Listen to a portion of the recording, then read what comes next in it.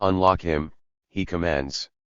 Berkman, the captain says you are to be the assistant rangeman. Report to Mr. McIlvaine for a broom. 2. The unexpected relief strengthens the hope of liberty.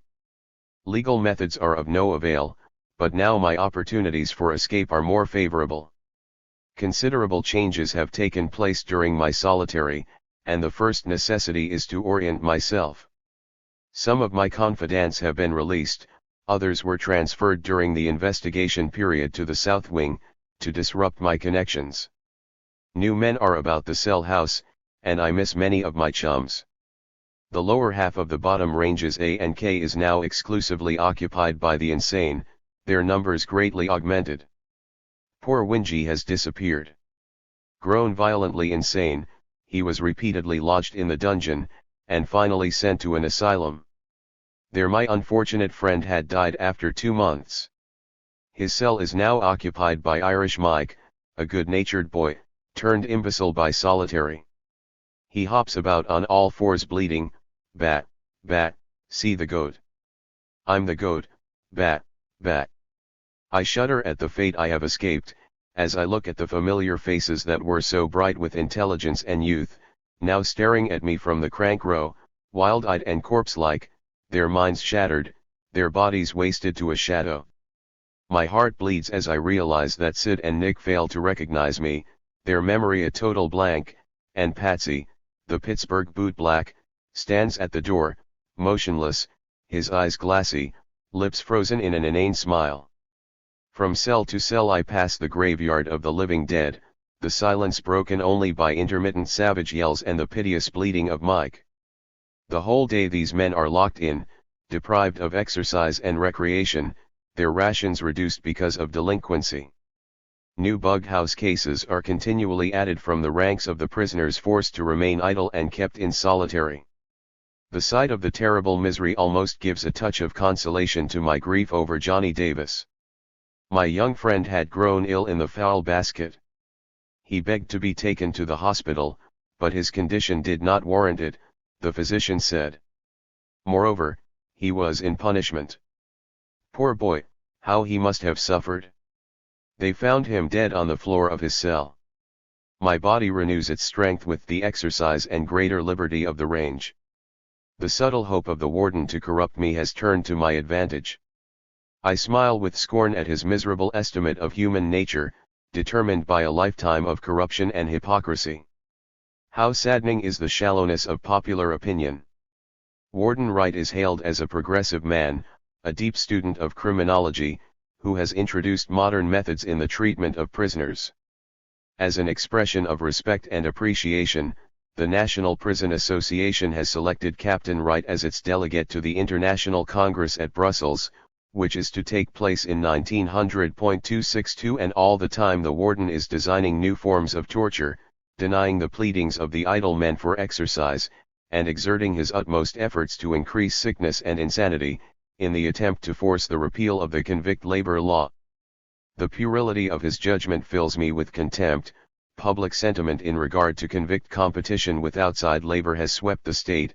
The efforts of the warden, disastrous though they be to the inmates, are doomed to failure. No less fatuous is the conceit of his boasted experience of 30 years. The so confidently uttered suspicion of Ed Sloan in regard to the counterfeiting charge, has proved mere lip wisdom. The real culprit is Bob Runyon, the trustee basking in the warden's special graces. His intimate friend, John Smith, the witness and protege of Torrance, has confided to me the whole story, in a final effort to set himself straight. He even exhibited to me the coins made by Runyon, together with the original molds, cast in the trustee's cell. And poor Sloan, still under surveillance, is slowly dying of neglect. The doctor is charging him with eating soap to produce symptoms of illness. 3. The year passes in a variety of interests. The girl and several newly won correspondents hold the thread of outside life. The twin has gradually withdrawn from our New York circles, and is now entirely obscured on my horizon. But the girl is staunch and devoted, and I keenly anticipate her regular mail. She keeps me informed of events in the international labor movement, news of which is almost entirely lacking in the daily press. We discuss the revolutionary expressions of the times, and I learn more about Pallas and Lucchini, whose acts of the previous winter had thrown Europe into a ferment of agitation. 263 I hunger for news of the agitation against the tortures in Montjuic, the revival of the Inquisition rousing in me the spirit of retribution and deep compassion for my persecuted comrades in the Spanish Bastille. 264 Beneath the suppressed tone of her letters, I read the girl's suffering and pain, and feel the heart pangs of her unuttered personal sorrows. 265 Presently I am apprised that some prominent persons interested in my case are endeavoring to secure Carnegie's signature for a renewed application to the Board of Pardons. 266 The girl conveys the information guardedly, the absence of comment discovers to me the anguish of soul the step has caused her. What terrible despair had given birth to the suggestion, I wonder? If the project of the underground escape had been put in operation, we should not have had to suffer such humiliation. Why have my friends ignored the detailed plan I had submitted to them through Karl? I am confident of its feasibility and success, if we can muster the necessary skill and outlay. The animosity of the prison authorities precludes the thought of legal release. The underground route, very difficult and expensive though it be, is the sole hope. It must be realized. My sub-rosa communications suspended during the temporary absence of Mr. Schrauby, I hint these thoughts in official mail to the girl, but refrain from objecting to the Carnegie idea. Other matters of interest I learn from correspondence with friends in Philadelphia and Pittsburgh. The frequent letters of Karl, still reminiscent of his sojourn at Riverside, thrill with the joy of active propaganda and of his success as public speaker. Voltairine de Clare and Sarah Patton 267 lend color to my existence by discursive epistles of great charm and rebellious thought. Often I pause to wonder at the miracle of my mail passing the sensorial eyes. But the chaplain is a busy man, careful perusal of every letter would involve too great a demand upon his time. The correspondence with Mattie I turn over to my neighbor Pascal, a young Italian serving 16 years, who has developed a violent passion for the pretty face on the photograph. The roguish eyes and sweet lips exert but a passing impression upon me. My thoughts turn to Johnny, my young friend in the convict grave. Deep snow is on the ground, it must be cold beneath the sod. The white shroud is pressing heavily upon the lone boy, like the suffocating night of the basket cell. But in the spring little blades of green will sprout, and perhaps a rosebud will timidly burst and flower, all white, and perfume the air, and shed its autumn tears upon the convict grave of Johnny. 258 A quote from the Ballad of Reading Gaol, 1898, by Oscar Wilde. 259 Berkman appears to have been kept in solitary from some time in 1896 onwards and would remain there for 16 months. 260 Henry May, Harry, Kelly, 1871–1953, became a lifelong comrade of Berkman's. In 1896, he helped produce the Boston-based anarchist journal The Rebel with Charles Mowbray and others, and in 1896 he was instrumental in the Central Labor Union of Boston, of which he was the financial secretary, supporting the call for a commutation of Berkman's sentence after he had been approached by Goldman to help. The Pittsburgh Post-Gazette and the Pittsburgh Press both reported in early July 1897 that Kelly was in Pittsburgh organizing endorsements for the Berkman Defense Association. 261 In early July 1897, the United Labor League of Western Pennsylvania passed a resolution petitioning the Pennsylvania Board of Pardons to grant a pardon or commutation of sentence to Berkman. With the help of the Berkman Defense Association, the resolution was also passed by the Pittsburgh Building Trades Council and endorsed by 25 other unions including the Central Labor Unions of Boston and New York, and the Bakers International Union. Perhaps most importantly, the resolution was passed at the American Federation of Labor's convention in Cincinnati in July 1897. All to no avail though, as Berkman's petition was denied by the Board of Pardons in October 1897. 262 The International Penal and Penitentiary Congress took place in Brussels during August 1900. 263 Paulino Palace, 1862–1893, threw 2 bombs at the Captain General of Catalonia for that official's role in the brutal repression of the Jerez uprising in 1892 and the subsequent execution of 4 Jerez anarchists. Palace missed his target and killed 2 bystanders. He was executed on October 6, 1893. Luigi Lucchini, 1873–1910, stabbed to death the Empress Elizabeth of Austria in Geneva in September 1898. Sentenced to life imprisonment, Lucchini hung himself in 1910. 264 For details of Montjuic, see note 230 above. 265 Presumably a reference to the ending of Goldman's relationship with Austrian anarchist Ed Brady, 1852–1903, which lasted from 1893 to 1897, and her resulting depression. 266 After the Board of Pardons let it be known that any decision on a pardon for Berkman in would be based largely on the opinion of Andrew Carnegie, the Berkman Defense Association enlisted the aid of individualist anarchist Benjamin Tucker, who drafted a letter to Carnegie. In it, he described Berkman and his supporters as penitent sinners and spoke disparagingly of his attack on Frick. As a result, the group withdrew its request to Tucker for help.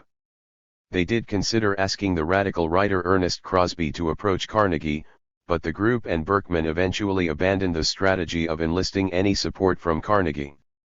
267 Sarah Patton was, in fact, Philadelphia anarchist Susan Patton, who died in 1901, aged 35. Chapter XXXII, The Deviousness of Reform Law Applied. February 14, 1899. Dear Carolus, the Greeks thought the gods spiteful creatures. When things begin to look brighter for man, they grow envious. You'll be surprised Mr. Schrauby has turned into an enemy. Mostly my own fault, that's the sting of it. It will explain to you the failure of the former sub rosa route. The present one is safe, but very temporary. It happened last fall. From assistant I was advanced to hallman, having charge of the crank row, on range A. A new order curtailed the rations of the insane: no cornbread, cheese, or hash, only bread and coffee. As rang-eman, I help to feed, and generally have extras left on the wagon, someone sick, or refusing food, etc. I used to distribute the extras, on the QT, among the men deprived of them. One day, just before Christmas, an officer happened to notice Patsy chewing a piece of cheese. The poor fellow is quite imbecile, he did not know enough to hide what I gave him. Well, you are aware that Cornbread Tom does not love me. He reported me. I admitted the charge to the warden, and tried to tell him how hungry the men were. He wouldn't hear of it, saying that the insane should not overload their stomachs. I was ordered locked up. Within a month I was out again, but imagine my surprise when Schrauby refused even to talk to me. At first I could not fathom the mystery, later I learned he was reprimanded, losing 10 days' pay for allowing me to feed the demented. He knew nothing about it, of course, but he was at the time in special charge of Crank Row. The Schrauby has been telling my friends that I got him in trouble willfully. He seems to nurse his grievance with much bitterness. He apparently hates me now with the hatred we often feel toward those who know our secrets. But he realizes he has nothing to fear from me. Many changes have taken place since you left. You would hardly recognize the block if you returned, better stay out, though. No more talking through the waste pipes, the new privies have standing water. Electricity is gradually taking the place of candles. The garish light is almost driving me blind, and the innovation has created a new problem: how to light our pipes. We are given the same monthly allowance of matches, each package supposed to contain 30, but usually having 27, and last month I received only 25. I made a kick, but it was in vain. The worst of it is, fully a third of the matches are damp and don't light. While we used candles we managed somehow, borrowing a few matches occasionally from non-smokers. But now that candles are abolished, the difficulty is very serious. I split each match into 4, sometimes I succeed in making 6. There is a man on the range who is an artist at it, he can make 8 cuts out of a match, all serviceable, too. Even at that, there is a famine, and I have been forced to return to the Stone Age, with flint and tinder I draw the fire of Prometheus. The mess room is in full blast. The sight of 1,000 men, bent over their food in complete silence, officers flanking each table, is by no means appetizing.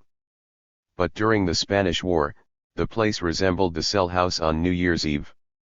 The patriotic warden daily read to the diners the latest news, and such cheering and wild yelling you have never heard. Especially did the Hobson exploit fire the spirit of jingoism. 268 But the enthusiasm suddenly cooled when the men realized that they were wasting precious minutes hurrahing, and then leaving the table hungry when the bell terminated the meal. Some tried to pocket the uneaten beans and rice, but the guards detected them, and after that the warden's war reports were accompanied only with loud munching and champing. Another innovation is exercise. Your interviews with the reporters, and those of other released prisoners, have at last forced the warden to allow the idle men an hour's recreation. In inclement weather, they walk in the cell house, on fine days, in the yard. The reform was instituted last autumn, and the improvement in health is remarkable. The doctor is enthusiastically in favor of the privilege. The sick line has been so considerably reduced that he estimates his time saving at 2 hours daily. Some of the boys tell me they have almost entirely ceased masturbating. The shop employees envy the idlers now, many have purposely precipitated trouble in order to be put in solitary, and thus enjoy an hour in the open. But Sandy got next, and now those locked up for cause are excluded from exercise. Here are some data for our book. The population at the end of last year was 956, the lowest point in over a decade. The warden admits that the war has decreased crime. The inspector's report refers to the improved economic conditions, as compared with the panicky times of the opening years in the 90s. But the authorities do not appear very happy over the reduction in the Riverside population. You understand the reason: the smaller the total, the less men may be exploited in the industries.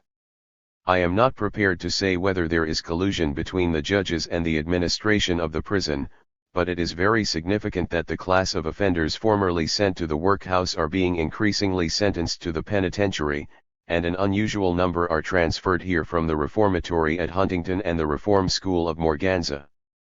The old-timers joke about the warden telephoning to the criminal court, to notify the judges how many men are wanted for the stocking shop. The unions might be interested in the methods of nullifying the convict labor law. In every shop twice as many are employed as the statute allows. The illegal are carried on the books as men working on state account, that is, as cleaners and clerks, not as producers. Thus it happens that in the mat shop, for instance, more men are booked as clerks and sweepers than are employed on the looms. In the broom shop there are 30 supposed clerks and 15 cleaners, to a total of 53 producers legally permitted.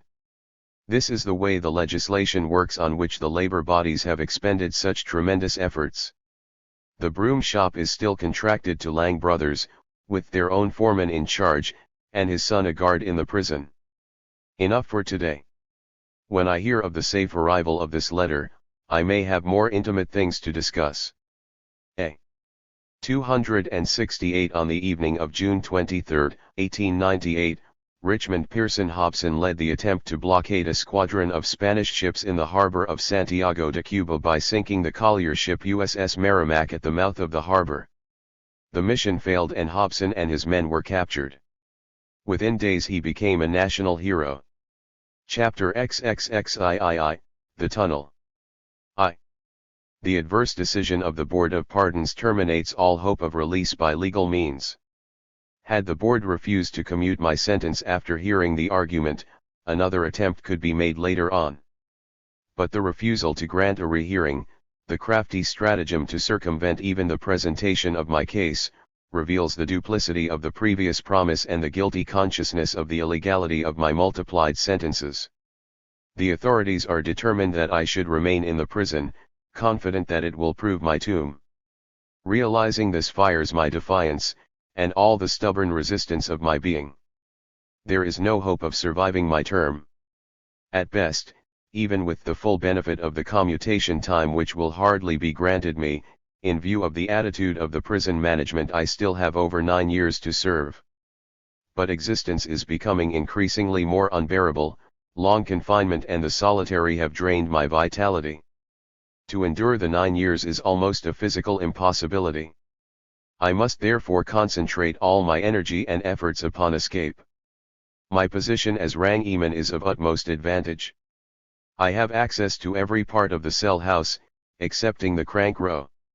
The incident of feeding the insane has put an embargo upon my communication with them, a special hallboy having been assigned to care for the deranged. But within my area on the range are the recent arrivals and the sane solitaries. The division of my duties with the new man merely facilitates my task, and affords me more leisure. The longing for liberty constantly besets my mind, suggesting various projects. The idea of escape daily strengthens into the determination born of despair. It possesses me with an exclusive passion, shaping every thought, molding every action. By degrees I curtail correspondence with my prison chums, that I may devote the solitude of the evening to the development of my plans. The underground tunnel masters my mind with the boldness of its conception, its tremendous possibilities. But the execution. Why do my friends regard the matter so indifferently? Their tepidity irritates me. Often I lash myself into wild anger with Karl for having failed to impress my comrades with the feasibility of the plan, to fire them with the enthusiasm of activity. My sub-rosa route is sporadic and uncertain. Repeatedly I have hinted to my friends the bitter surprise I feel at their provoking indifference, but my reproaches have been studiously ignored. I cannot believe that conditions in the movement preclude the realization of my suggestion. These things have been accomplished in Russia. Why not in America? The attempt should be made, if only for its propagandistic effect. True, the project will require considerable outlay, and the work of skilled and trustworthy men. Have we no such in our ranks? In Parsons and Lum, this country has produced her Jelyabovs 269, is the genius of America not equal to a Hartman, 270. The tacit skepticism of my correspondents pains me, and rouses my resentment. They evidently lack faith in the judgment of one who has been so long separated from their world, from the interests and struggles of the living. The consciousness of my helplessness without aid from the outside gnaws at me, filling my days with bitterness. But I will persevere, I will compel their attention and their activity, their enthusiasm. With utmost zeal I cultivate the acquaintance of Tony. The months of frequent correspondence and occasional personal meetings have developed a spirit of congeniality and goodwill. I exert my ingenuity to create opportunities for stolen interviews and closer comradeship.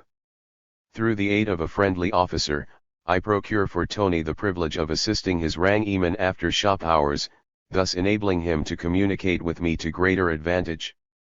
Gradually we become intimate, and I learn the story of his life, rich in adventure and experience. An Alsatian, small and wiry, Tony is a man of quick wit, with a considerable dash of the Frenchman about him. He is intelligent and daring, the very man to carry out my plan. For days I debate in my mind the momentous question, shall I confide the project to Tony? It would be placing myself in his power, jeopardizing the sole hope of my life. Yet it is the only way. I must rely on my intuition of the man's worth. My nights are sleepless, excruciating with the agony of indecision. But my friend's sentence is nearing completion. We shall need time for discussion and preparation, for thorough consideration of every detail. At last I resolve to take the decisive step, and next day I reveal the secret to Tony. His manner allays apprehension. Serene and self-possessed, he listens gravely to my plan, smiles with apparent satisfaction, and briefly announces that it shall be done. Only the shining eyes of my reticent comrade betray his elation at the bold scheme, and his joy in the adventure.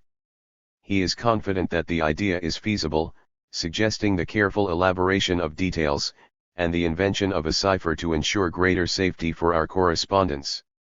The precaution is necessary, it will prove of inestimable value upon his release. With great circumspection the cryptogram is prepared, based on a discarded system of German shorthand, but somewhat altered, and further involved by the use of words of our own coinage. The cipher, thus perfected, will defy the skill of the most expert.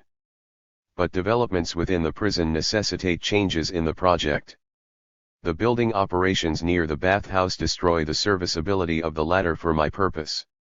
We consider several new routes, but soon realize that lack of familiarity with the construction of the penitentiary gas and sewer systems may defeat our success. There are no means of procuring the necessary information. Tony is confined to the shop, while I am never permitted out of the cell house. In vain I strive to solve the difficulty, weeks pass without bringing light. My providence comes unexpectedly, in the guise of a fight in the yard. The combatants are locked up on my range. One of them proves to be Mac, an aged prisoner serving a third term. During his previous confinement, he had filled the position of fireman, one of his duties consisting in the weekly flushing of the sewers. He is thoroughly familiar with the underground piping of the yard, but his reputation among the inmates is tinged with the odor of sycophancy. He is, however, the only means of solving my difficulty, and I diligently set myself to gain his friendship. I lighten his solitary by numerous expressions of my sympathy, often secretly supplying him with little extras procured from my kitchen friends. The loquacious old man is glad of an opportunity to converse, and I devote every propitious moment to listening to his long-winded stories of the great jobs he had accomplished in his time, the celebrated guns with whom he had associated, the great hauls he had made and blowed in with Th. Fellers. I suffer his chatter patiently, encouraging the recital of his prison experiences, and leading him on to dwell upon his last bit. He becomes reminiscent of his friends in Riverside, bewails the early graves of some, others gone bugs, and rejoices over his good chum Paddy McGraw managing to escape. The ever-interesting subject gives Mac a new start, and he waxes enthusiastic over the ingenuity of Paddy, while I express surprise that he himself had never attempted to take French leave. What, he bristles up, think I'm such a dummy, and with great detail he discloses his plan, way in THADS to swim through the sewer. I scoff at his folly. You must have been a chump, Mac, to think it could be done, I remark. I was I? What do you know about the piping, Ed? Now, let me tell you. Just wait, and, snatching up his library slate, he draws a complete diagram of the prison sewerage. In the extreme southwest corner of the yard he indicates a blind underground alley. What's this? I ask, in surprise. Never knew that, did yer? It's a little tunnel, connectin' Th cellar with Th females, see? Not a dozen men in Th dump no tea, not even a good many screws. Passage ain't been used for a long time. In amazement I scan the diagram. I had noticed a little trapdoor at the very point in the yard indicated in the drawing, and I had often wondered what purpose it might serve. My heart dances with joy at the happy solution of my difficulty. The blind alley will greatly facilitate our work. It is within 15 feet, or 20 at most, of the southwestern wall. Its situation is very favorable, there are no shops in the vicinity, the place is never visited by guards or prisoners. The happy discovery quickly matures the details of my plan. A house is to be rented opposite the southern wall, on Sterling Street. Preferably it is to be situated very near to the point where the wall adjoins the cell house building. Dug in a direct line across the street, and underneath the south wall, the tunnel will connect with the blind alley. I shall manage the rest. 2. Slowly the autumn wanes. The crisp days of the Indian summer linger, as if unwilling to depart. But I am impatient with anxiety, and long for the winter. Another month, and Tony will be free. Time lags with tardy step, but at last the weeks dwarf into days, and with joyful heart we count the last hours. Tomorrow my friend will greet the sunshine. He will at once communicate with my comrades, and urge the immediate realization of the great plan. His self-confidence and faith will carry conviction, and stir them with enthusiasm for the undertaking. A house is to be bought or rented without loss of time, and the environs inspected. Perhaps operations could not begin till spring, meanwhile funds are to be collected to further the work. Unfortunately, the girl, a splendid organizer, is absent from the country. 271 But my friends will carefully follow the directions I have entrusted to Tony, and through him I shall keep in touch with the developments. I have little opportunity for sub rosa mail. By means of our cipher, however, we can correspond officially, without risk of the censor's understanding, or even suspecting, the innocent-looking flourishes scattered through the page. With the trusted Tony my thoughts walk beyond the gates, and again I rehearse every step in the project, and study every detail. My mind dwells in the outside. In silent preoccupation I perform my duties on the range. More rarely I converse with the prisoners. I must take care to comply with the rules, and to retain my position. To lose it would be disastrous to all my hopes of escape.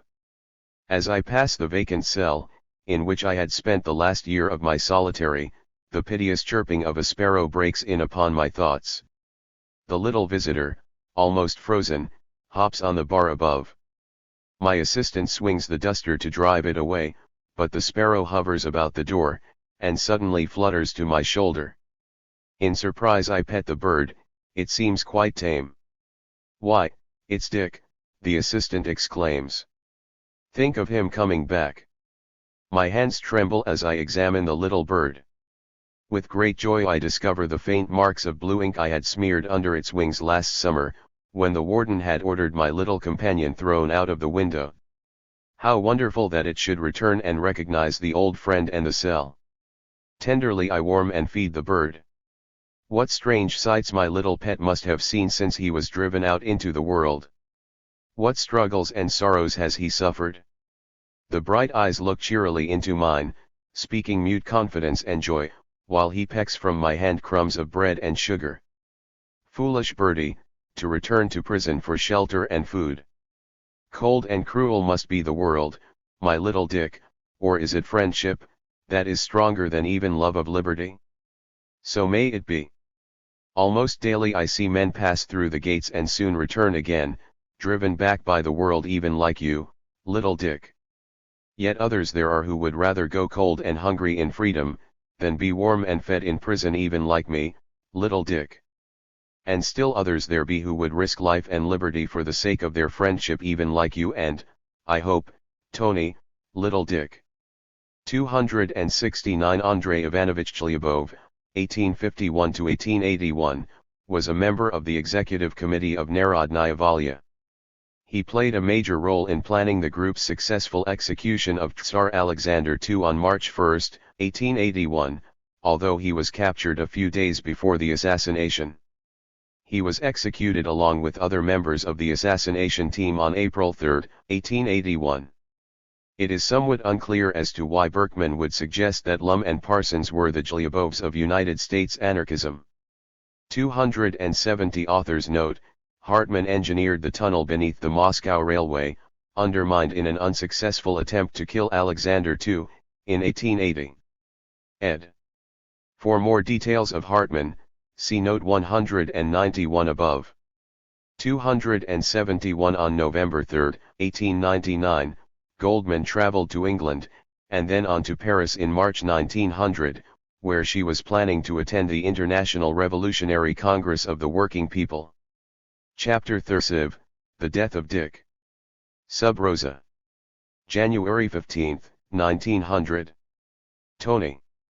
I write in an agony of despair. I am locked up again. It was all on account of my bird. You remember my feathered pet, Dick. Last summer the warden ordered him put out, but when cold weather set in, Dick returned. Would you believe it? He came back to my old cell, and recognized me when I passed by. I kept him, and he grew as tame as before. He had become a bit wild in the life outside. On Christmas Day, as Dick was playing near my cell, Bob Runyon the stool, came by and deliberately kicked the bird. When I saw Dick turn over on his side, his little eyes rolling in the throes of death, I rushed at Runyon and knocked him down. He was not hurt much, and everything could have passed off quietly, as no screw was about.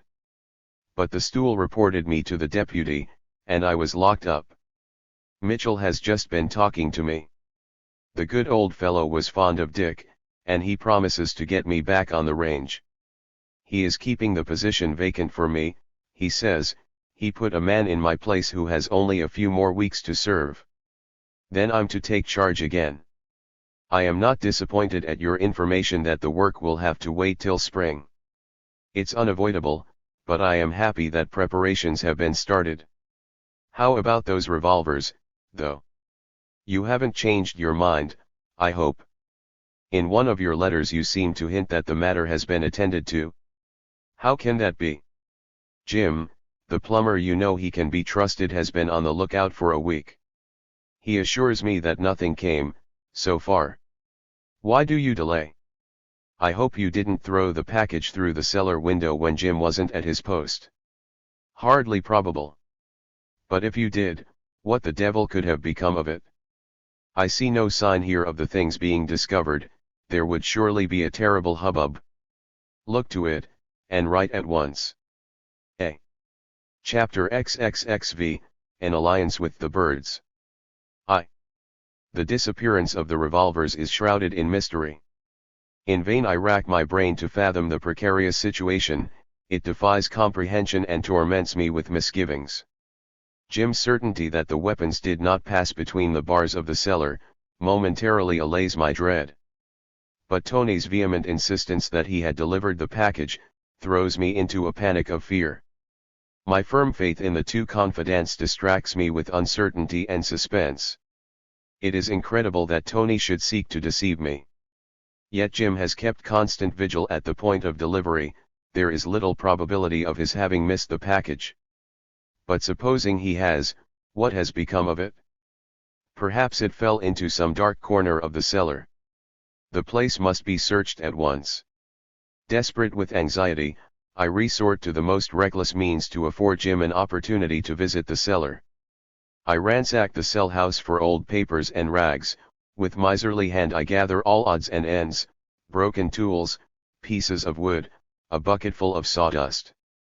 Trembling with fear of discovery, I empty the treasure into the sewer at the end of the hall, and tightly jam the elbow of the waste pipe. The smell of excrement fills the block, the cell privies overrun, and inundate the hall. The stench is overpowering. Steadily the water rises, threatening to flood the cell house. The place is in a turmoil. The solitaries shout and rattle on the bars, the guards rush about in confusion. The block captain yells, "Hey, Jasper, hurry. Call the plumber, get Jim. Quick." But repeated investigation of the cellar fails to disclose the weapons. In constant dread of dire possibilities, I tremble at every step, fancying lurking suspicion, sudden discovery, and disaster. But the days pass. The calm of the prison routine is undisturbed, giving no indication of untoward happening or agitation. By degrees my fears subside. The inexplicable disappearance of the revolvers is fraught with danger.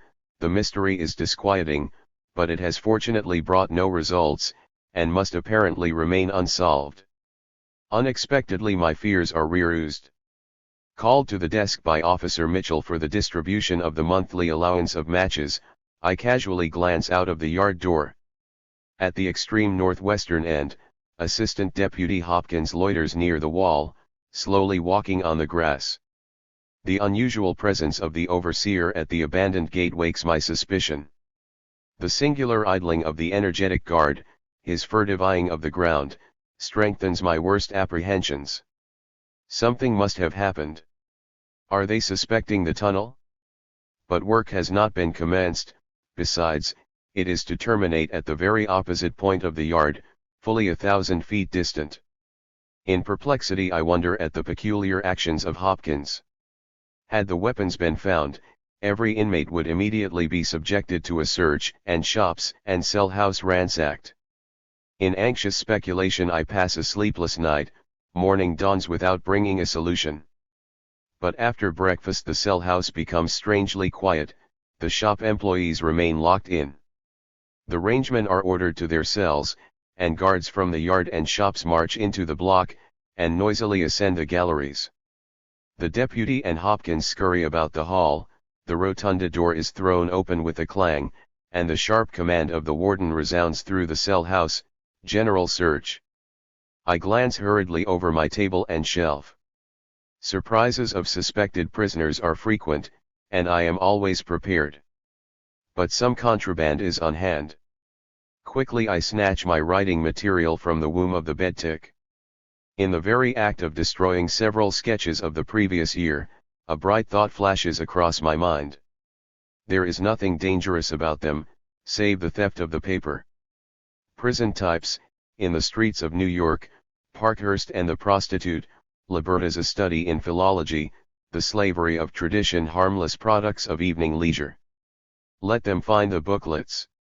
I'll be severely reprimanded for appropriating material from the shops, but my sketches will serve to divert suspicion.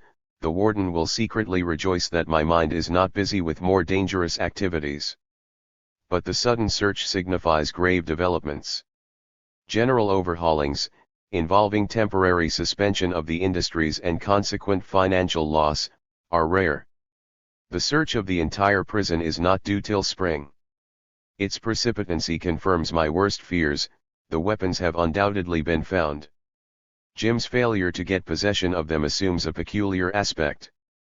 It is possible, of course, that some guard, unexpectedly passing through the cellar, discovered the bundle between the bars, and appropriated it without attracting Jim's notice. Yet the latter's confident assertion of his presence at the window at the appointed moment indicates another probability. The thought is painful, disquieting. But who knows? In an atmosphere of fear and distrust and almost universal espionage, the best friendships are tinged with suspicion. It may be that Jim, afraid of consequences, surrendered the weapons to the warden. He would have no difficulty in explaining the discovery, without further betrayal of my confidence. Yet Jim, a Pete Man 272 of international renown, enjoys the reputation of a thoroughly square man and loyal friend. He has given me repeated proof of his confidence, and I am disinclined to accuse a possibly innocent man. It is fortunate, however, that his information is limited to the weapons.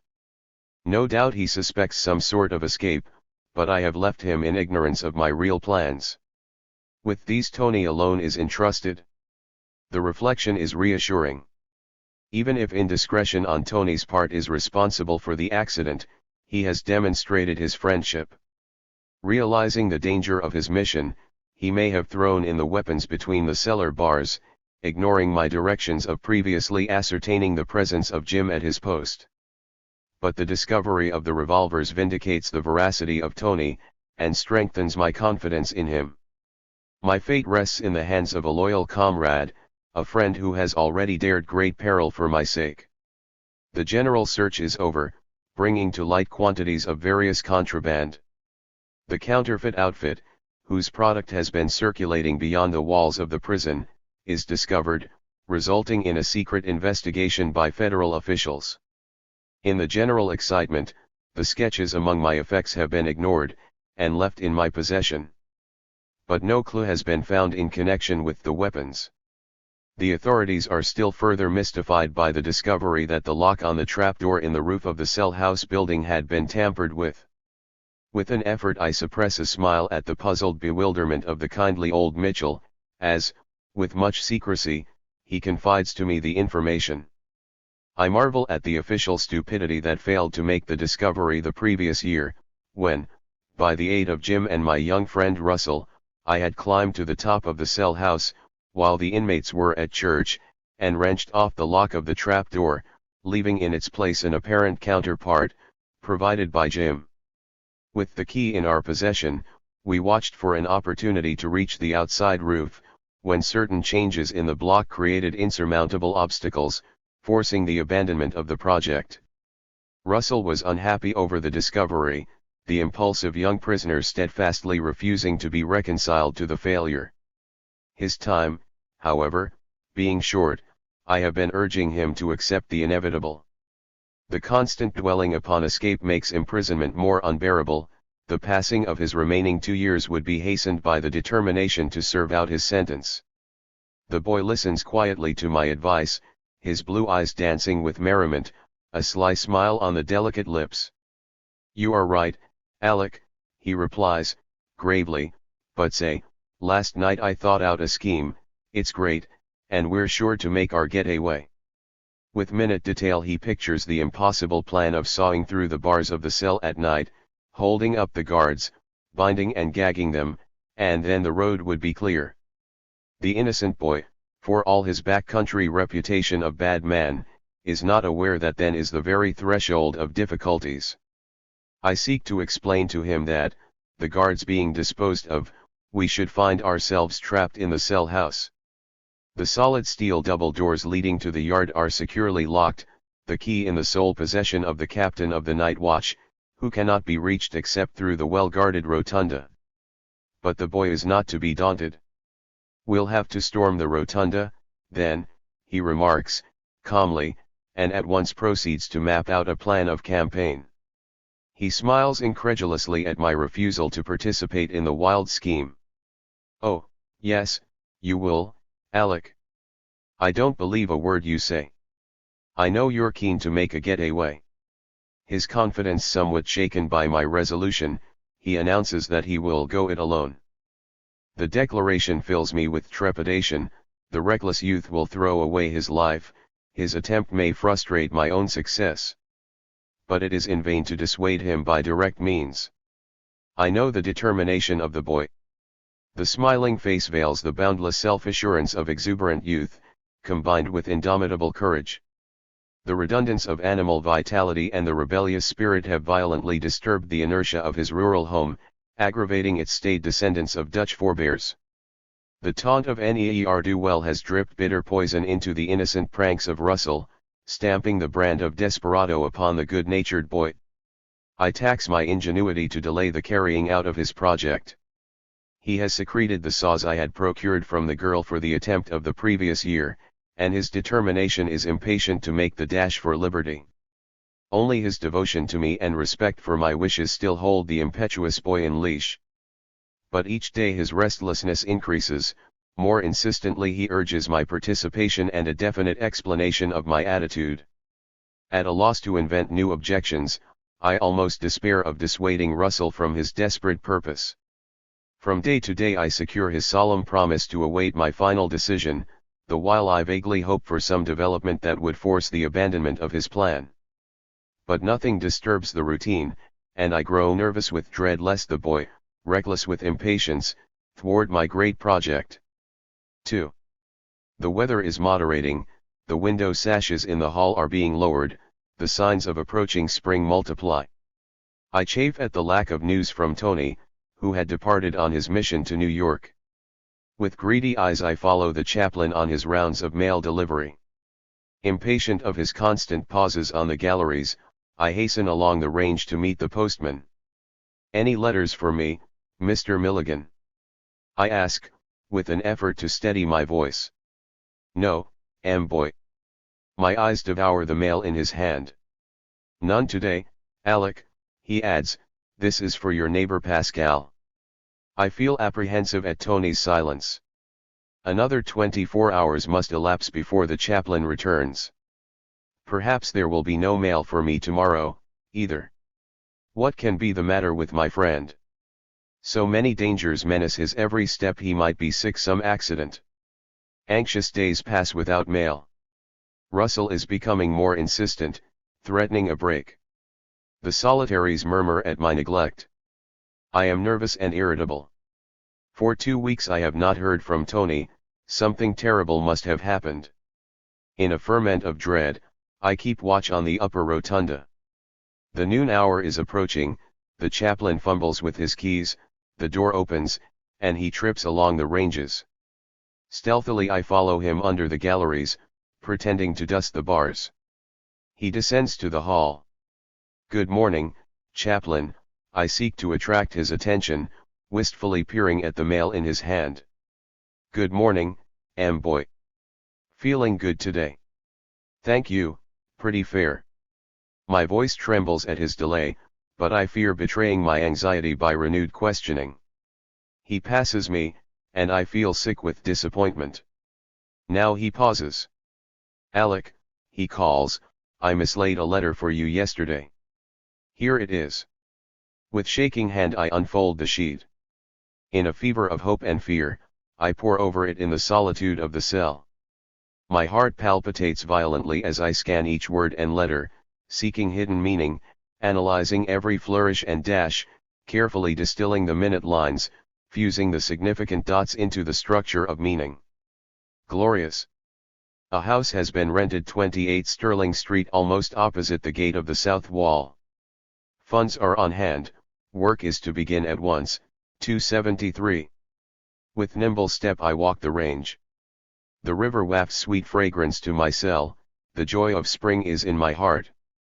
Every hour brings me nearer to liberty, the faithful comrades are steadily working underground. Perhaps within a month, or two at most, the tunnel will be completed. I count the days, crossing off each morning the date on my calendar. The news from Tony is cheerful, encouraging, the work is progressing smoothly, the prospects of success are splendid. I grow merry at the efforts of uninitiated friends in New York to carry out the suggestions of the attorneys to apply to the Superior Court of the state for a writ, on the ground of the unconstitutionality of my sentence. I consult gravely with Mr. Milligan upon the advisability of the step, the amiable chaplain affording me the opportunity of an extra allowance of letter paper. I thank my comrades for their efforts, and urge the necessity of collecting funds for the appeal to the upper court. Repeatedly I ask the advice of the chaplain in the legal matter, confident that my apparent enthusiasm will reach the ears of the warden, the artifice will mask my secret project and lull suspicion. My official letters breathe assurance of success, and with much show of confidence I impress upon the trustees my sanguine expectation of release. I discuss the subject with officers and stools, till presently the prison is agog with the prospective liberation of its fourth oldest inmate. The solitaries charge me with messages to friends, and the deputy warden offers advice on behavior beyond the walls. The moment is propitious for a bold stroke. Confined to the cell house, I shall be unable to reach the tunnel. The privilege of the yard is imperative. It is June.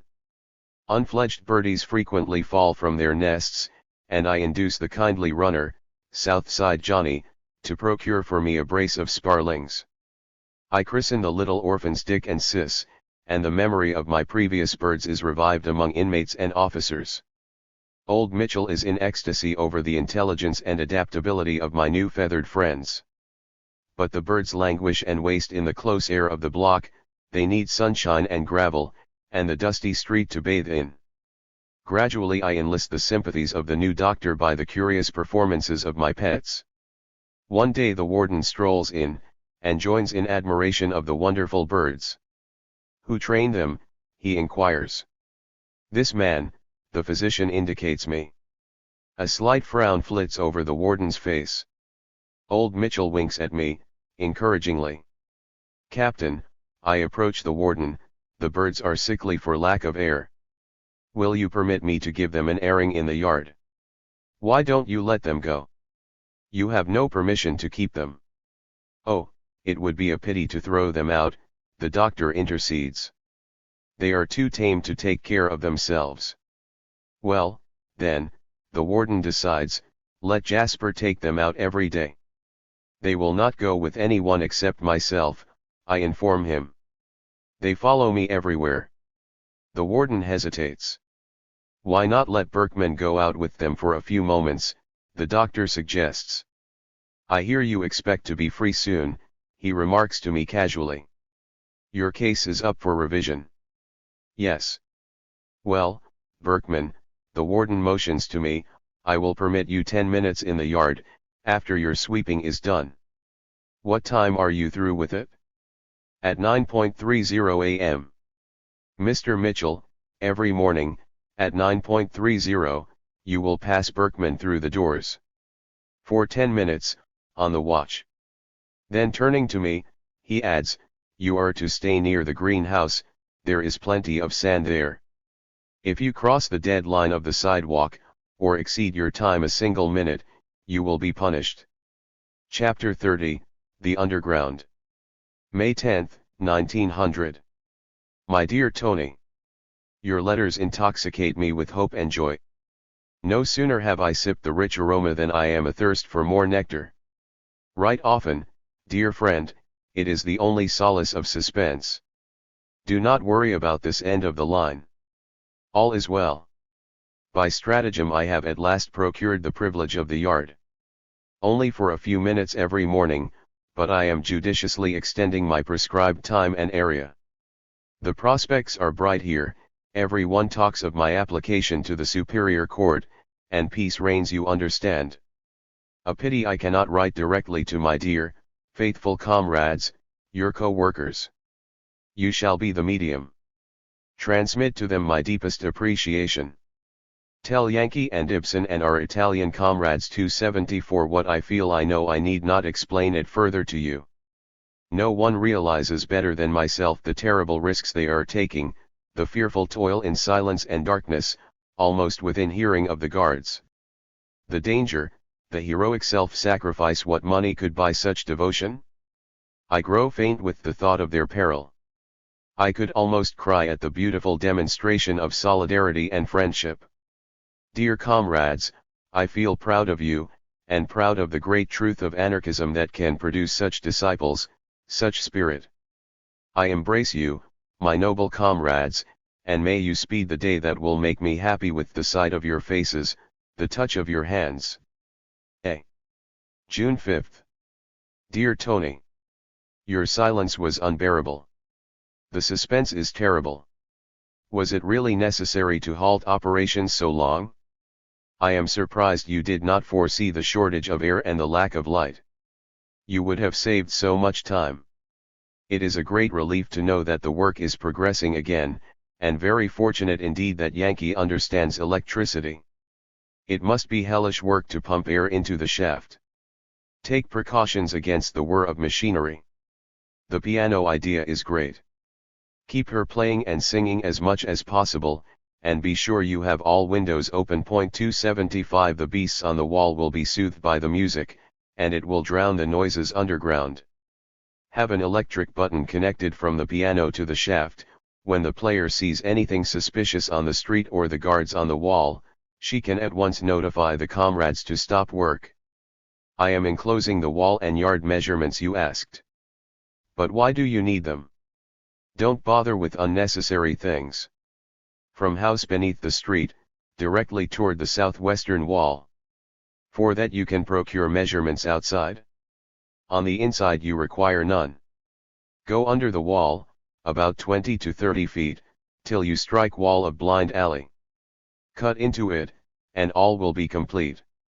Right of progress without delay. Greetings to all. A. June 20th. Tony. Your letters bewilder me.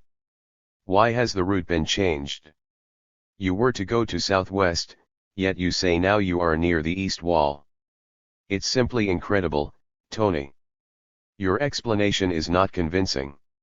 If you found a gas main near the gate, you could have gone around it. Besides, the gate is out of your way anyhow. Why did you take that direction at all? I wish, Tony, you would follow my instructions and the original plan. Your failure to report the change immediately may prove fatal. I could have informed you once you were near the southeastern gate to go directly underneath, then you would have saved digging under the wall.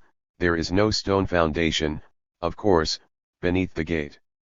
Now that you have turned the southeast corner, you will have to come under the wall there, and it is the worst possible place, because that particular part used to be a swamp, and I have learned that it was filled with extra masonry.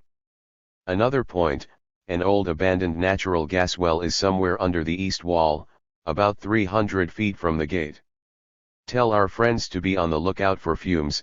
It is a very dangerous place, Special precaution must be taken.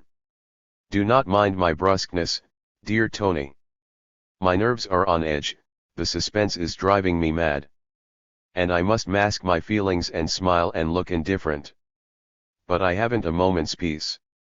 I imagine the most terrible things when you fail to write. Please be more punctual. I know you have your hands full, but I fear I'll go insane before this thing is over. Tell me especially how far you intend going along the east wall, and where you'll come out. This complicates the matter. You have already gone a longer distance than would have been necessary per original plan. It was a grave mistake, and if you were not such a devoted friend, I'd feel very cross with you. Write at once. I am arranging a new sub-Rosa route. They are building in the yard, many outside drivers, you understand. Dear Tony. I'm in great haste to send this. You know the shed opposite the east wall.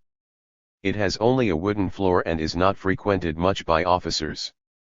A few cons are there, from the stone pile. I'll attend to them. Make directly for that shed. It's a short distance from wall. I enclose measurements. Tony. You distract me beyond words. What has become of your caution, your judgment? A hole in the grass will not do. I am absolutely opposed to it. There are a score of men on the stone pile and several screws. It is sure to be discovered. And even if you leave the upper crust intact for a foot or two, how am I to dive into the hole in the presence of so many? You don't seem to have considered that. There is only one way, the one I explained in my last. Go to the shed, it's only a little more work, 30 to 40 feet, no more. Tell the comrades the grass idea is impossible. A little more effort, friends, and all will be well. Answer at once. Dear Tony. Why do you insist on the hole in the ground? I tell you again it will not do. I won't consider it for a moment. I am on the inside, you must let me decide what can or cannot be done here. I am prepared to risk everything for liberty, would risk my life 1,000 times. I am too desperate now for anyone to block my escape, I'd break through a wall of guards, if necessary. But I still have a little judgment, though I am almost insane with the suspense and anxiety. If you insist on the hole, I'll make the break, though there is not 1 chance in 100 for success. I beg of you, Tony, the thing must be dug to the shed, it's only a little way. After such a tremendous effort, can we jeopardize it all so lightly? I assure you, the success of the whole plan is unthinkable. They'd all see me go down into it, I'd be followed at once, what's the use talking? Besides, you know I have no revolvers. Of course I'll have a weapon, but it will not help the escape. Another thing, your change of plans has forced me to get an assistant. The man is reliable, and I have only confided to him parts of the project. I need him to investigate around the shed, take measurements, etc. I am not permitted anywhere near the wall. But you need not trouble about this, I'll be responsible for my friend. But I tell you about it, so that you prepare 2 pair of overalls instead of 1. Also leave 2 revolvers in the house, money, and cipher directions for us where to go. None of our comrades is to wait for us. Let them all leave as soon as everything is ready. But be sure you don't stop at the hole. Go to the shed, absolutely. Tony. The hole will not do. The more I think of it, the more impossible I find it. I am sending an urgent call for money to the editor. 276, you know whom I mean. Get in communication with him at once. Use the money to continue work to shed. Direct to Box A7. Allegheny City, PA. June 25, 1900. Dear comrade. The chaplain was very kind to permit me an extra sheet of paper, on urgent business. I write to you in a very great extremity. You are aware of the efforts of my friends to appeal my case. Read carefully, please. I have lost faith in their attorneys. I have engaged my own lawyers. Lawyers in quotation marks, a prison joke, you see. I have utmost confidence in these lawyers. They will, absolutely, procure my release, even if it is not a pardon, you understand. I mean, we'll go to superior court, different from a pardon board, another prison joke. My friends are short of money. We need some at once. The work is started but cannot be finished for lack of funds. Mark well what I say, I'll not be responsible for anything the worst may happen unless money is procured at once. You have influence. I rely on you to understand and to act promptly. Your comrade, Alexander Berkman. My poor Tony. I can see how this thing has gone on your nerves. To think that you the cautious Tony, should be so reckless to send me a telegram. You could have ruined the whole thing. I had trouble explaining to the chaplain, but it's all right now. Of course, if it must be the whole, it can't be helped. I understood the meaning of your wire, from the 7th bar on the east wall, 10 feet to west. We'll be there on the minute 3 p.m. But July 4th won't do. It's a holiday, no work, my friend will be locked up. Can't leave him in the lurch. It will have to be next day, July 5th. It's only 3 days more. I wish it was over, I can't bear the worry and suspense any more. May it be my Independence Day. July 6th. Tony. It's terrible. It's all over. Couldn't make it. Went there on time, but found a big pile of stone and brick right on top of the spot. Impossible to do anything. I warned you they were building near there. I was seen at the wall, am now strictly forbidden to leave the cell house. But my friend has been there a dozen times since the hole can't be reached, a mountain of stone hides it. It won't be discovered for a little while. Telegraph at once to New York for more money. You must continue to the shed.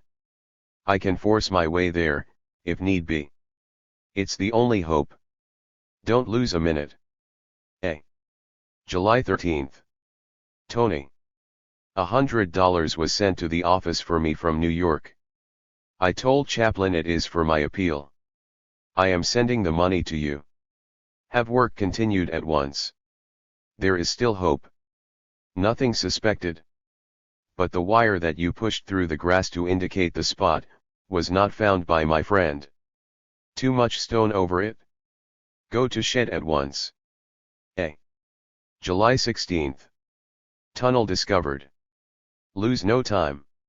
Leave the city immediately. I am locked up on suspicion. 277. 274 Yankee was probably Harry Gordon, see note 292 below. Ibsen was Eric B. Morton, a Norwegian-born anarchist, d.ca 1930. The Italian comrades refer to Italian anarchist coal miners who were assisting with the tunneling. Goldman had brought Morton in to lead the digging and other practicalities of the escape. 275 Velicancella was a Chicago anarchist, who played the piano in the house on Sterling Street during late nights and early mornings to mask the sounds of the tunneling. Posing as man and wife, she and Morton had rented the house in April 1899. 276 The editor is possibly a reference to Klaus Timmerman. 277 In fact, the tunnel was not discovered until July 26, 1901. Chapter XXXVII, Anxious Days. The discovery of the tunnel overwhelms me with the violence of an avalanche. The plan of continuing the work, the trembling hope of escape, of liberty, life, all is suddenly terminated. My nerves, tense with the months of suspense and anxiety, relax abruptly. With torpid brain I wonder, is it possible, is it really possible? An air of uneasiness, as of lurking danger, fills the prison.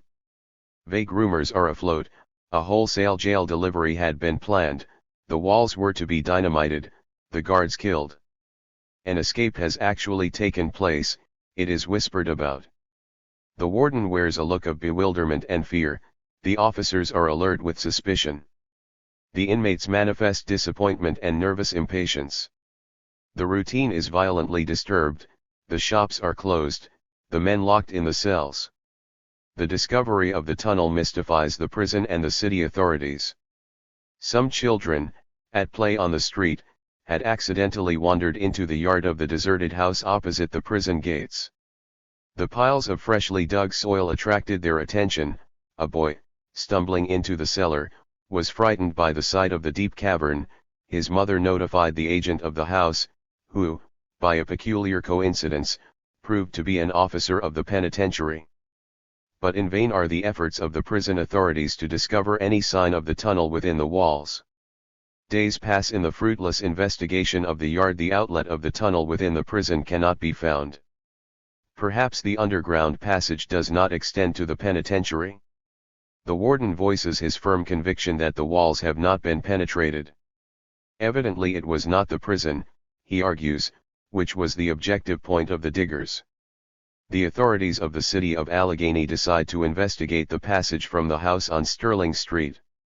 But the men that essay to crawl through the narrow tunnel are forced to abandon their mission, driven back by the fumes of escaping gas. It is suggested that the unknown diggers, whatever their purpose, have been trapped in the abandoned gas well and perished before the arrival of aid. The fearful stench no doubt indicates the decomposition of human bodies. The terrible accident has forced the inmates of 28 Sterling Street to suspend their efforts before completing the work. The condition of the house, the half-eaten meal on the table, the clothing scattered about the rooms, the general disorder all seem to point to precipitate flight. The persistence of the assertion of a fatal accident disquiets me, in spite of my knowledge to the contrary. Yet, perhaps the reckless Tony, in his endeavor to force the wire signal through the upper crust, perished in the well. The thought unnerves me with horror, till it is announced that a Negro, whom the police had induced to crawl the length of the tunnel, brought positive assurance that no life was sacrificed in the underground work. Still the prison authorities are unable to find the objective point, and it is finally decided to tear up the streets beneath which the tunnel winds its mysterious way. The undermined place inside the walls at last being discovered after a week of digging at various points in the yard, the warden reluctantly admits the apparent purpose of the tunnel, at the same time informing the press that the evident design was the liberation of the anarchist prisoner. 278 He corroborates his view by the circumstance that I had been reported for unpermitted presence at the east wall, pretending to collect gravel for my birds. Assistant Deputy Warden Hopkins further asserts having seen and talked with Carl Nold near the criminal house, a short time before the discovery of the tunnel. The developments, fraught with danger to my friends, greatly alarm me. Fortunately, no clue can be found in the house, save a note in cipher which apparently defies the skill of experts. The warden, on his Sunday rounds, passes my cell, then turns as if suddenly recollecting something. "Here, Berkman," he says blandly, producing a paper, "the press is offering a considerable reward to anyone who will decipher the note found in the Sterling Street house. It's reproduced here. See if you can't make it out." I scan the paper carefully, quickly reading Tony's directions for my movements after the escape. Then, returning the paper, I remark indifferently, "I can read several languages, Captain, but this is beyond me." The police and detective bureaus of the Twin Cities make the announcement that a thorough investigation conclusively demonstrates that the tunnel was intended for William Boyd, a prisoner serving 12 years for a series of daring forgeries. 279 His pals had succeeded in clearing $50,000 on forged bonds, and it is they who did the wonderful feat underground, to secure the liberty of the valuable penman. The controversy between the authorities of Allegheny and the management of the prison is full of animosity and bitterness. Wardens of prisons, chiefs of police, and detective departments of various cities are consulted upon the mystery of the ingenious diggers, and the discussion in the press waxes warm and antagonistic. Presently the chief of police of Allegheny suffers a change of heart, and sides with the warden, as against his personal enemy, the head of the Pittsburgh Detective Bureau. The confusion of published views, and my persistent denial of complicity in the tunnel, cause the much worried warden to fluctuate. A number of men are made the victims of his mental uncertainty. Following my exile into solitary, Pat McGraw is locked up as a possible beneficiary of the planned escape. In 1890 he had slipped through the roof of the prison, the warden argues, and it is therefore reasonable to assume that the man is meditating another delivery. Jack Robinson, Cronin, Nan, and a score of others, are in turn suspected by Captain Wright, and ordered locked up during the preliminary investigation. But because of absolute lack of clues, the prisoners are presently returned to work, and the number of suspects is reduced to myself and Boyd, the warden having discovered that the latter had recently made an attempt to escape by forcing an entry into the cupola of the shop he was employed in, only to find the place useless for his purpose. A process of elimination and the espionage of the trustees gradually center exclusive suspicion upon myself. In surprise I learn that young Russell has been cited before the captain. The fear of indiscretion on the part of the boy startles me from my torpor. I must employ every device to confound the authorities and save my friends. Fortunately none of the tunnelers have yet been arrested, the controversy between the city officials and the prison management having favored inaction. My comrades cannot be jeopardized by Russell. His information is limited to the mere knowledge of the specific person for whom the tunnel was intended. The names of my friends are entirely unfamiliar to him. My heart goes out to the young prisoner, as I reflect that never once had he manifested curiosity concerning the men at the secret work. Desperate with confinement, and passionately yearning for liberty though he was, he had yet offered to sacrifice his longings to aid my escape. How transported with joy was the generous youth when I resolved to share my opportunity with him. He had given faithful service in attempting to locate the tunnel entrance. The poor boy had been quite distracted at our failure to find the spot. I feel confident Russell will not betray the secret in his keeping. Yet the persistent questioning by the warden and inspectors is perceptibly working on the boy's mind. He is so young and inexperienced, barely 19, a slip of the tongue, an inadvertent remark, might convert suspicion into conviction. Every day Russell is called to the office, causing me torments of apprehension and dread, till a glance at the returning prisoner, smiling encouragingly as he passes my cell, informs me that the danger is past for the day. With a deep pang, I observe the increasing pallor of his face, the growing restlessness in his eyes, the languid step. The continuous inquisition is breaking him down. With quivering voice he whispers as he passes, "Alec, I'm afraid of them." The warden has threatened him, he informs me, if he persists in his pretended ignorance of the tunnel.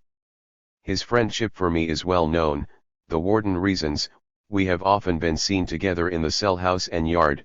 I must surely have confided to Russell my plans of escape. The big, strapping youth is dwindling to a shadow under the terrible strain. Dear, faithful friend. How guilty I feel toward you, how torn in my inmost heart to have suspected your devotion, even for that brief instant when, in a panic of fear, you had denied to the warden all knowledge of the slip of paper found in your cell. It casts suspicion upon me as the writer of the strange Jewish scrawl. The warden scorned my explanation that Russell's desire to learn Hebrew was the sole reason for my writing the alphabet for him. The mutual denial seemed to point to some secret. The scrawl was similar to the cipher note found in the Sterling Street house, the warden insisted. How strange that I should have so successfully confounded the inspectors with the contradictory testimony regarding the tunnel, that they returned me to my position on the range. And yet the insignificant incident of Russell's hieroglyphic imitation of the Hebrew alphabet should have given the warden a pretext to order me into solitary. How distracted and bitter I must have felt to charge the boy with treachery. His very reticence strengthened my suspicion, and all the while the tears welled into his throat, choking the innocent lad beyond speech. How little I suspected the terrible wound my hasty imputation had caused my devoted friend. In silence he suffered for months, without opportunity to explain, when at last, by mere accident, I learned the fatal mistake. In vain I strive to direct my thoughts into different channels. My misunderstanding of Russell plagues me with recurring persistence, the unjust accusation torments my sleepless nights. It was a moment of intense joy that I experienced as I humbly begged his pardon today, when I met him in the captain's office. A deep sense of relief, almost of peace, filled me at his unhesitating, "Oh, never mind, Alec, it's all right." We were both excited. I was overcome by thankfulness and admiration of the noble boy, and the next instant the sight of his wan face, his wasted form, pierced me as with a knife thrust. With the earnest conviction of strong faith I sought to explain to the Board of Inspectors the unfortunate error regarding the Jewish writing. But they smiled doubtfully. It was too late, their opinion of a prearranged agreement with Russell was settled. But the testimony of Assistant Deputy Hopkins that he had seen and conversed with Nold a few weeks before the discovery of the tunnel, and that he saw him enter the criminal house, afforded me an opportunity to divide the views among the inspectors. I experienced little difficulty in convincing two members of the board that Nold could not possibly have been connected with the tunnel, because for almost a year previously, and since, he had been in the employ of a St. Louis firm. They accepted my offer to prove by the official timetables of the company that Nold was in St. Louis on the very day that Hopkins claimed to have spoken with him. The fortunate and very natural error of Hopkins in mistaking the similar appearance of Tony for that of Carl, enabled me to discredit the chief link connecting my friends with the tunnel.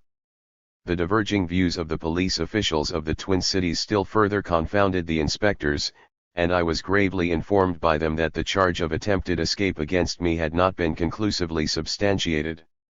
They ordered my reinstatement as rangeman, but the captain, on learning the verdict, at once charged me before the board with conducting a secret correspondence with Russell. On the pretext of the alleged Hebrew note, the inspectors confirmed the warden's judgment, and I was sentenced to the solitary and immediately locked up in the South Wing. 278 early reports immediately after discovery of the tunnel were split as to whether the tunnel had been dug on behalf of Berkman or the forger William, J.C. Boyd. The papers suggested it was more likely to be Boyd, who was thought to have the wealthy friends capable of financing such a complicated plot. 279 William, or J.C. Boyd as he was referred to in the press, was serving a 12-year sentence for fraud and forgery, having defrauded wealthy landowners through forged mortgages of around $46,000. Chapter 38, How Men Their Brothers Maim 280. The solitary is stifling with the August heat. The hall windows, high above the floor, cast a sickly light, shrouding the bottom range in darksome gloom.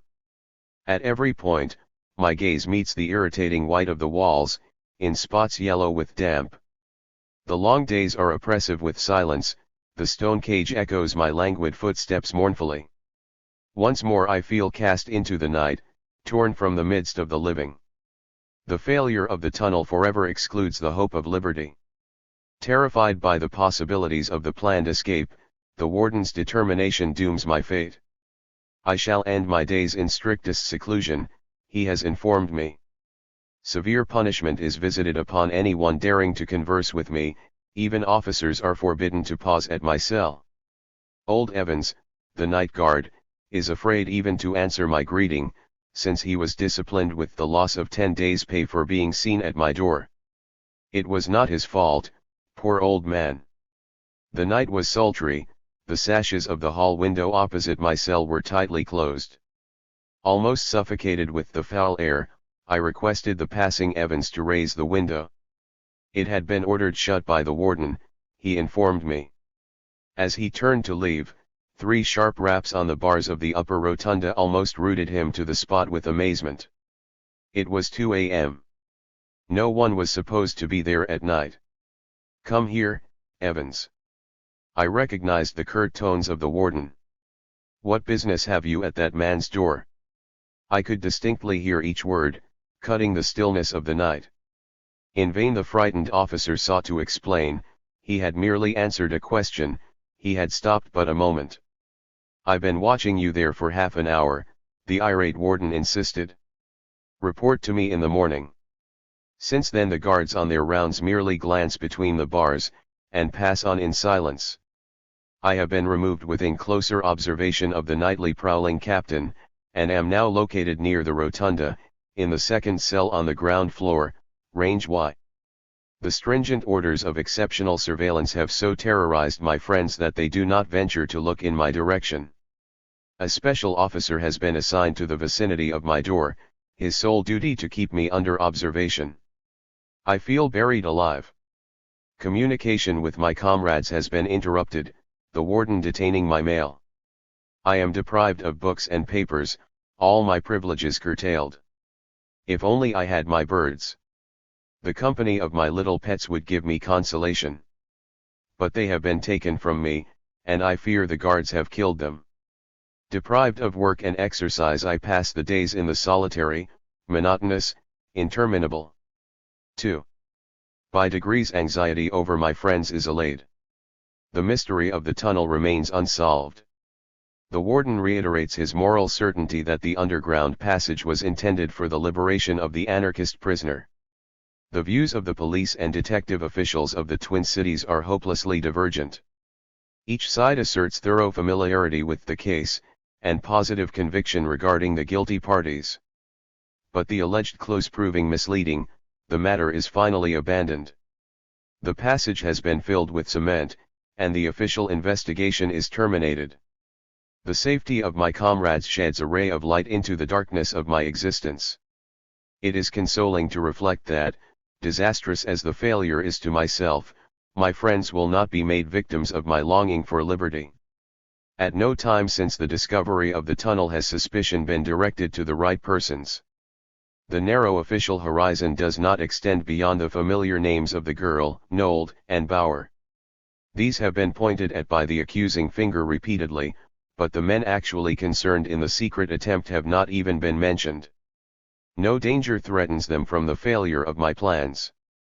In a communication to a local newspaper, Nold has incontrovertibly proved his continuous residence in St. Louis for a period covering a year previous to the tunnel and afterwards. 281 Bauer has recently married. At no time have the police been in ignorance of his whereabouts, and they are aware that my former fellow prisoner is to be discounted as a participator in the attempted escape. Indeed, the prison officials must have learned from my mail that the big German is regarded by my friends as an ex-comrade merely. 282 But the suspicion of the authorities directed toward the girl with a pang of bitterness.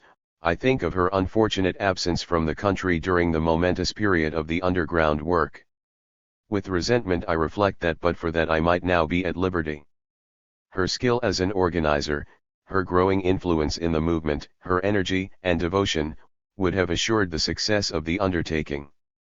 But Tony's unaccountable delay had resulted in her departure without learning of my plans. 283 It is to him, to his obstinacy and conceit, that the failure of the project is mostly due, staunch and faithful though he is. In turn I lay the responsibility at the door of this friend and that, lashing myself into furious rage at the renegade who had appropriated a considerable sum of the money intended for the continuation of the underground work. Yet the outbursts of passion spent, I strive to find consolation in the correctness of the intuitive judgment that prompted the selection of my lawyers, the devoted comrades who so heroically toiled for my sake in the bowels of the earth. Half naked they had labored through the weary days and nights, stretched at full length in the narrow passage, their bodies perspiring and chilled in turn, their hands bleeding with the terrible toil. And through the weeks and months of nerve-wracking work and confinement in the tunnel, of constant dread of detection and anxiety over the result, my comrades had uttered no word of doubt or fear, in full reliance upon their invisible friend. What self-sacrifice in behalf of one whom some of you had never even known. Dear, beloved comrades, had you succeeded, my life could never repay your almost superhuman efforts and love. Only the future years of active devotion to our great common cause could in a measure express my thankfulness and pride in you, whoever, wherever you are. Nor were your heroism, your skill, and indomitable perseverance, without avail. You have given an invaluable demonstration of the elemental reality of the ideal, of the marvelous strength and courage born of solidaric purpose, of the heights devotion to a great cause can ascend. And the lesson has not been lost. Almost unanimous is the voice of the press. Only anarchists could have achieved the wonderful feat. The subject of the tunnel fascinates my mind. How little thought I had given to my comrades, toiling underground, in the anxious days of my own apprehension and suspense.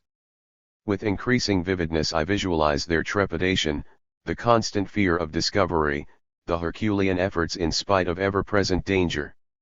How terrible must have been their despair at the inability to continue the work to a successful termination. My reflections fill me with renewed strength. I must live. I must live to meet those heroic men, to take them by the hand, and with silent lips pour my heart into their eyes. I shall be proud of their comradeship, and strive to be worthy of it. 3. The lines form in the hallway, and silently march to the shops. I peer through the bars, for the sight of a familiar face brings cheer, and the memory of the days on the range. Many friends, unseen for years, pass by my cell. How Big Jack has wasted. The deep chest is sunk in, the face drawn and yellow, with reddish spots about the cheekbones. Poor Jack, so strong and energetic, how languid and weak his step is now. And Jimmy is all broken up with rheumatism, and hops on crutches. With difficulty I recognize Harry Fisher. The 2 years have completely changed the young Morganza boy. He looks old at 17, the rosy cheeks a ghastly white, the delicate features immobile, hard, the large bright eyes dull and glassy. Vividly my friends stand before me in the youth and strength of their first arrival. How changed their appearance! My poor chums, readers of the Prison Blossoms, helpers in our investigation efforts, what wrecks the torture of hell has made of you!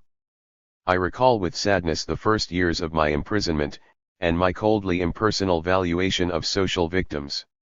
There is Evans, the aged burglar, smiling furtively at me from the line. Far in the distance seems the day when I read his marginal note upon a magazine article I sent him, concerning the stupendous cost of crime. I had felt quite piqued at the flippancy of his comment, "We come high, but they must have us." With the severe intellectuality of revolutionary tradition, I thought of him and his kind as inevitable fungus growths, the rotten fruit of a decaying society. Unfortunate derelicts, indeed, yet parasites, almost devoid of humanity. But the threads of comradeship have slowly been woven by common misery. The touch of sympathy has discovered the man beneath the criminal, the crust of sullen suspicion has melted at the breath of kindness, warming into view the palpitating human heart. Old Evans and Sammy and Bob, what suffering and pain must have chilled their fiery souls with the winter of savage bitterness. And the resurrection trembles within. How terrible man's ignorance, that forever condemns itself to be scourged by its own blind fury. And these my friends, Davis and Russell, these innocently guilty, what worse punishment could society inflict upon itself, than the loss of their latent nobility which it had killed? Not entirely in vain are the years of suffering that have wakened my kinship with the humanity of Les Miserables, whom social stupidity has cast into the valley of death. 280 How men their brothers maim is a line from Oscar Wilde's The Ballad of Reading Gaol. 281 While there were suggestions that Nold was in St. Louis after the discovery of the tunnel, no extant report of Nold proving his residency in St. Louis has been found. There was however a report from a Mrs. Gordon, the wife of an anarchist, presumably Harry Gordon, who stated that Nold was in Detroit. Suspicions of Nold quickly diminished and, by August 1900, there was little credence within the press to the idea that Nold had been part of the tunnel plot. 282 Bauer at this time was still operating his bookshop on Spring Garden Avenue, though he managed to evade suspicion in the press.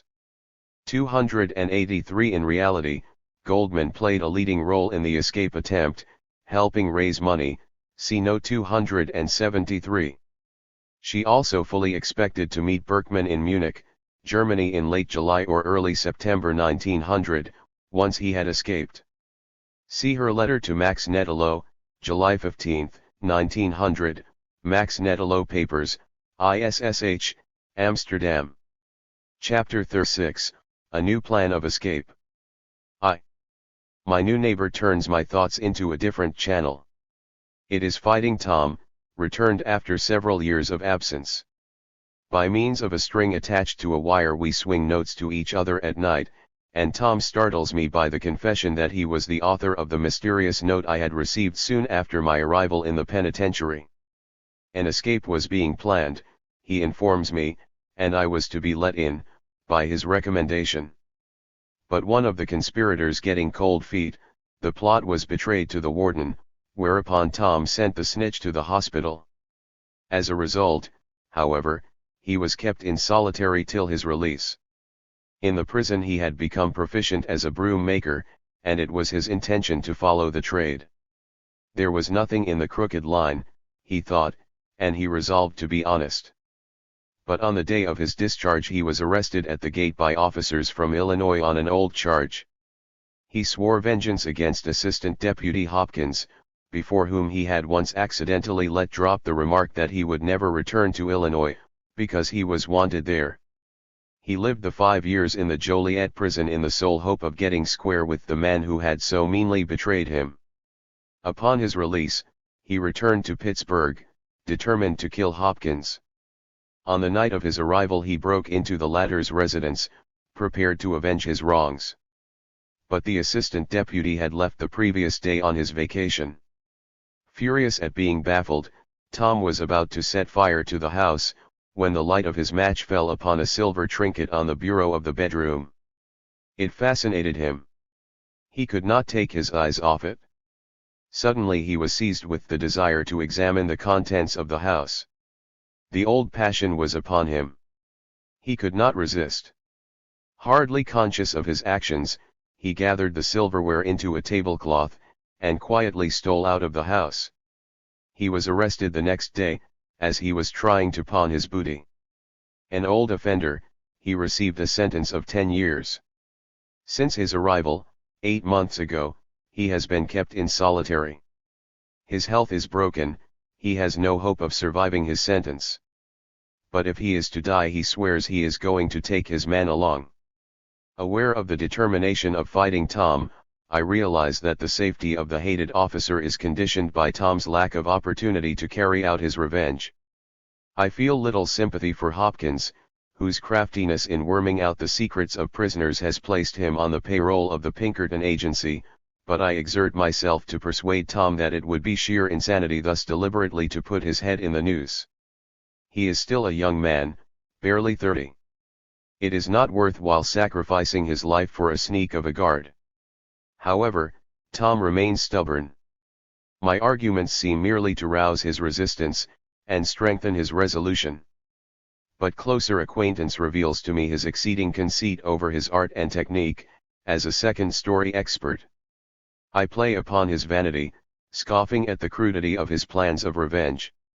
Would it not be more in conformity with his reputation as a skilled gun, I argue, to do the job in a smoother manner? Tom assumes a skeptical attitude, but by degrees grows more interested. Presently, with unexpected enthusiasm, he warms to the suggestion of a break. Once outside, "Well, I'm all right," he chuckles. 2. The plan of escape completely absorbs us. On alternate nights we take turns in timing the rounds of the guards, the appearance of the night captain, the opening of the rotunda door. Numerous details, seemingly insignificant, yet potentially fatal, are to be mastered. Many obstacles bar the way of success, but time and perseverance will surmount them. Tom is thoroughly engrossed with the project. I realize the desperation of the undertaking, but the sole alternative is slow death in the solitary. It is the last resort. With utmost care we make our preparations. The summer is long past, the dense fogs of the season will aid our escape. We hasten to complete all details, in great nervous tension with the excitement of the work. The time is drawing near for deciding upon a definite date. But Tom's state of mind fills me with apprehension. He has become taciturn of late. Yesterday he seemed peculiarly glum, sullenly refusing to answer my signal. Again and again I knock on the wall, calling for a reply to my last note. Tom remains silent. Occasionally a heavy groan issues from his cell, but my repeated signals remain unanswered. In alarm I stay awake all night, in the hope of inducing a guard to investigate the cause of the groaning. but my attempts to speak to the officers are ignored. The next morning I behold Tom carried on a stretcher from his cell, and learn with horror that he had bled to death during the night. 3. The peculiar death of my friend preys on my mind. Was it suicide or accident? Tom had been weakened by long confinement, in some manner he may have ruptured a blood vessel, dying for lack of medical aid. It is hardly probable that he would commit suicide on the eve of our attempt. Yet certain references in his notes of late, ignored at the time, assume new significance. He was apparently under the delusion that Hopkins was after him. Once or twice my friend had expressed fear for his safety. He might be poisoned, he hinted. I had laughed the matter away, familiar with the sporadic delusions of men in solitary. Close confinement exerts a similar effect upon the majority of prisoners. Some are especially predisposed to autosuggestion. Young Sid used to manifest every symptom of the diseases he read about. Perhaps poor Tom's delusion was responsible for his death. Spencer, too, had committed suicide a month before his release, in the firm conviction that the warden would not permit his discharge. It may be that in a sudden fit of despondency, Tom had ended his life. Perhaps I could have saved my friend. I did not realize how constantly he brooded over the danger he believed himself threatened with. How little I knew of the terrible struggle that must have been going on in his tortured heart. Yet we were so intimate, I believed I understood his every feeling and emotion. The thought of Tom possesses my mind. The news from the girl about Bresci's execution of the King of Italy rouses little interest in me. 284 Bresci avenged the peasants and the women and children shot before the palace for humbly begging bread. He did well, and the agitation resulting from his act may advance the cause. But it will have no bearing on my fate. The last hope of escape has departed with my poor friend. I am doomed to perish here. And Bresci will perish in prison. 285 But the comrades will eulogize him and his act, and continue their efforts to regenerate the world. Yet I feel that the individual, in certain cases, is of more direct and immediate consequence than humanity. What is the latter but the aggregate of individual existences, and shall these, the best of them, forever be sacrificed for the metaphysical collectivity? Here, all around me, 1,000 unfortunates daily suffer the torture of Calvary, forsaken by God and man. They bleed and struggle and suicide, with the desperate cry for a little sunshine and life. How shall they be helped? How helped amid the injustice and brutality of a society whose chief monuments are prisons? And so we must suffer and suicide, and countless others after us, till the play of social forces shall transform human history into the history of true humanity, and meanwhile our bones will bleach on the long, dreary road. Bereft of the last hope of freedom, I grow indifferent to life. The monotony of the narrow cell daily becomes more loathsome. My whole being longs for rest. Rest, no more to awaken. The world will not miss me.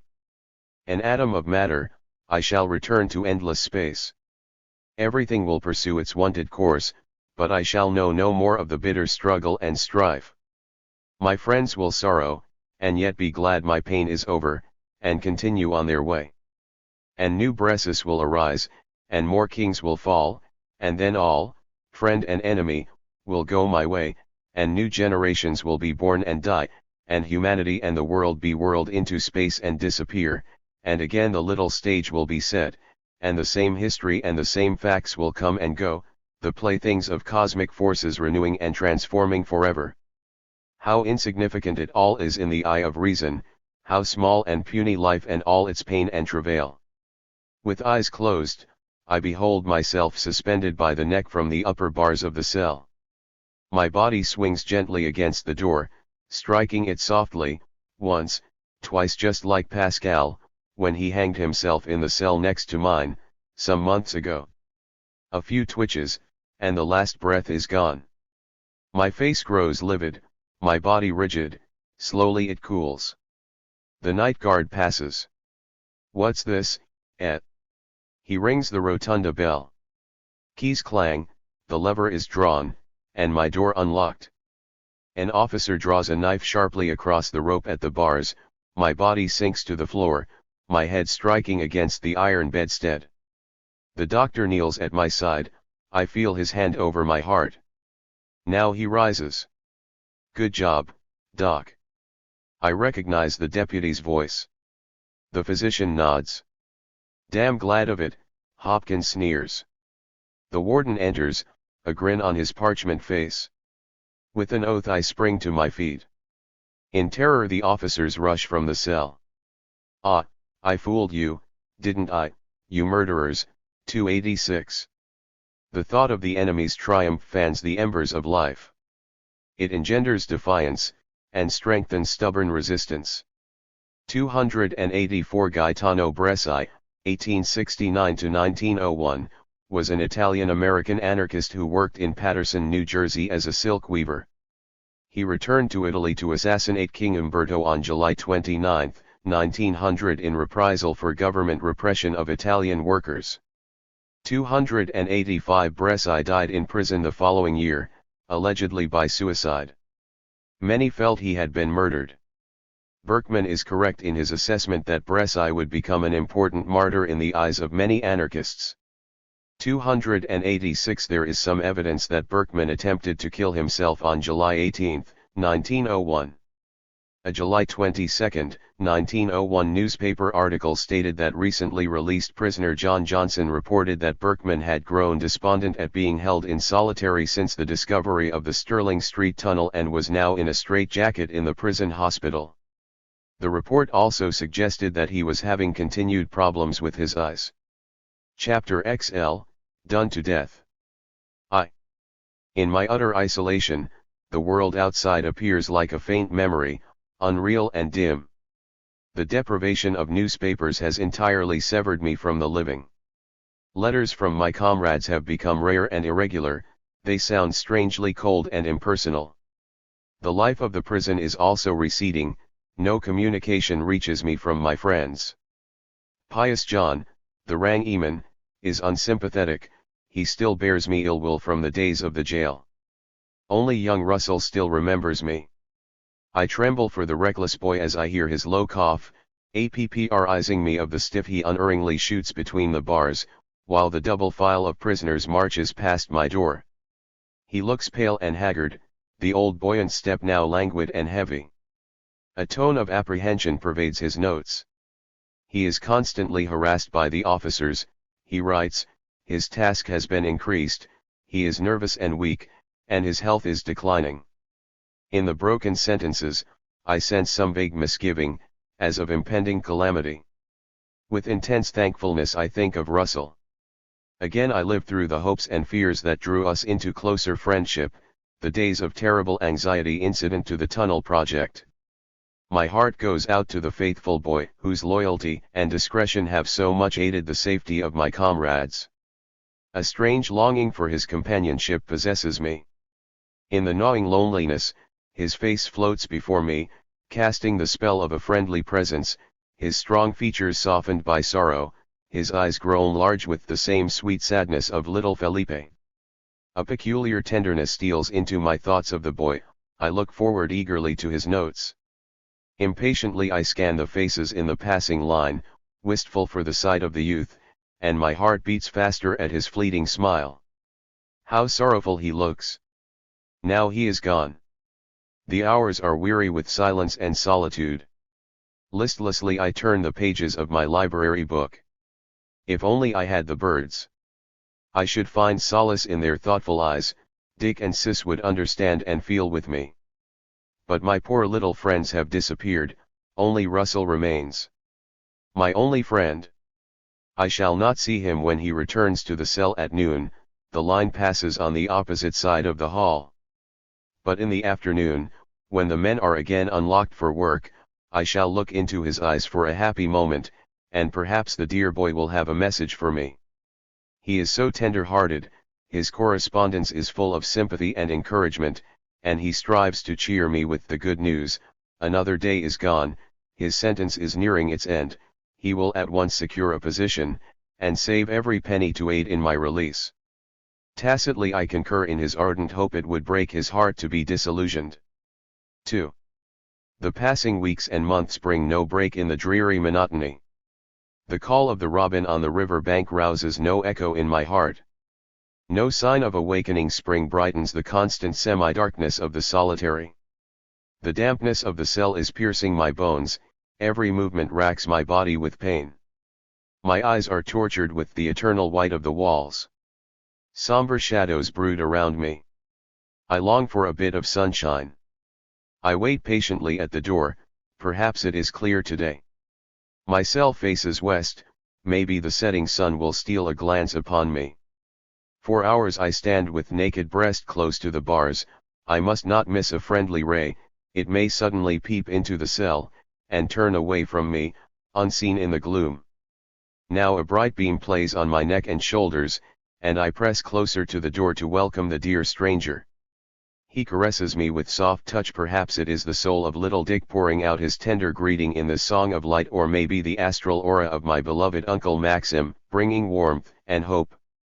Sweet conceit of oriental thought, barren of joy in life.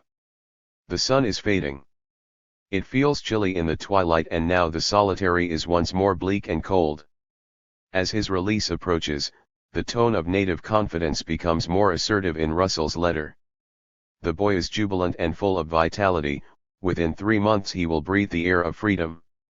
A note of sadness at leaving me behind permeates his communications, but he is enthusiastic over his project of aiding me to liberty. Eagerly every day I anticipate his mute greeting, as he passes in the line. This morning I saw him hold up 2 fingers, the third crooked, in sign of the remaining 2 and a stump. A joyous light is in his eyes, his step firmer, more elastic. But in the afternoon he is missing from the line. With sudden apprehension I wonder at his absence. Could I have overlooked him in the closely walking ranks? It is barely possible. Perhaps he has remained in the cell, not feeling well. It may be nothing serious, he will surely be in line tomorrow. For 3 days, every morning and afternoon, I anxiously scrutinize the faces of the passing men, but Russell is not among them. His absence torments me with 1,000 fears. Maybe the warden has renewed his inquisition of the boy, perhaps he got into a fight in the shop in the dungeon, now he'll lose his commutation time. Unable to bear the suspense, I am about to appeal to the chaplain, when a friendly runner surreptitiously hands me a note. With difficulty I recognize my friend's bold handwriting in the uneven, nervous scrawl. Russell is in the hospital. At work in the shop, he writes, he had suffered a chill. The doctor committed him to the ward for observation, but the officers and the convict nurses accuse him of shamming to evade work. They threaten to have him returned to the shop, and he implores me to have the chaplain intercede for him. He feels weak and feverish, and the thought of being left alone in the cell in his present condition fills him with horror. I send an urgent request to see the chaplain. But the guard informs me that Mr. Milligan is absent, he is not expected at the office till the following week. I prevail upon the kindly Mitchell, recently transferred to the South Block, to deliver a note to the warden, in which I appeal on behalf of Russell. But several days pass, and still no reply from Captain Wright.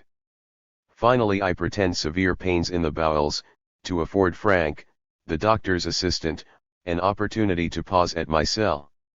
As the medicine boy pours the prescribed pint of horse salts through the funnel inserted between the bars, I hastily inquire. Is Russell still in the ward, Frank? How is he? What Russell? He asks indifferently. Russell Schroyer, put 4 days ago under observation. Oh, that poor kid. Why, he is paralyzed. For an instant I am speechless with terror. No, it cannot be. Some mistake. Frank, I mean young Schroyer, from the construction shop. He's number 2608. Your friend Russell, I know who you mean. I'm sorry for the boy. He is paralyzed, all right. But no, it can't be. Why, Frank, it was just a chill and a little weakness. Look here, Alec.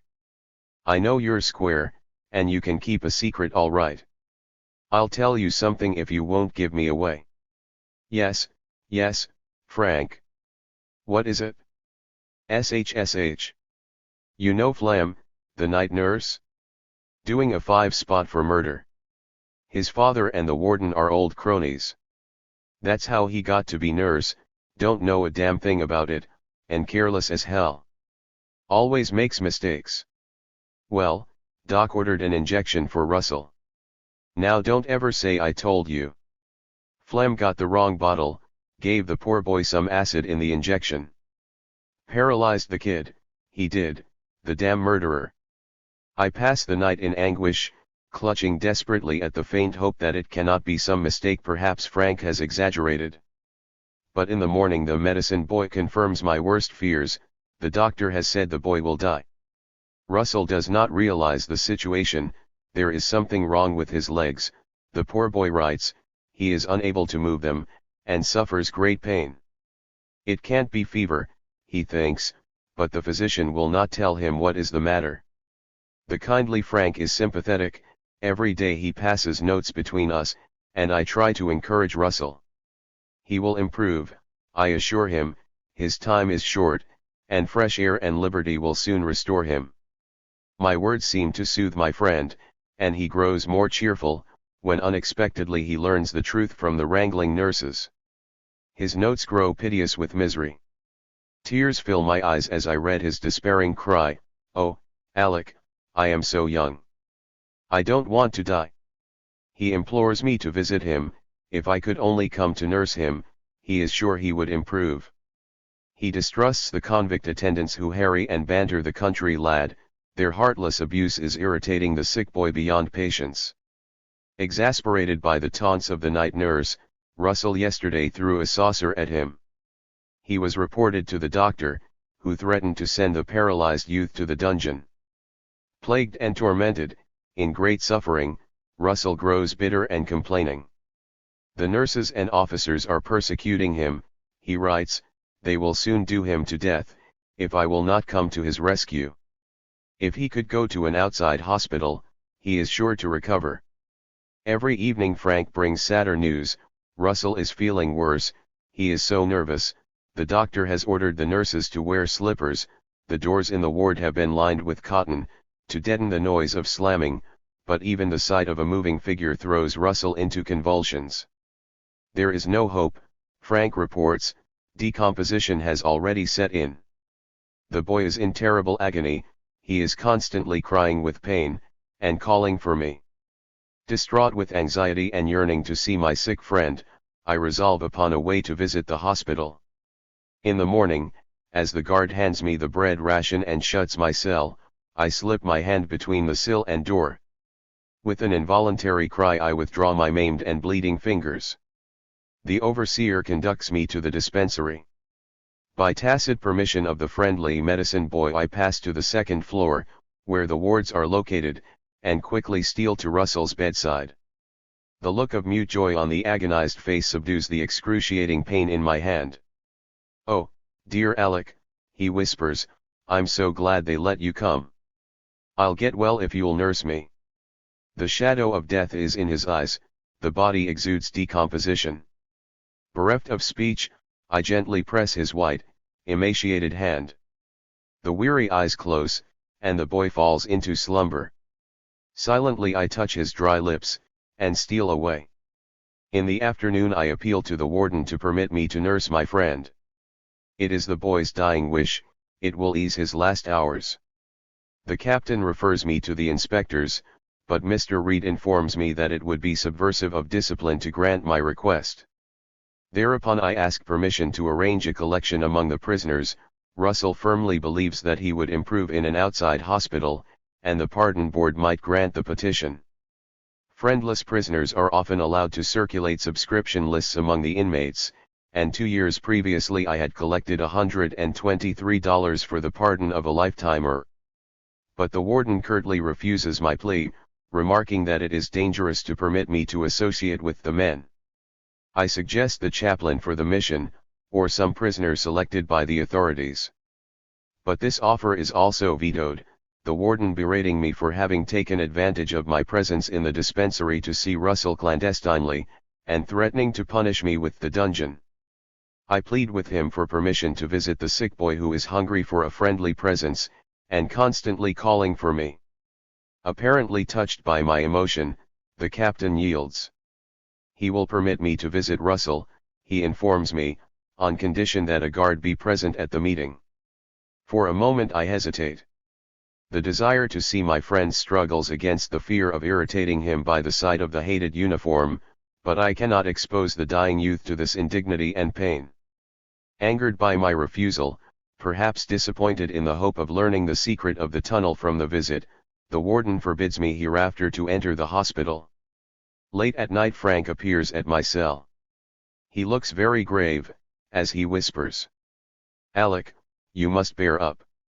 Russell. "Yes, Alec." "Worse?" "Tell me, Frank." "He is dead." "Bear up, Alec. His last thought was of you.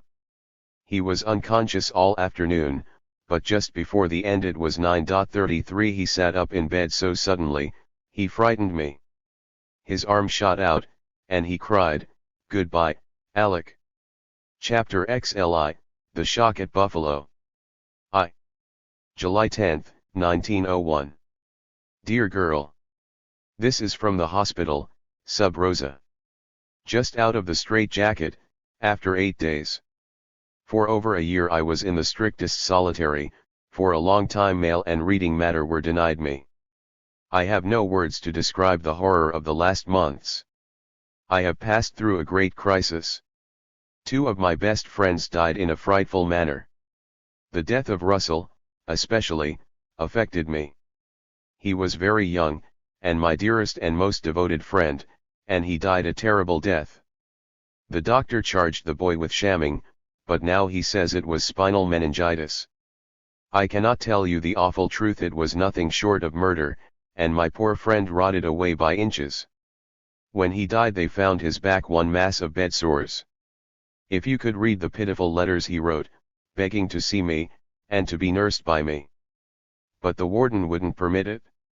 In some manner his agony seemed to affect me, and I began to experience the pains and symptoms that Russell described in his notes.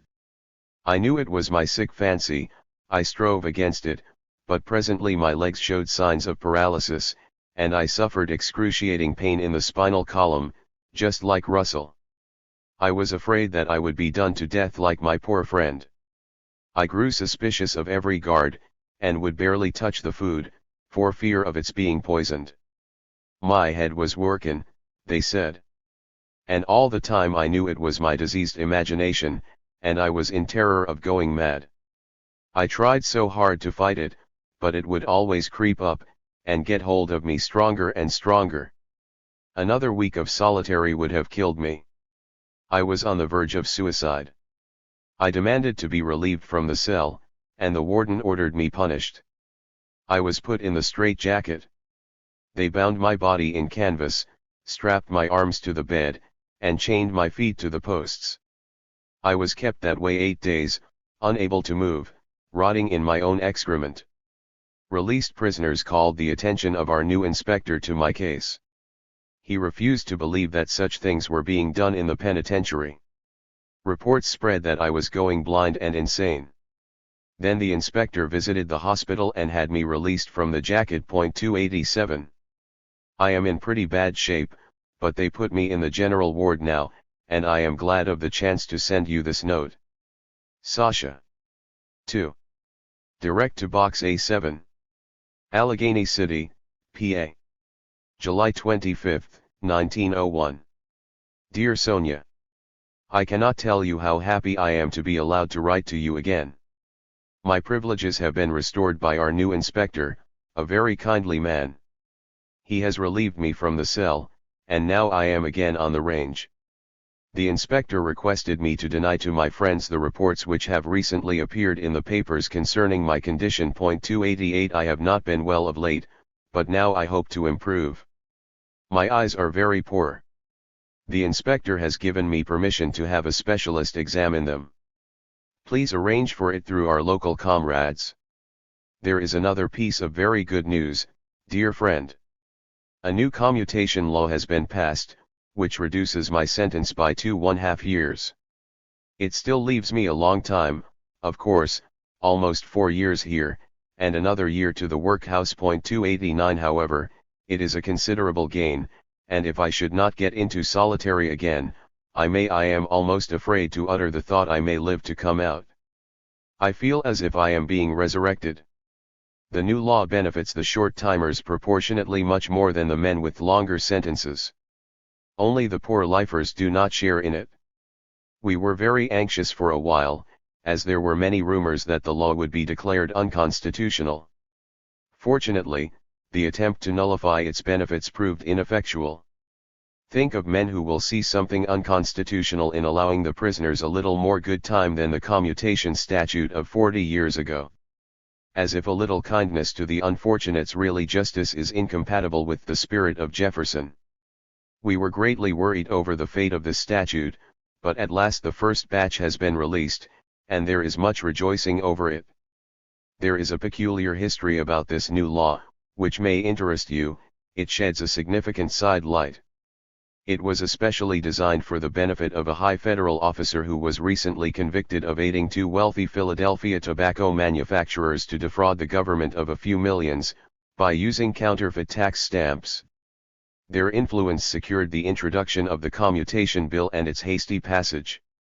The law would have cut their sentences almost in two, but certain newspapers seem to have taken offense at having been kept in ignorance of the deal, and protests began to be voiced.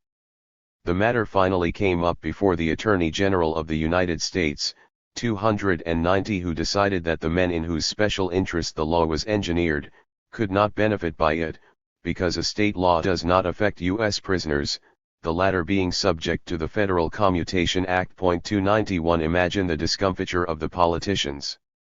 An attempt was even made to suspend the operation of the statute. Fortunately it failed, and now the common state prisoners, who were not at all meant to profit, are being released. The legislature has unwittingly given some unfortunates here much happiness. I was interrupted in this writing by being called out for a visit. I could hardly credit it, the first comrade I have been allowed to see in 9 years. It was Harry Gordon, and I was so overcome by the sight of the dear friend, I could barely speak. 292. He must have prevailed upon the new inspector to issue a permit. The latter is now acting warden, owing to the serious illness of Captain Wright. 293. Perhaps he will allow me to see my sister. Will you kindly communicate with her at once? Meantime I shall try to secure a pass. With renewed hope, and always with green memory of you. Alex. 3. Sub Rosa. December 20th, 1901. Dearest girl. I know how your visit to 94 and my strange behavior affected you. The sight of your face after all these years completely unnerved me. I could not think, I could not speak. It was as if all my dreams of freedom, the whole world of the living, were concentrated in the shiny little trinket that was dangling from your watch chain. I couldn't take my eyes off it, I couldn't keep my hand from playing with it. It absorbed my whole being. And all the time I felt how nervous you were at my silence, and I couldn't utter a word. Perhaps it would have been better for us not to have seen each other under the present conditions. It was lucky they did not recognize you, they took you for my sister, though I believe your identity was suspected after you had left. You would surely not have been permitted the visit, had the old warden been here. He was ill at the time. He never got over the shock of the tunnel, and finally he has been persuaded by the prison physician, who has secret aspirations to the wardenship, 295, that the anxieties of his position are a menace to his advanced age. Considerable dissatisfaction has also developed of late against the warden among the inspectors. Well, he has resigned at last, thank goodness. The prisoners have been praying for it for years, and some of the boys on the range celebrated the event by getting drunk on wood alcohol. The new warden has just assumed charge, and we hope for improvement. He is a physician by profession, with the title of Major in the Pennsylvania Militia. It was entirely uncalled for on the part of the officious friend, whoever he may have been, to cause you unnecessary worry over my health, and my renewed persecution.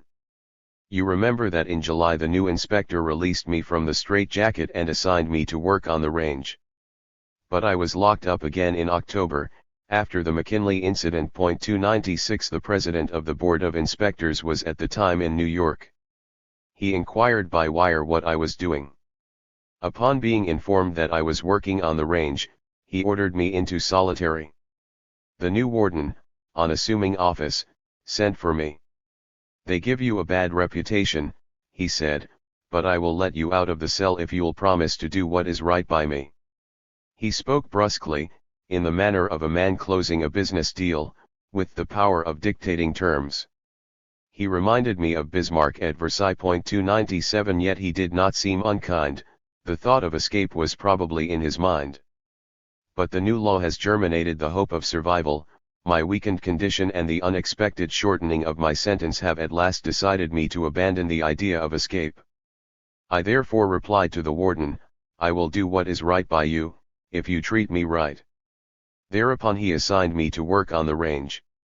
It is almost like liberty to have the freedom of the cell house after the close solitary. And you, dear friend? In your letters I feel how terribly torn you are by the events of the recent months. I lived in great fear for your safety, and I can barely credit the good news that you are at liberty. It seems almost a miracle. I followed the newspapers with great anxiety. The whole country seemed to be swept with the fury of revenge. To a considerable extent the press fanned the fires of persecution. Here in the prison very little sincere grief was manifested. Out of hearing of the guards, the men passed very uncomplimentary remarks about the dead president. The average prisoner corresponds to the average citizen. Their patriotism is very passive, except when stimulated by personal interest, or artificially excited. But if the press mirrored the sentiment of the people, the nation must have suddenly relapsed into cannibalism. There were moments when I was in mortal dread for your very life, and for the safety of the other arrested comrades. 298 In previous letters you hinted that it was official rivalry and jealousy, and your absence from New York, to which you owe your release. You may be right, yet I believe that your attitude of proud self-respect and your admirable self-control contributed much to the result. You were splendid, dear, and I was especially moved by your remark that you would faithfully nurse the wounded man, if he required your services, but that the poor boy, condemned and deserted by all, needed and deserved your sympathy and aid more than the president. More strikingly than your letters, that remark discovered to me the great change wrought in us by the ripening years. Yes, in us, in both, for my heart echoed your beautiful sentiment. How impossible such a thought would have been to us in the days of a decade ago. We should have considered it treason to the spirit of revolution. It would have outraged all our traditions even to admit the humanity of an official representative of capitalism. Is it not very significant that we two, you living in the very heart of anarchist thought and activity, and I in the atmosphere of absolute suppression and solitude, should have arrived at the same evolutionary point after a decade of divergent paths?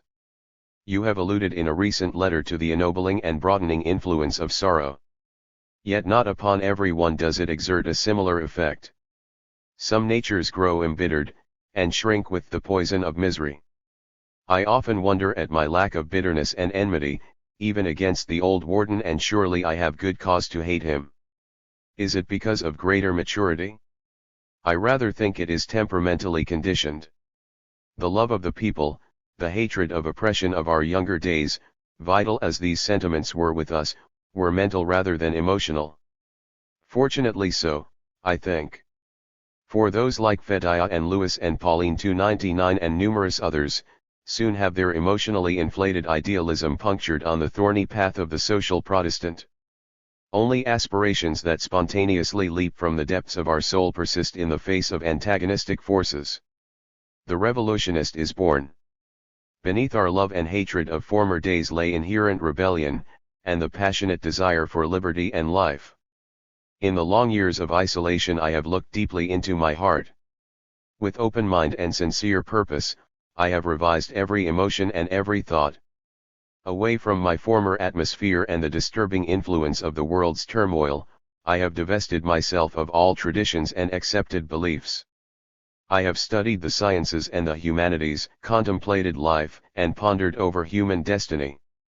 For weeks and months I would be absorbed in the domain of pure reason, or discuss with Leibniz 300 the question of free will, and seek to penetrate, beyond Spencer, into the unknowable. 301 Political science and economics, law and criminology. I studied them with unprejudiced mind, and sought to slacken my soul's thirst by delving deeply into religion and theology, seeking the key to life at the feet of Mrs. Eddy. 302 Expectantly listening for the voice of the disembodied, studying Korshaniti. 303 and Theosophy. 304 Absorbing the prana of knowledge and power, and concentrating upon the wisdom of the yogi. 305 And after years of contemplation and study, chastened by much sorrow and suffering, I arise from the broken fetters of the world's folly and delusions, to behold the threshold of a new life of liberty and equality. My youth's ideal of a free humanity in the vague future has become clarified and crystallized into the living truth of anarchy, as the sustaining elemental force of my everyday existence. Often I have wondered in the years gone by, was not wisdom dear at the price of enthusiasm? At 31 is not so reckless, not so fanatical and one-sided as at 20. With maturity we become more universal, but life is a Shylock that cannot be cheated of his due. For every lesson it teaches us, we have a wound or a scar to show. We grow broader, but too often the heart contracts as the mind expands, and the fires are burning down while we are learning. At such moments my mind would revert to the days when the momentarily expected approach of the social revolution absorbed our exclusive interest. The raging present and its conflicting currents passed us by, while our eyes were riveted upon the dawn, in thrilling expectancy of the sunrise. Life and its manifold expressions were vexatious to the spirit of revolt, and poetry, literature, and art were scorned as hindrances to progress, unless they sounded the tocsin of immediate revolution. Humanity was sharply divided in two warring camps: the noble people, the producers, who yearned for the light of the new gospel, and the hated oppressors, the exploiters, who craftily strove to obscure the rising day that was to give back to man his heritage.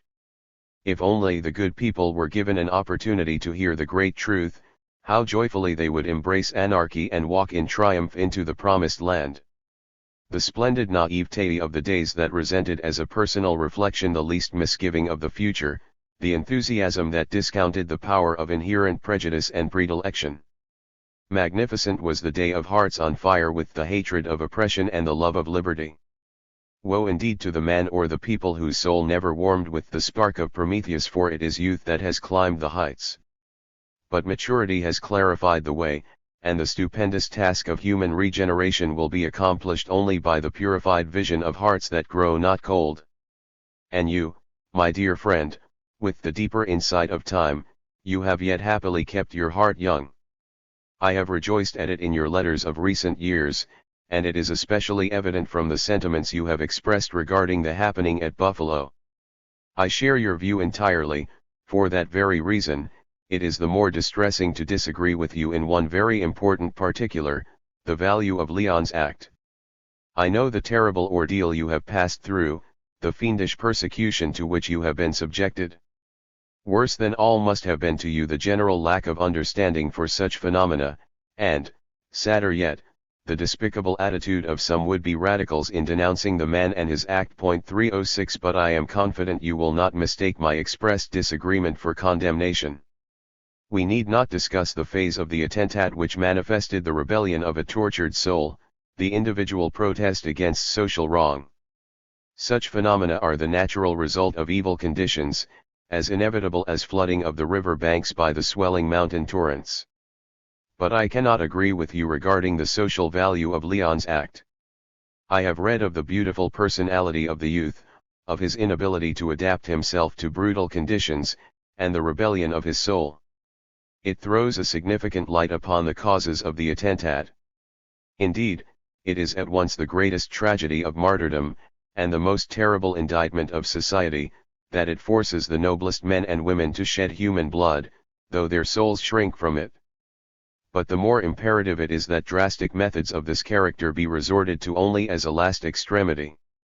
To prove of value, they must be motived by social rather than individual necessity, and be directed against a real and immediate enemy of the people. The significance of such a deed is understood by the popular mind, and in that alone is the propagandistic, educational importance of an attentat, except if it is exclusively an act of terrorism. Now, I do not believe that this deed was terroristic, and I doubt whether it was educational, because the social necessity for its performance was not manifest. That you may not misunderstand, I repeat, as an expression of personal revolt it was inevitable, and in itself an indictment of existing conditions. But the background of social necessity was lacking, and therefore the value of the act was to a great extent nullified. In Russia, where political oppression is popularly felt, such a deed would be of great value. But the scheme of political subjection is more subtle in America. And though McKinley was the chief representative of our modern slavery, he could not be considered in the light of a direct and immediate enemy of the people, while in an absolutism, the autocrat is visible and tangible. The real despotism of republican institutions is far deeper, more insidious, because it rests on the popular delusion of self-government and independence. That is the subtle source of democratic tyranny, and, as such, it cannot be reached with a bullet.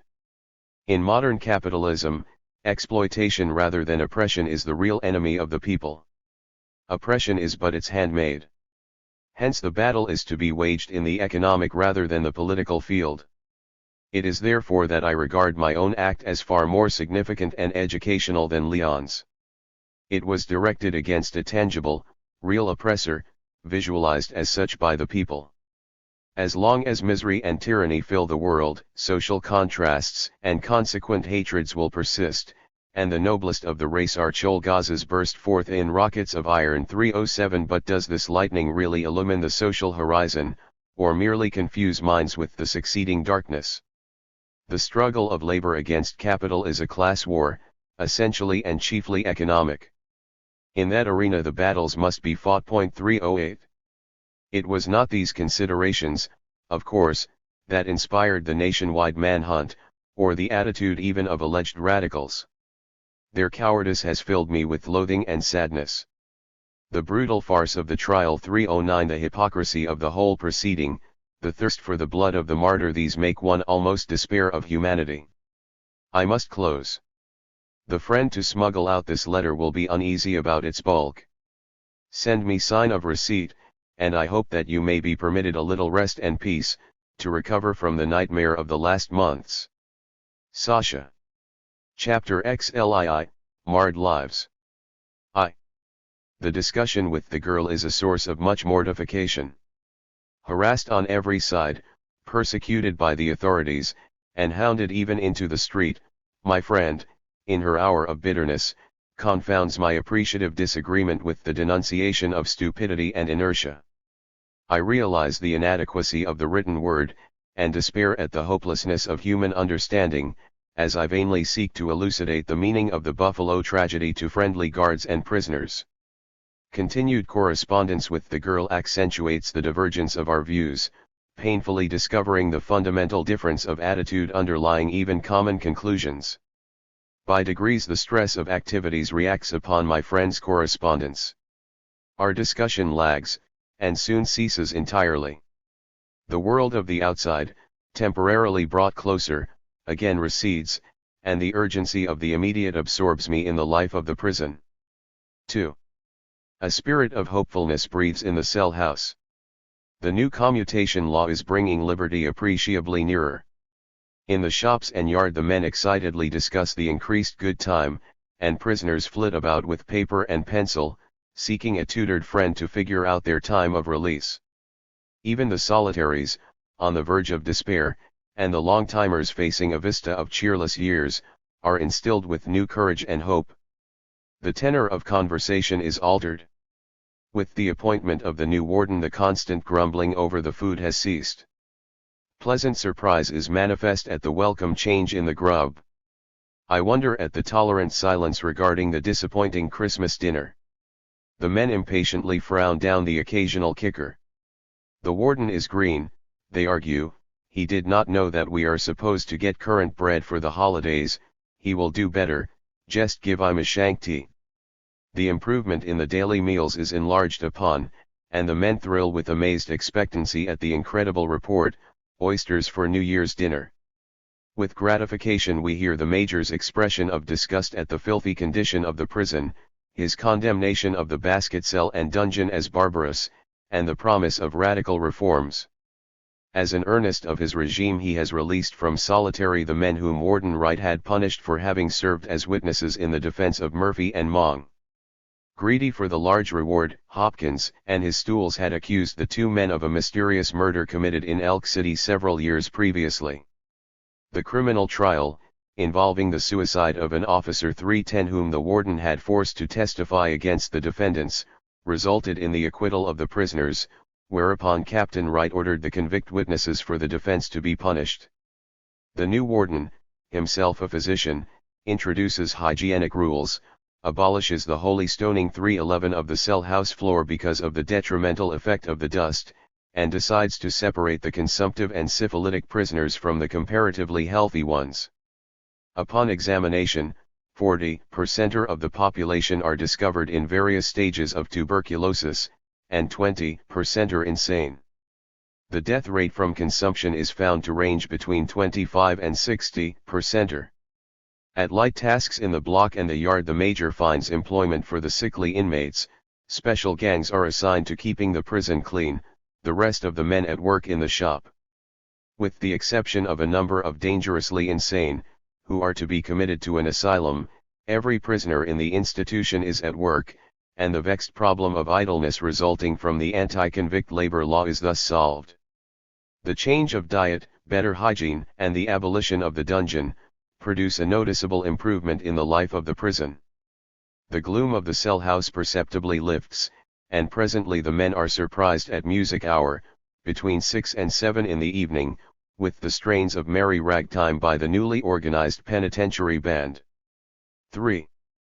New faces greet me on the range, but many old friends are missing. Billy Ryan is dead of consumption, Frenchie and Ben have become insane, little Matt, the Duquesne striker, committed suicide.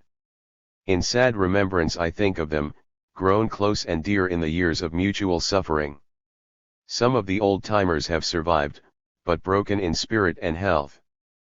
Praying Andy is still in the block, his mind clouded, his lips constantly moving in prayer.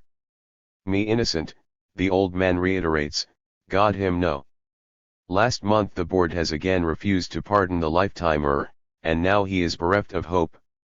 Me have no more money. My children they save, and bring me for pardon, and now no more money. Alec Killen has also been refused by the board at the same session. He is the oldest man in the prison, in point of service, and the most popular lifer. His innocence of murder is one of the traditions of Riverside. In the boat he had rented to a party of picnickers, a woman was found dead. No clue could be discovered, and Alec was sentenced to life, because he could not be forced to divulge the names of the men who had hired his boat. He pauses to tell me the sad news: the authorities have opposed his pardon, demanding that he furnish the information desired by them. He looks sere with confinement, his eyes full of a mute sadness that can find no words. His face is deeply seamed, his features grave, almost immobile. In the long years of our friendship I have never seen Alec laugh. Once or twice he smiled, and his whole being seemed radiant with rare sweetness. He speaks abruptly, with a perceptible effort. Yes, Alec, he is saying, it's true. They refused me. But they pardoned Mac, I retort hotly. He confessed to a cold-blooded murder, and he's only been in 4 years. Good luck, he remarks. How, good luck? Mac's father accidentally struck oil on his farm. Well, what of it? 300 barrels a day. Rich. Got his son a pardon. But on what ground did they dismiss your application? They know you are innocent. District attorney came to me. You're innocent, we know. Tell us who did the murder. I had nothing to tell. Pardon refused. Is there any hope later on, Alec? When the present administration are all dead, perhaps. Slowly he passes on, at the approach of a guard. He walks weakly, with halting step. Old Sammy is back again, his limp heavier, shoulders bent lower. I'm here again, friend Alec, he smiles apologetically. What could I do? The old woman died, and my boys went off somewhere. Farm was sold that I was born in, his voice trembles with emotion. I couldn't find boys, and no one wanted me, and wouldn't give me any work. Go to Pogie 312 they told me. I couldn't, Alec. I've worked all me life, I don't want no charity. I made a bluff, he smiles between tears broke into a store, and here I am. With surprise I recognize Tough Monk among the first-grade men. For years he had been kept in stripes, and constantly punished for bad work in the hosiery department. He was called the laziest man in the prison, not once in 5 years had he accomplished his task. But the new warden transferred him to the construction shop, where Monk was employed at his trade of blacksmith. I hated that damn sock makin', he tells me. I've struck it right now, and the major says I'm the best worker in shop. Wouldn't believe it, would you? Major promised me a 10 spot for the fancy iron work I did for them 'lectric posts in the yard. Says it's artistic, see. That's me all right, it's work I like.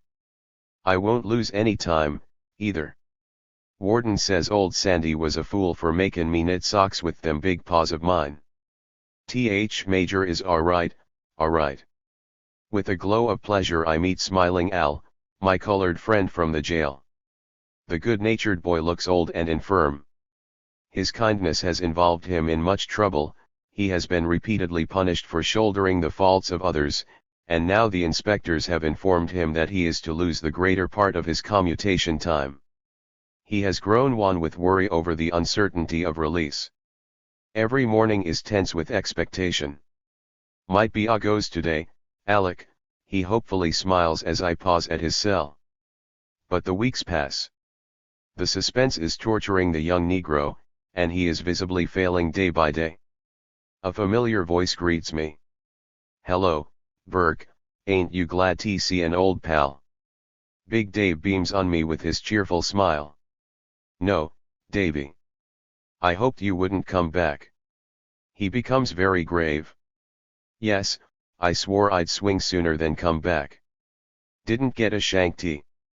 You see, he explains, his tone full of bitterness, I goes to work and gets a job, good job, too, and I keeps way from booze and me pals. But damn bulls was after me. Got me sacked from me job 3 times, and den I knocked one of 'em on head. Damn his soul to hell, wish I'd killed him. Old offender, they says to the judge, and he soaks me for a 7 spot. I was a sucker all right for tryin' to be straight. 4. In the large cage at the center of the block, the men employed about the cell house congregate in their idle moments. The shadows steal silently in and out of the enclosure, watchful of the approach of a guard.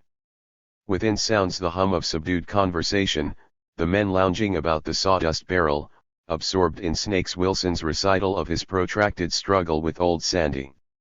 He relates vividly his persistent waking at night, violent stamping on the floor, cries of murder. I see snakes. With admiring glances the young prisoners hang upon the lips of the old criminal, whose perseverance in shamming finally forced the former warden to assign Snakes a special room in the hospital, where his snake-seeing propensities would become dormant, to suffer again violent awakening the moment he would be transferred to a cell. For 10 years the struggle continued, involving numerous clubbings, the dungeon, and the straitjacket, till the warden yielded, and Snakes was permanently established in the comparative freedom of the special room. Little groups stand about the cage, boisterous with the wit of the four-eyed yegg, who styles himself Bill Nye, or excitedly discussing the intricacies of the commutation law, the chances of Pittsburgh winning the baseball pennant the following season, and next Sunday's dinner. With much animation, the rumored resignation of the deputy warden is discussed. The major is gradually weeding out the old gang, it is gossiped. A colonel of the militia is to secure the position of assistant to the warden. This source of conversation is inexhaustible, every detail of local life serving for endless discussion and heated debate.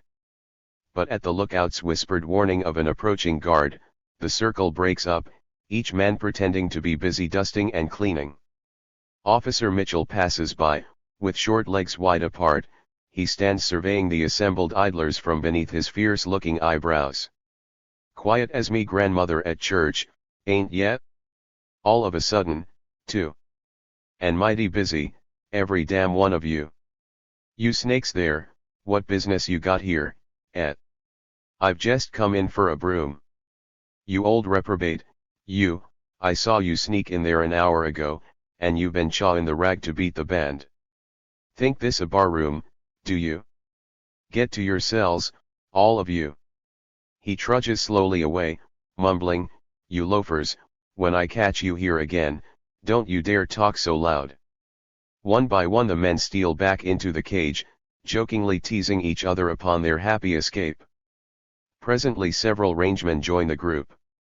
Conversation becomes animated, voices are raised in dispute. But anger subsides, and a hush falls upon the men, as blind Charlie gropes his way along the wall.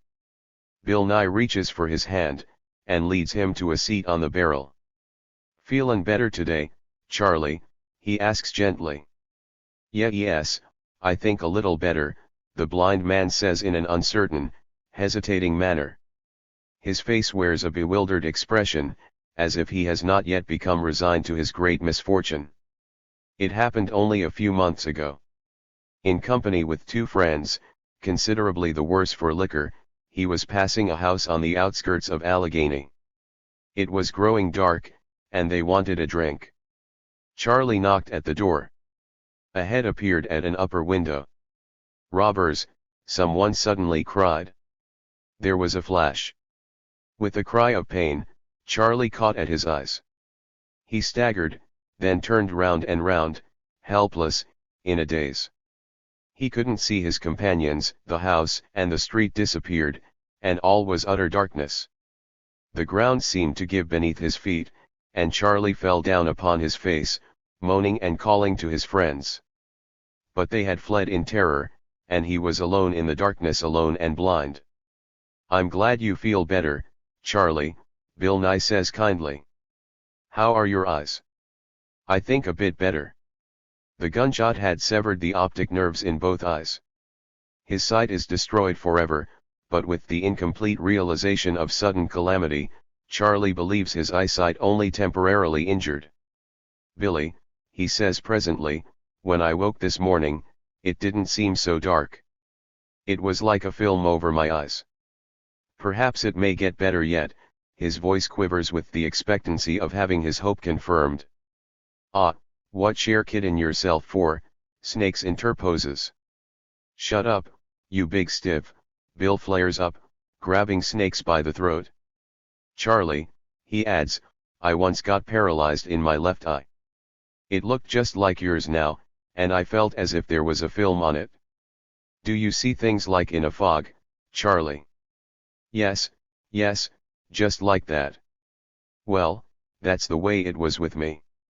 But little by little things got to be lighter, and now the eye is as good as ever." "Is that right, Billy?" Charlie inquires anxiously. "What did you do?" "Well, the doc put things in my eye." "The croaker here is giving you some applications, ain't he?" "Yes, but he says it's for the inflammation." "That's right. That's what the doctors told me. You just take it easy, Charlie, don't worry.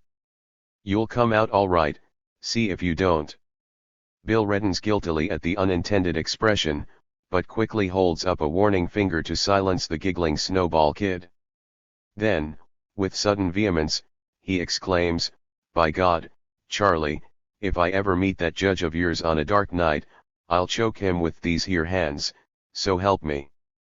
It's a damn shame to send you here in this condition. You should have gone to a hospital, that's what I say.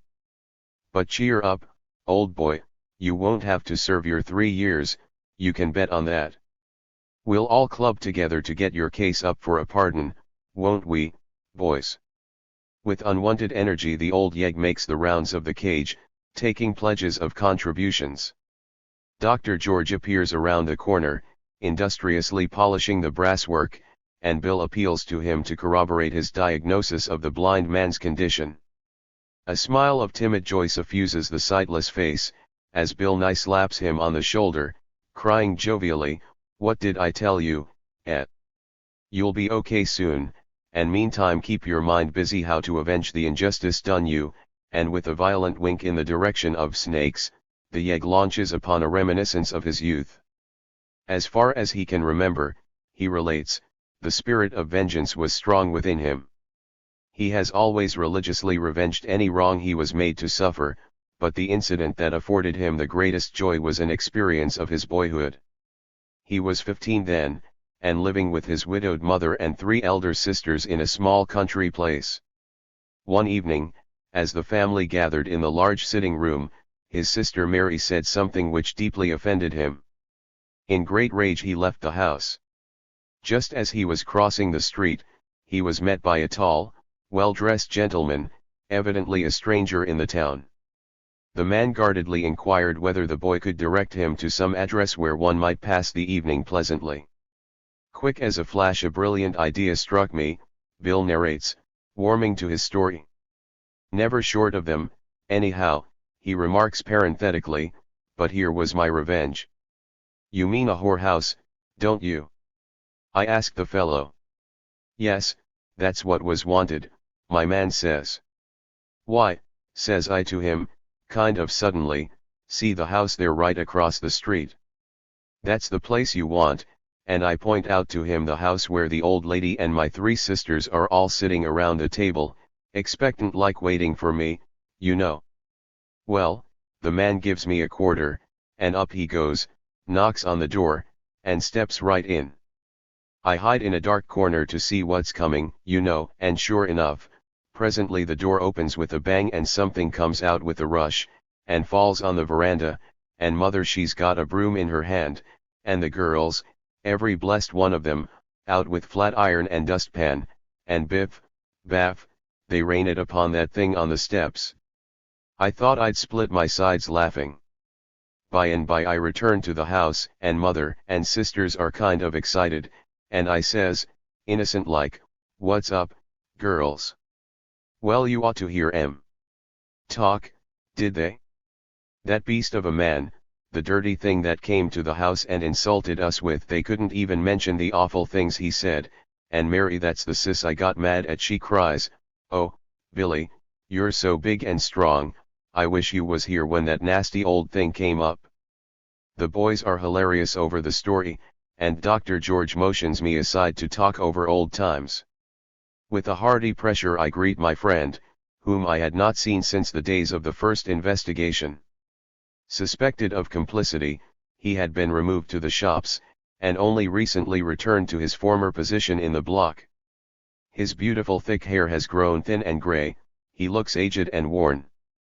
With sadness I notice his tone of bitterness. "They almost killed me, Alec," he says, "if it wasn't for my wife, I'd murder that old warden." Throughout his long confinement, his wife had faithfully stood by him, her unfailing courage and devotion sustaining him in the hours of darkness and despair. "The dear girl," he muses, "I'd be dead if it wasn't for her." But his release is approaching. He has almost served the sentence of 16 years for alleged complicity in the bank robbery at Leechburg, during which the cashier was killed. The other 2 men convicted of the crime have both died in prison. The doctor alone has survived, thanks to the dear girl, he repeats. But the 6 months at the workhouse fill him with apprehension. He has been informed that the place is a veritable inferno, even worse than the penitentiary. However, his wife is faithfully at work, trying to have the workhouse sentence suspended, and full liberty may be at hand. 310 Author's Note, Officer Robert G. Hunter, who committed suicide August 30, 1901, in Clarion, Pennsylvania, where the trial took place. He left a written confession, in which he accused Warden E.S. Wright of forcing him to testify against men whom he knew to be innocent. 311 authors note, the process of whitening stone floors by pulverizing sand into their surfaces. 312 authors note, poorhouse. Chapter Slyine, passing the love of woman. The presence of my old friend is a source of much pleasure. George is an intelligent man, the long years of incarceration have not circumscribed his intellectual horizon. The approach of release is intensifying his interest in the life beyond the gates, and we pass the idle hours conversing over subjects of mutual interest, discussing social theories and problems of the day. He has a broad grasp of affairs, but his temperament and Catholic traditions are antagonistic to the ideas dear to me. Yet his attitude is free from personalities and narrow prejudice, and our talks are conducted along scientific and philosophical lines. The recent death of Liebknecht 313 and the American lecture tour of Peter Kropotkin 314 afford opportunity for the discussion of modern social questions. There are many subjects of mutual interest, and my friend, whose great-grandfather was among the signers of the Declaration, waxes eloquent in denunciation of his country's policy of extermination in the Philippines and the growing imperialistic tendencies of the Republic. 315 A Democrat of the Jeffersonian type, he is virulent against the old warden on account of his favoritism and discrimination. His prison experience, he informs me, has considerably altered the views of democracy he once entertained. Why, Alec, there is no justice, he says vehemently, no, not even in the best democracy. 10 years ago I would have staked my life on the courts. Today I know they are a failure, our whole jurisprudence is wrong. You see, I have been here 9 years. I have met and made friends with hundreds of criminals. Some were pretty desperate, and many of them scoundrels. But I have to meet one yet in whom I couldn't discover some good quality, if he's scratched right. Look at that fellow there, he points to a young prisoner scrubbing an upper range, that's Johnny the hunk. He's in for murder. Now what did the judge and jury know about him? Just this, he was a hard-working boy in the mills. One Saturday he attended a wedding, with a chum of his. They were both drunk when they went out into the street. They were boisterous, and a policeman tried to arrest them. Johnny's chum resisted. The cop must have lost his head, he shot the fellow dead. It was right near Johnny's home, and he ran in and got a pistol, and killed the policeman. Must have been crazy with drink. Well, they were going to hang him, but he was only a kid, hardly 16. They gave him 15 years. Now he's all in, they've just ruined the boy's life. And what kind of a boy is he, do you know? Guess what he did? It was only a few months ago. Some screw told him that the widow of the cop he shot is hard up, she has 3 children, and takes in washing. Do you know what Johnny did? He went around among the cons, and got together $50 on the fancy paperwork he is making, he's an artist at it. He sent the woman the money, and begged her to forgive him. Is that true, doctor? Every word. I went to Milligan's office on some business, and the boy had just sent the money to the woman. The chaplain was so much moved by it, he told me the whole story. But wait, that isn't all. You know what that woman did? What? She wrote to Johnny that he was a dirty murderer, and that if he ever goes up for a pardon, she will oppose it. She didn't want anything to do with him, she wrote. But she kept the money. How did Johnny take it? It's really wonderful about human nature. The boy cried over the letter, and told the chaplain that he wouldn't write to her again. But every minute he can spare he works on that fancy work, and every month he sends her money. That's the criminal the judge sentenced to 15 years in this hell. My friend is firmly convinced that the law is entirely impotent to deal with our social ills. Why, look at the courts, he exclaims, they don't concern themselves with crime. They merely punish the criminal, absolutely indifferent to his antecedents and environment, and the predisposing causes. But, George, I rejoin, it is the economic system of exploitation, the dependence upon a master for your livelihood, want and the fear of want, which are responsible for most crimes. Only partly so, Alec. If it wasn't for the corruption in our public life, and the commercial scourge that holds everything for sale, and the spirit of materialism which has cheapened human life, there would not be so much violence and crime, even under what you call the capitalist system. At any rate, there is no doubt the law is an absolute failure in dealing with crime. The criminal belongs to the sphere of therapeutics. Give him to the doctor instead of the jailer. You mean, George, that the criminal is to be considered a product of anthropological and physical factors. But don't you see that you must also examine society, to determine to what extent social conditions are responsible for criminal actions? And if that were done, I believe most crimes would be found to be misdirected energy, misdirected because of false standards, wrong environment, and unenlightened self-interest. Well, I haven't given much thought to that phase of the question. But aside of social conditions, see what a botch the penal institutions are making of it. For one thing, the promiscuous mingling of young and old, without regard to relative depravity and criminality, is converting prisons into veritable schools of crime and vice. The blackjack and the dungeon are surely not the proper means of reclamation, no matter what the social causes of crime. Restraint and penal methods can't reform. The very idea of punishment precludes betterment.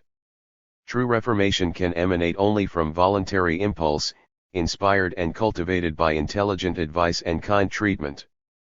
But reformation which is the result of fear, lacks the very essentials of its object, and will vanish like smoke the moment fear abates. And you know, Alec, the reformatories are even worse than the prisons. Look at the fellows here from the various reform schools. Why, it's a disgrace. The boys who come from the outside are decent fellows. But those kids from the reformatories, 1/3 of the cons here have graduated there. They are terrible. You can spot them by looking at them. They are worse than street prostitutes. My friend is very bitter against the prison element variously known as the girls, Sallies, and punks, who for gain traffic in sexual gratification. But he takes a broad view of the moral aspect of homosexuality. His denunciation is against the commerce in carnal desires. As a medical man, and a student, he is deeply interested in the manifestations of suppressed sex. He speaks with profound sympathy of the brilliant English man of letters, whom the world of cant and stupidity has driven to prison and to death because his sex life did not conform to the accepted standards. 316 In detail, my friend traces the various phases of his psychic development since his imprisonment, and I warm toward him with a sense of intense humanity, as he reveals the intimate emotions of his being. A general medical practitioner, he had not come in personal contact with cases of homosexuality. He had heard of pederasty, but like the majority of his colleagues, he had neither understanding for nor sympathy with the sex practices he considered abnormal and vicious. In prison he was horrified at the perversion that frequently came under his observation. For 2 years the very thought of such matters filled him with disgust. He even refused to speak to the men and boys known to be homosexual, unconditionally condemning them with my prejudices rather than my reason, he remarks. But the forces of suppression were at work. Now, this is in confidence, Alec, he cautions me. I know you will understand. Probably you yourself have experienced the same thing. I'm glad I can talk to someone about it. The other fellows here wouldn't understand it. It makes me sick to see how they all grow indignant over a fellow who is caught. And the officers, too, though you know as well as I that quite a number of them are addicted to these practices. Well, I'll tell you. I suppose it's the same story with everyone here, especially the long-timers. I was terribly dejected and hopeless when I came. 16 years I didn't believe for a moment I could live through it. I was abusing myself pretty badly. Still, after a while, when I got work and began to take an interest in this life, I got over it. But as time went, the sex instinct awakened. I was young, about 25, strong and healthy. Sometimes I thought I'd get crazy with passion. You remember when we were selling together on that upper range, on R, you were in the stocking shop then, weren't you? Don't you remember? Of course I remember, George. You were in the cell next mine. We could see out on the river. It was in the summer, we could hear the excursion boats, and the girls singing and dancing. That, too, helped to turn me back to onanism. I really believe the whole blessed range used to indulge then. Think of the precious material fed to the fishes, he smiles, the privies, you know, empty into the river. Some geniuses may have been lost to the world in those orgies. Yes, orgies, that's just what they were. As a matter of fact, I don't believe there is a single man in the prison who doesn't abuse himself, at one time or another. If there is, he's a mighty exception. I have known some men to masturbate 4 and 5 times a day. Kept it up for months, too. Yes, and they either get the con, or go bugs. As a medical man, I think that self-abuse, if practiced no more frequently than ordinary coition, would be no more injurious than the latter. But it can't be done. It grows on you terribly. And the second stage is more dangerous than the first. What do you call the second? Well, the first is the dejection stage. Hopeless and despondent, you seek forgetfulness in onanism. You don't care what happens. It's what I might call mechanical self-abuse, not induced by actual sex desire. This stage passes with your dejection, as soon as you begin to take an interest in the new life, as all of us are forced to do, before long. The second stage is the psychic and mental. It is not the result of dejection. With the gradual adaptation to the new conditions, a comparatively normal life begins, manifesting sexual desires. At this stage your self-abuse is induced by actual need.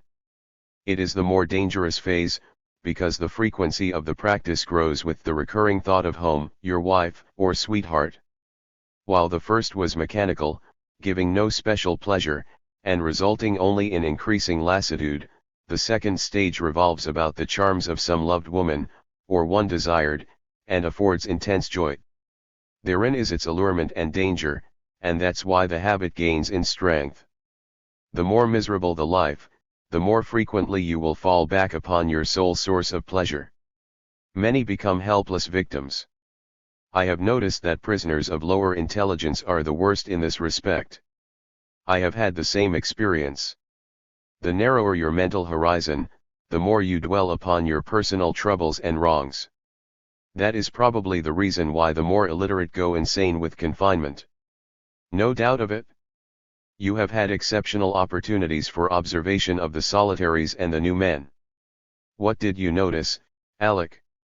Well, in some respects the existence of a prisoner is like the life of a factory worker. As a rule, men used to outdoor life suffer most from solitary. They are less able to adapt themselves to the close quarters, and the foul air quickly attacks their lungs. Besides, those who have no interests beyond their personal life, soon become victims of insanity. I've always advised new men to interest themselves in some study or fancy work. It's their only salvation. If you yourself have survived, it's because you lived in your theories and ideals, I'm sure of it. And I continued my medical studies, and sought to absorb myself in scientific subjects. For a moment George pauses. The veins of his forehead protrude, as if he is undergoing a severe mental struggle. Presently he says, Alec, I'm going to speak very frankly to you. I'm much interested in the subject. I'll give you my intimate experiences, and I want you to be just as frank with me. I think it's one of the most important things, and I want to learn all I can about it. Very little is known about it, and much less understood. About what, George? About homosexuality. I have spoken of the second phase of onanism. With a strong effort I overcame it. Not entirely, of course. But I have succeeded in regulating the practice, indulging in it at certain intervals. But as the months and years passed, my emotions manifested themselves. It was like a psychic awakening. The desire to love something was strong upon me. Once I caught a little mouse in my cell, and tamed it a bit. It would eat out of my hand, and come around at meal times, and by it would stay all evening to play with me.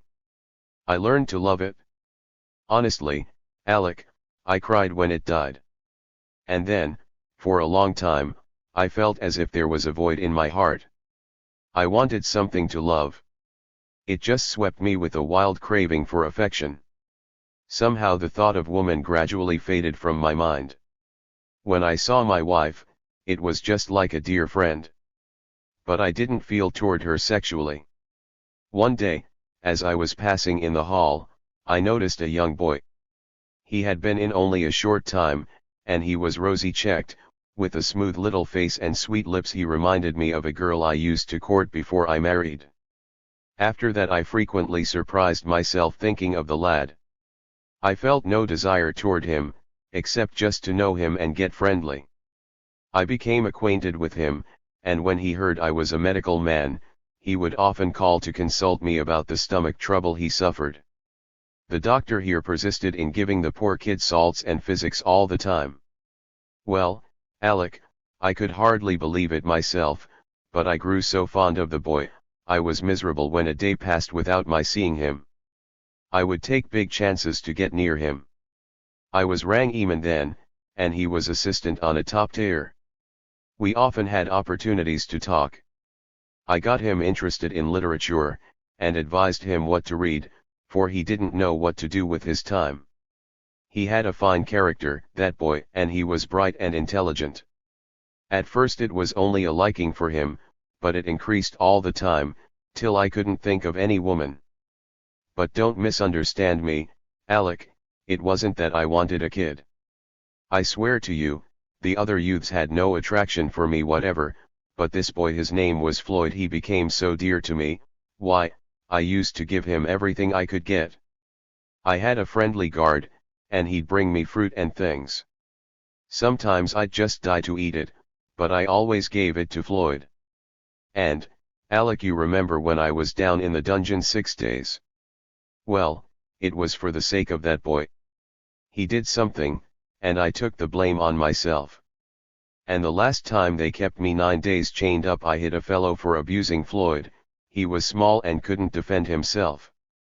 I did not realize it at the time, Alec, but I know now that I was simply in love with the boy, wildly, madly in love. It came very gradually. For 2 years I loved him without the least taint of sex desire. It was the purest affection I ever felt in my life. It was all absorbing, and I would have sacrificed my life for him if he had asked it. But by degrees the psychic stage began to manifest all the expressions of love between the opposite sexes. I remember the first time he kissed me. It was early in the morning, only the rangemen were out, and I stole up to his cell to give him a delicacy. He put both hands between the bars, and pressed his lips to mine. Alec, I tell you, never in my life had I experienced such bliss as at that moment. It's 5 years ago, but it thrills me every time I think of it. It came suddenly, I didn't expect it. It was entirely spontaneous, our eyes met, and it seemed as if something drew us together. He told me he was very fond of me. From then on we became lovers. I used to neglect my work, and risk great danger to get a chance to kiss and embrace him. I grew terribly jealous, too, though I had no cause. I passed through every phase of a passionate love. With this difference, though, I felt a touch of the old disgust at the thought of actual sex contact. That I didn't do. It seemed to me a desecration of the boy, and of my love for him.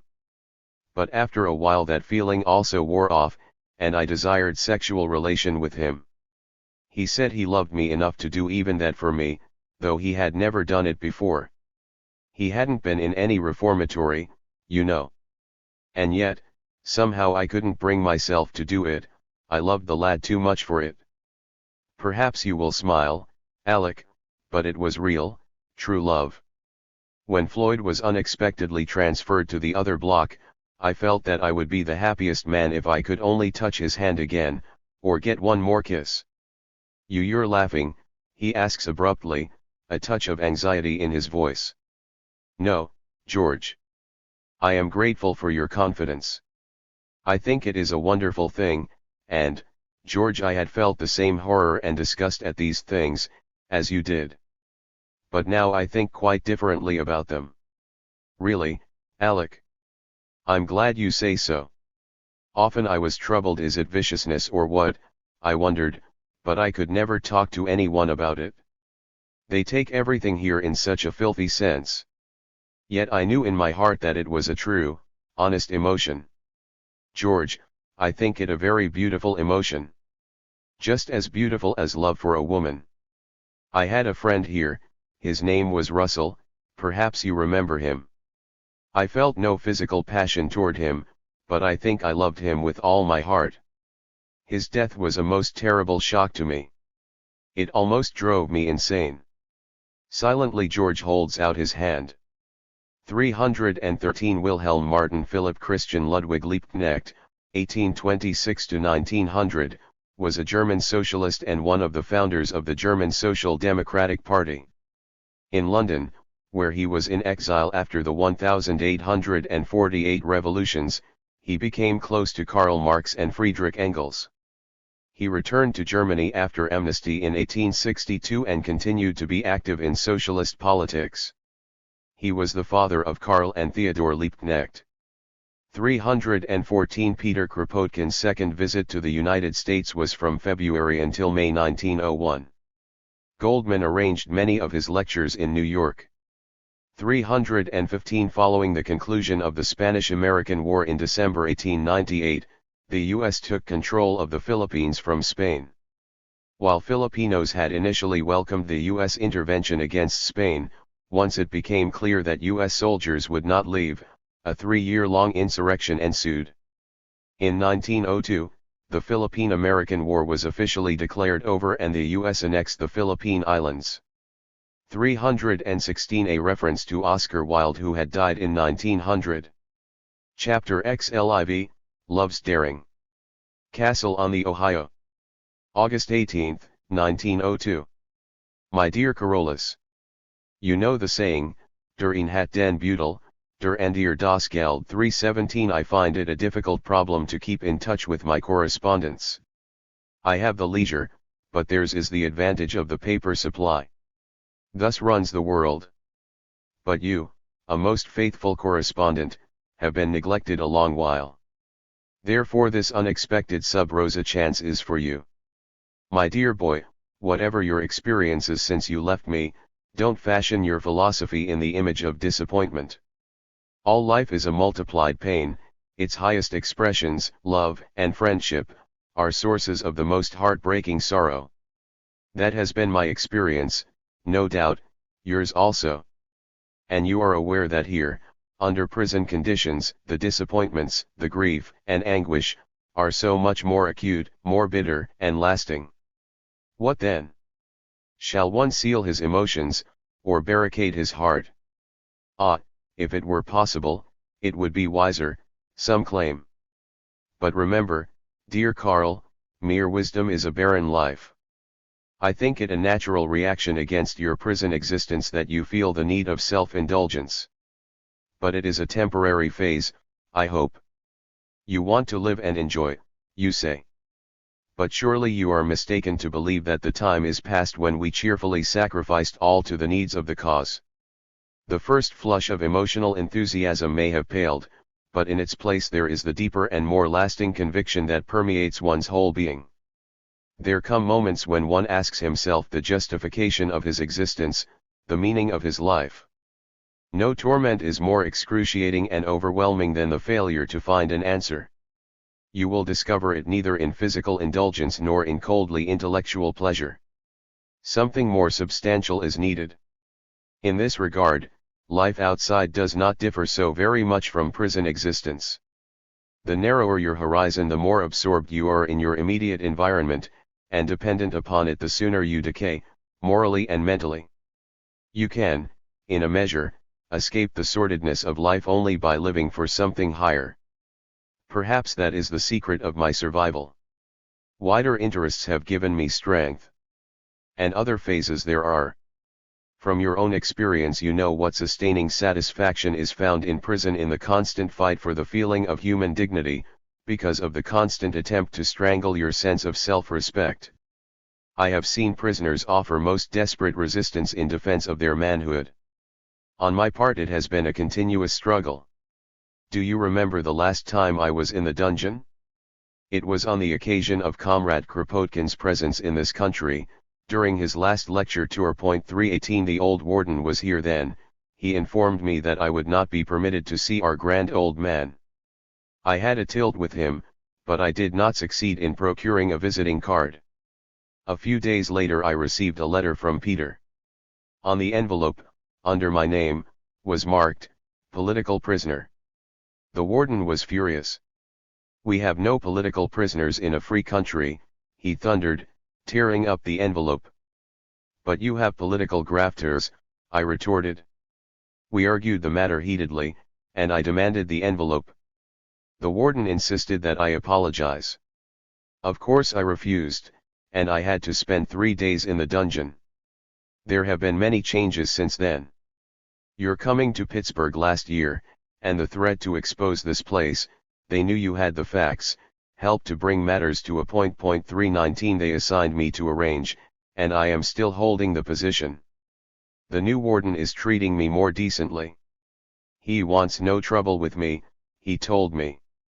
But he has proved a great disappointment. He started in with promising reforms, but gradually he has fallen into the old ways. In some respects his regime is even worse than the previous one. He has introduced a system of economy which barely affords us sufficient food. The dungeon and basket, which he had at first abolished, are in operation again, and the discipline is daily becoming more drastic. The result is more brutality and clubbings, more fights and cutting affairs, and general discontent. The new management cannot plead ignorance. For the last 4th of July the men gave a demonstration of the effects of humane treatment. The warden had assembled the inmates in the chapel, promising to let them pass the day in the yard, on condition of good behavior. The inspectors and the old guards advised against it, arguing the great risk of such a proceeding. But the major decided to try the experiment. He put the men on their honor, and turned them loose in the yard. He was not disappointed. The day passed beautifully, without the least mishap. There was not even a single report. We began to breathe easier, when presently the whole system was reversed. It was partly due to the influence of the old officers upon the warden, and the latter completely lost his head when a trustee made his escape from the hospital. It seems to have terrorized the warden into abandoning all reforms. He has also been censured by the inspectors because of the reduced profits from the industries. Now the tasks have been increased, and even the sick and consumptives are forced to work. The labor bodies of the state have been protesting in vain.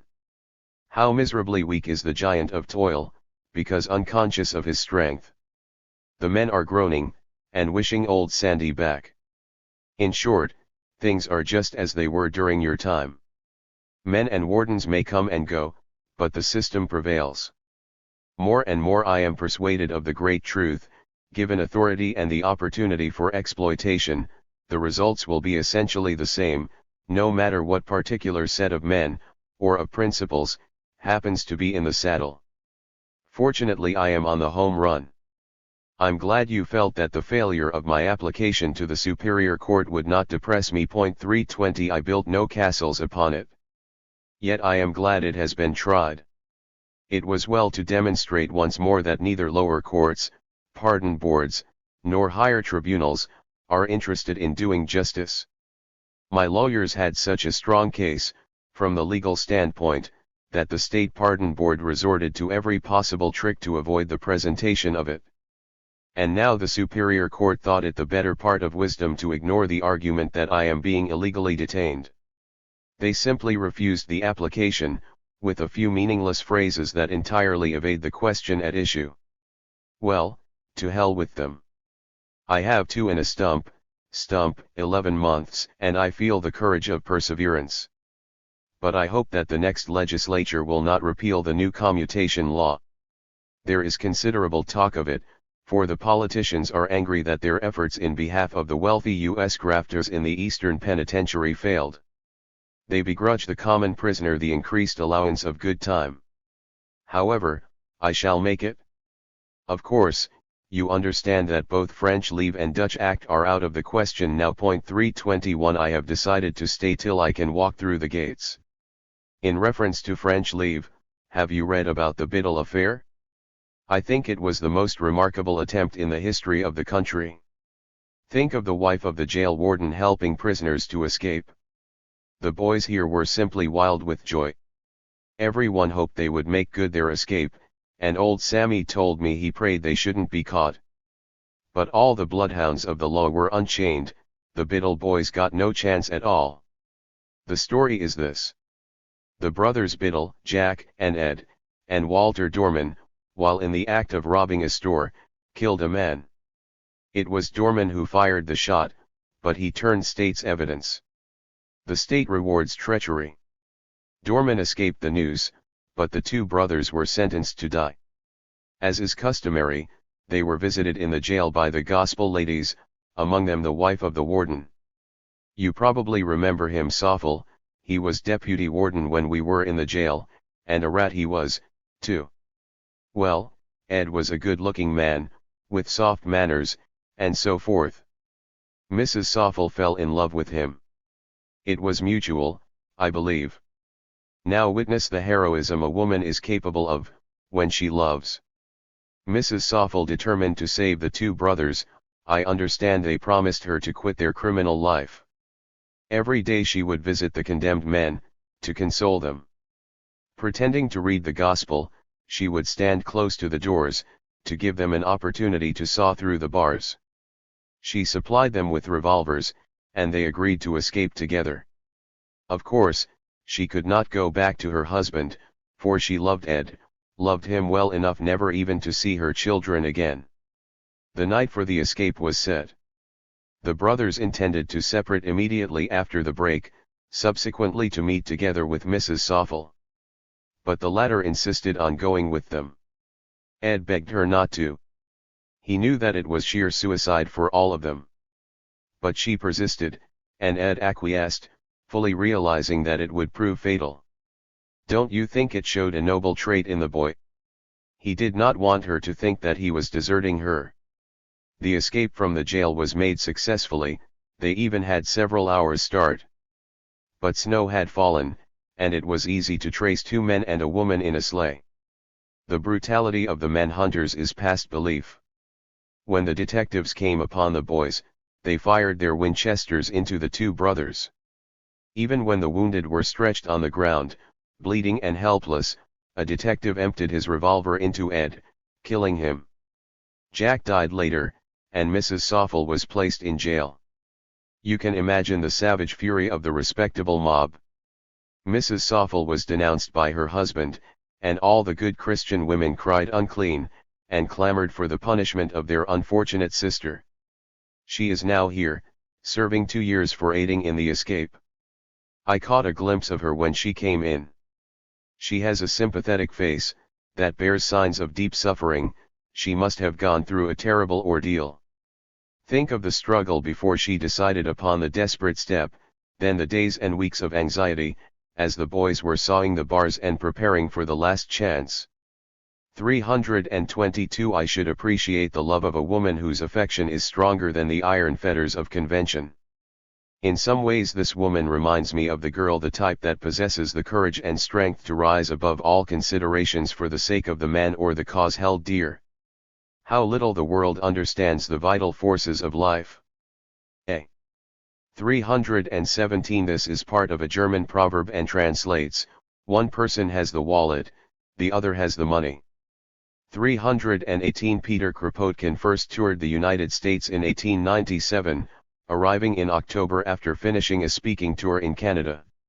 He met many U.S. anarchists on this tour and used the revenue from some of his talks to support the anarchist presses there. He attempted to visit Berkman in the Western Penitentiary, but his request for a visit was refused. 319 According to newspaper accounts at the time of Nolde's arrest following Cholga's shooting of McKinley, Nolde had returned to East Pittsburgh under the name C. Norman. 320 On November 18, 1901, Berkman had applied to the Pittsburgh Superior Court for release, arguing that the lesser weapons and firearms charges should have been merged under the larger felonious assault charge. His lawyer argued that he therefore should have been sentenced to 10 years, not 22 years, and following the passage of the commutation law, his time in prison should end in December 1901. His application was not successful. 321 French leave is slang for escape, and Dutch axe slang for suicide. 322 Kate Soffel, 1867–1909, served a 2-year sentence at the Western State Penitentiary for her role in the escape attempt. She died in 1909 of typhoid fever. In 1984, this case was made into the film Mrs. Soffel starring Diane Keaton and Mel Gibson. Chapter XLV, The Bloom of the Barren Staff. It is September the 19th. The cell house is silent and grey in the afternoon dusk. In the yard the rain walks with long strides, hastening in the dim twilight, hastening whither the shadows have gone. I stand at the door, in reverie. In the somber light, I see myself let through the gate yonder. It was 10 years ago this day.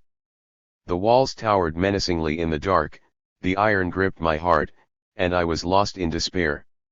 I should not have believed then that I could survive the long years of misery and pain. But the nimble feet of the rain patter hopefully, its tears dissipate the clouds, and bring light, and soon I shall step into the sunshine, and come forth grown and matured, as the world must have grown in the struggle of suffering. Fresh fish, a rangeman announces, pointing to the long line of striped men, trudging dejectedly across the yard, and stumbling against each other in the unaccustomed lockstep. The door opens, and Alec Killen, the lifetimer, motions to me. He walks with measured, even step along the hall. Rangeman Cuz and Harry, my young assistant, stealthily crowd with him into my cell. The air of mystery about them arouses my apprehension. "What's the matter, boys?" I ask. They hesitate and glance at each other, smiling diffidently. "You speak, Killen," Harry whispers. The lifetimer carefully unwraps a little package, and I become aware of the sweet scent of flowers perfuming the cell. The old prisoner stammers in confusion, as he presents me with the rose, big and red. "We swiped it in the greenhouse," he says. "For you, Alec," Harry adds. "For your 10th anniversary," corrects Cuz. "Good luck to you, Alec." Mutely they grip my hand, and steal out of the cell. In solitude I muse over the touching remembrance. These men, they are the shame society hides within the grey walls. These, and others like them. Daily they come to be buried alive in this grave, all through the long years they have been coming, and the end is not yet. Robbed of joy and life, their being is discounted in the economy of existence. And all the while the world has been advancing, it is said, science and philosophy, art and letters, have made great strides. But wherein is the improvement that augments misery and crowds the prisons? The discovery of the X-ray will further scientific research, I am told. But where is the X-ray of social insight that will discover in human understanding and mutual aid the elements of true progress? Deceptive is the advance that involves the ruthless sacrifice of peace and health and life, superficial and unstable the civilization that rests upon the treacherous sands of strife and warfare. The progress of science and industry, far from promoting man's happiness and social harmony, merely accentuates discontent and sharpens the contrasts. The knowledge gained at so much cost of suffering and sacrifice bears bitter fruit, for lack of wisdom to apply the lessons learned.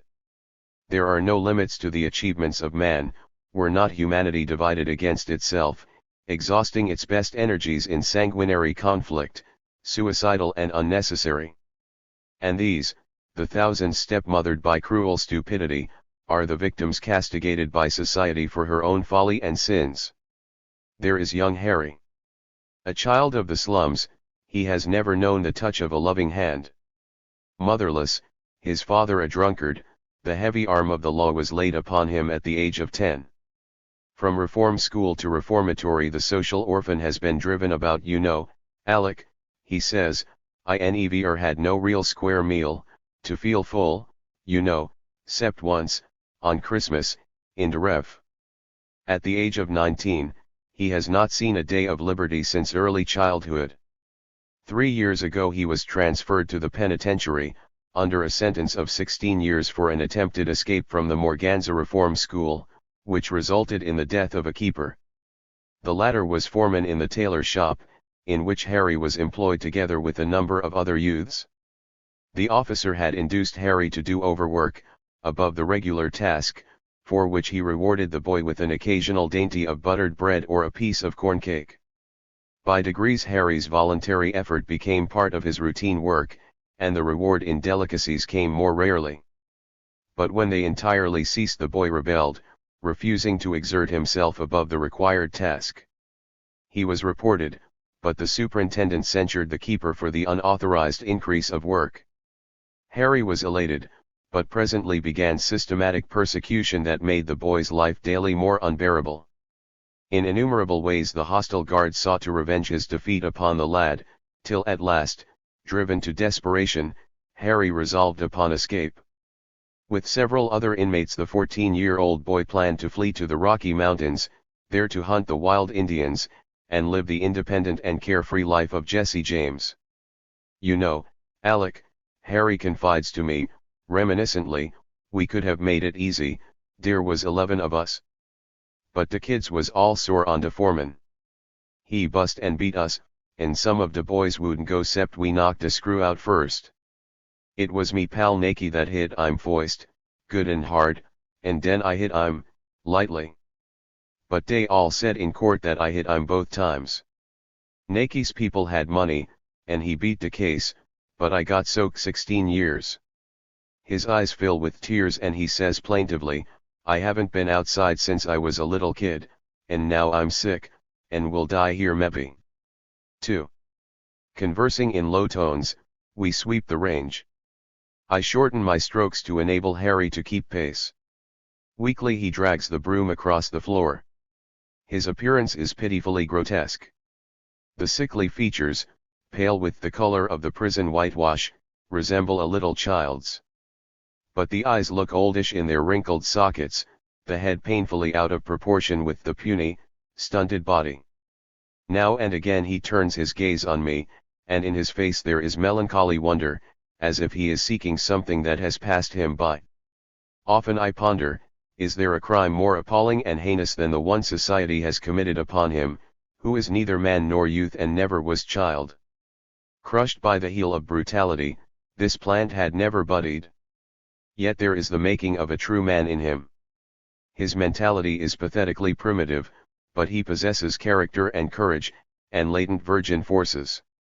His emotional frankness borders on the incredible, he is unmoral and unsocial, as a field daisy might be, surrounded by giant trees, yet timidly tenacious of its own being. It distresses me to witness the yearning that comes into his eyes at the mention of the outside. Often he asks, tell me, Alec, how does it feel to walk on the street, to know that you're free to go where you damn please, with no screw to follow you?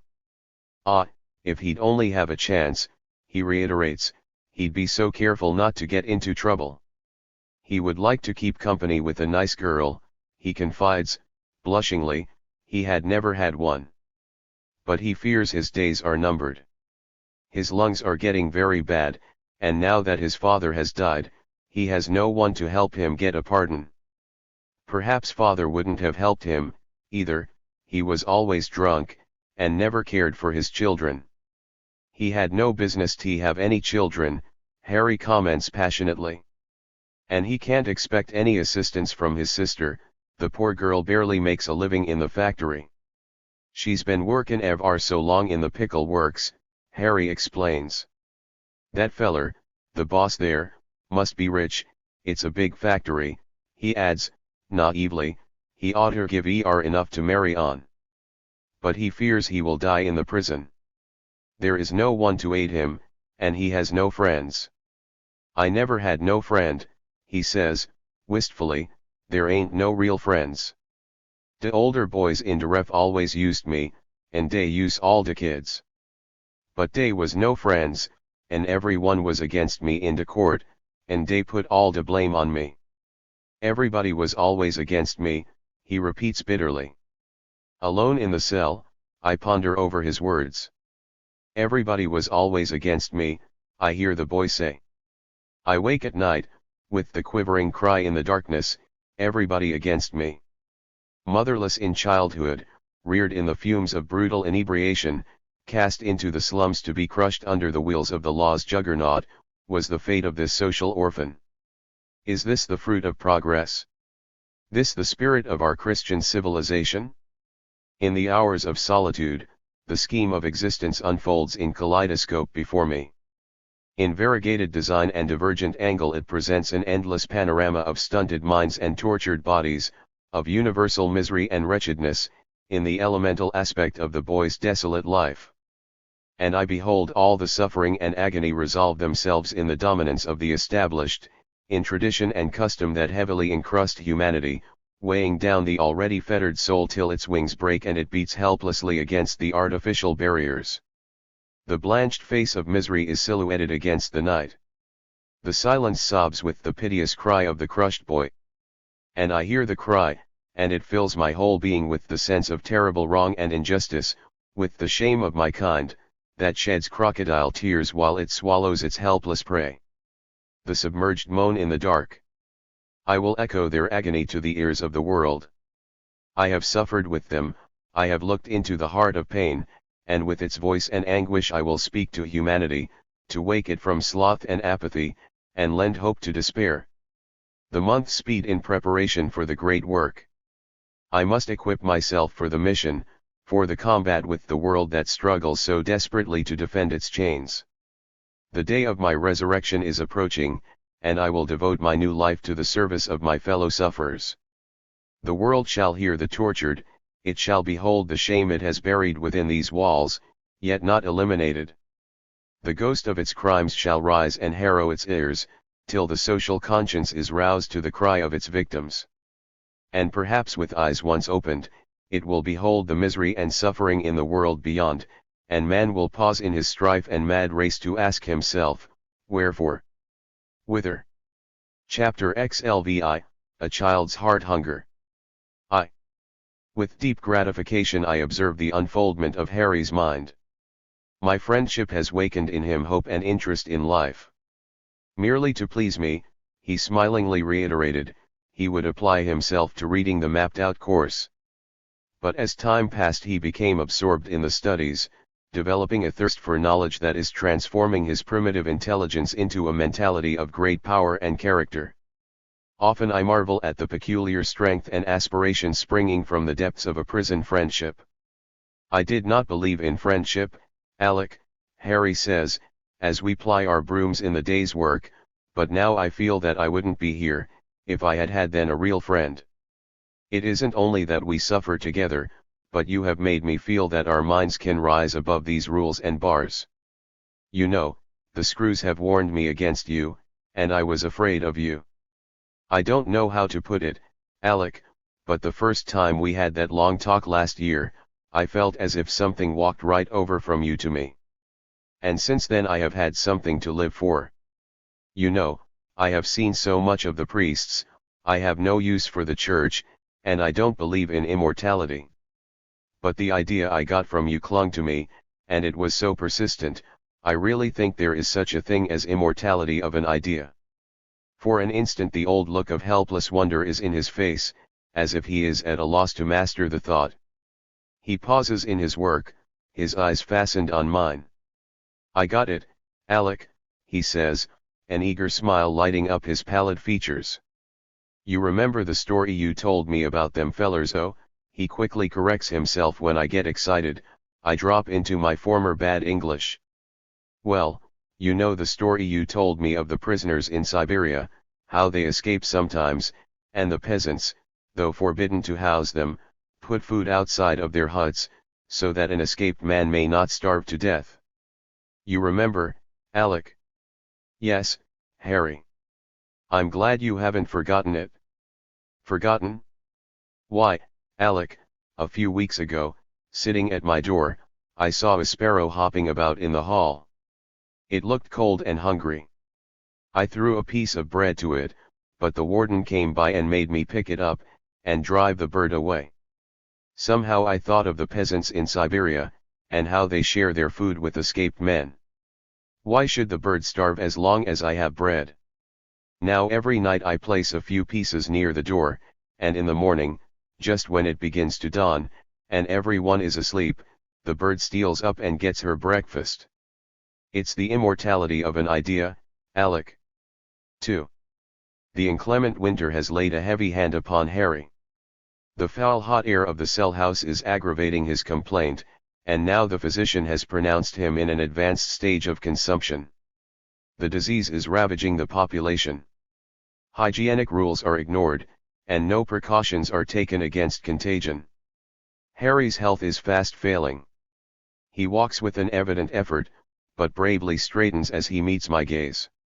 I feel quite strong, Alec, he says. I don't believe it's the con. It's just a bad cold. He clings tenaciously to the slender hope, but now and then the cunning of suspicion tests my faith. Pretending to wash his hands, he asks, "Can I use your towel, Alec? Sure you're not afraid?"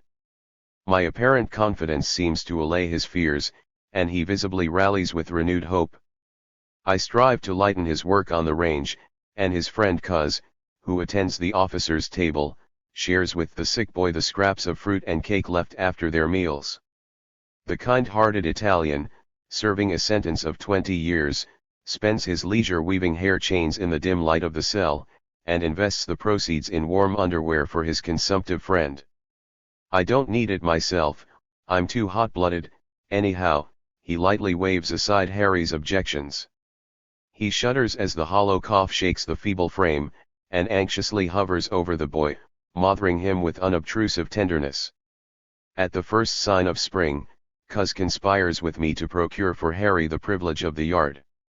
The consumptives are deprived of air, immured in the shop or block, and in the evening locked in the cells. In view of my long service and the shortness of my remaining time, the inspectors have promised me 15 minutes exercise in the yard. I have not touched the soil since the discovery of the tunnel, in July 1900, almost 4 years ago. But Harry is in greater need of fresh air, and perhaps we shall be able to procure the privilege for him, instead. His health would improve, and in the meantime we will bring his case before the pardon board.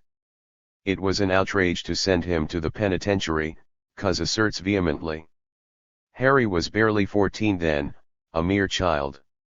Think of a judge who will give such a kid 16 years. Why, it means death. But what can you expect? Remember the little boy who was sent here? It was somewhere around 97. He was just 12 years old, and he didn't look more than 10. They brought him here in knickerbockers, and the fellows had to bend over double to keep in lockstep with him. He looked just like a baby in the line. The first pair of long pants he ever put on was stripes, and he was so frightened, he'd stand at the door and cry all the time. Well, they got ashamed of themselves after a while, and sent him away to some reformatory, but he spent about 6 months here then. Oh, what's the use talking, Cuz concludes hopelessly, it's a rotten world all right. But maybe we can get Harry a pardon. Honest, Alec, I feel as if he's my own child. We've been friends since the day he came in, and he's a good boy, only he never had a chance. Make a list, Alec. I'll ask the chaplain how much I've got in the office. I think it's $22 or maybe $23. It's all for Harry. The spring warms into summer before the dime and quarter donations total the amount required by the attorney to carry Harry's case to the pardon board. But the sick boy is missing from the range. For weeks his dry, hacking cough resounded in the night, keeping the men awake, till at last the doctor ordered him transferred to the hospital. His place on the range has been taken by Big Swede, a tall, sallow-faced man who shuffles along the hall, moaning in pain. The passing guards mimic him, and poke him jocularly in the ribs. "Hey, you! Get a move on, and quit your shammin'." He starts in a fright, pressing both hands against his side. He shrinks at the officer's touch. "You fakir, we're next to you, all right." An uncomprehending, sickly smile spreads over the seer face, as he murmurs plaintively, "Yees, sir, me seek, very seek. Chapter slay I, chum. I." The able-bodied men have been withdrawn to the shops, and only the old and decrepit remain in the cell house. But even the light duties of assistant prove too difficult for the Swede. The guards insist that he is shamming. Every night he is placed in a straitjacket, and gagged to stifle his groans. I protest against the mistreatment, and am cited to the office.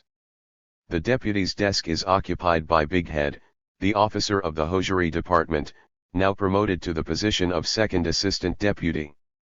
He greets me with a malicious grin. "I knew you wouldn't behave," he chuckles, "know you too damn well from the stockin' shop." The gigantic colonel, the new deputy 323, loose-jointed and broad, strolls in with long, swinging step. He glances over the report against me. "Is that all?" he inquires of the guard, in cold, impassive voice. "Yes, sir." "Go back to your work, Berkman." But in the afternoon, Officer Big Head struts into the cell house, in charge of the barber gang. As I take my turn in the first chair, the guard hastens toward me. "Get out of that chair," he commands. "It ain't your turn. You take that chair," pointing toward the second barber, a former boiler-maker, dreaded by the men as a butcher. "It is my turn in this chair," I reply, keeping my seat. "Dat so, Mr. Officer," the Negro barber chimes in. "Shut up," the officer bellows. "Will you get out of that chair?" He advances toward me threateningly. "I won't," I retort, looking him squarely in the eye. Suppressed giggling passes along the waiting line. The keeper turns purple, and strides toward the office to report me. 2. "This is awful, Alec.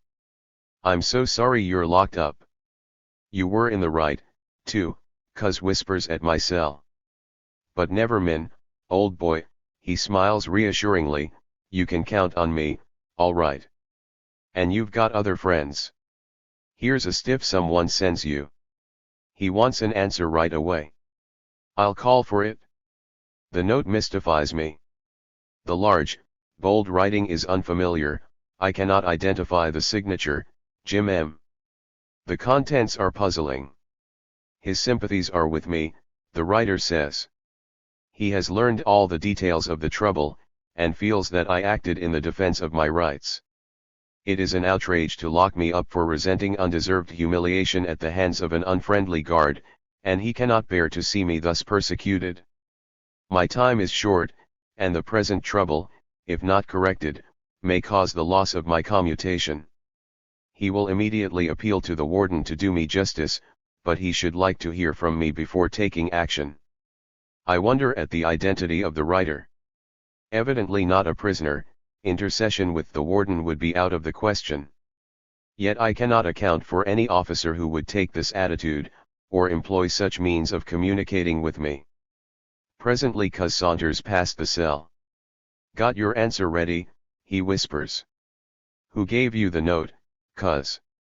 "I don't know if I should tell you." "Of course you must tell me."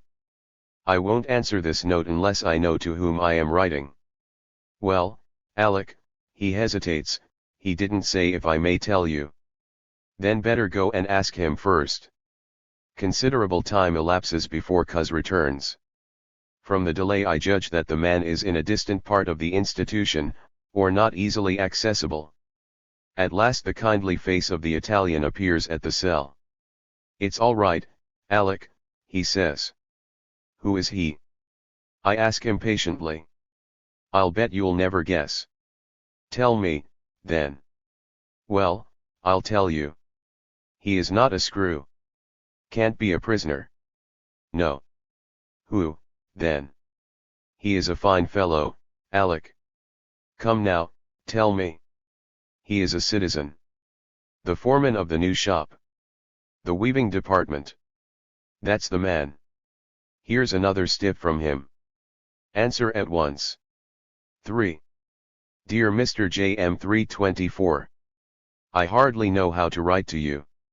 It is the most remarkable thing that has happened to me in all the years of my confinement. To think that you, a perfect stranger and not a prisoner, at that should offer to intercede in my behalf because you feel that an injustice has been done. It is almost incredible, but Cuz has informed me that you are determined to see the warden in this matter. I assure you I appreciate your sense of justice more than I can express it. But I most urgently request you not to carry out your plan. With the best of intentions, your intercession will prove disastrous, to yourself as well as to me. A shop foreman, you are not supposed to know what is happening in the block. The warden is a martinet, and extremely vain of his authority. He will resent your interference. I don't know who you are, but your indignation at what you believe in injustice characterizes you as a man of principle, and you are evidently inclined to be friendly toward me.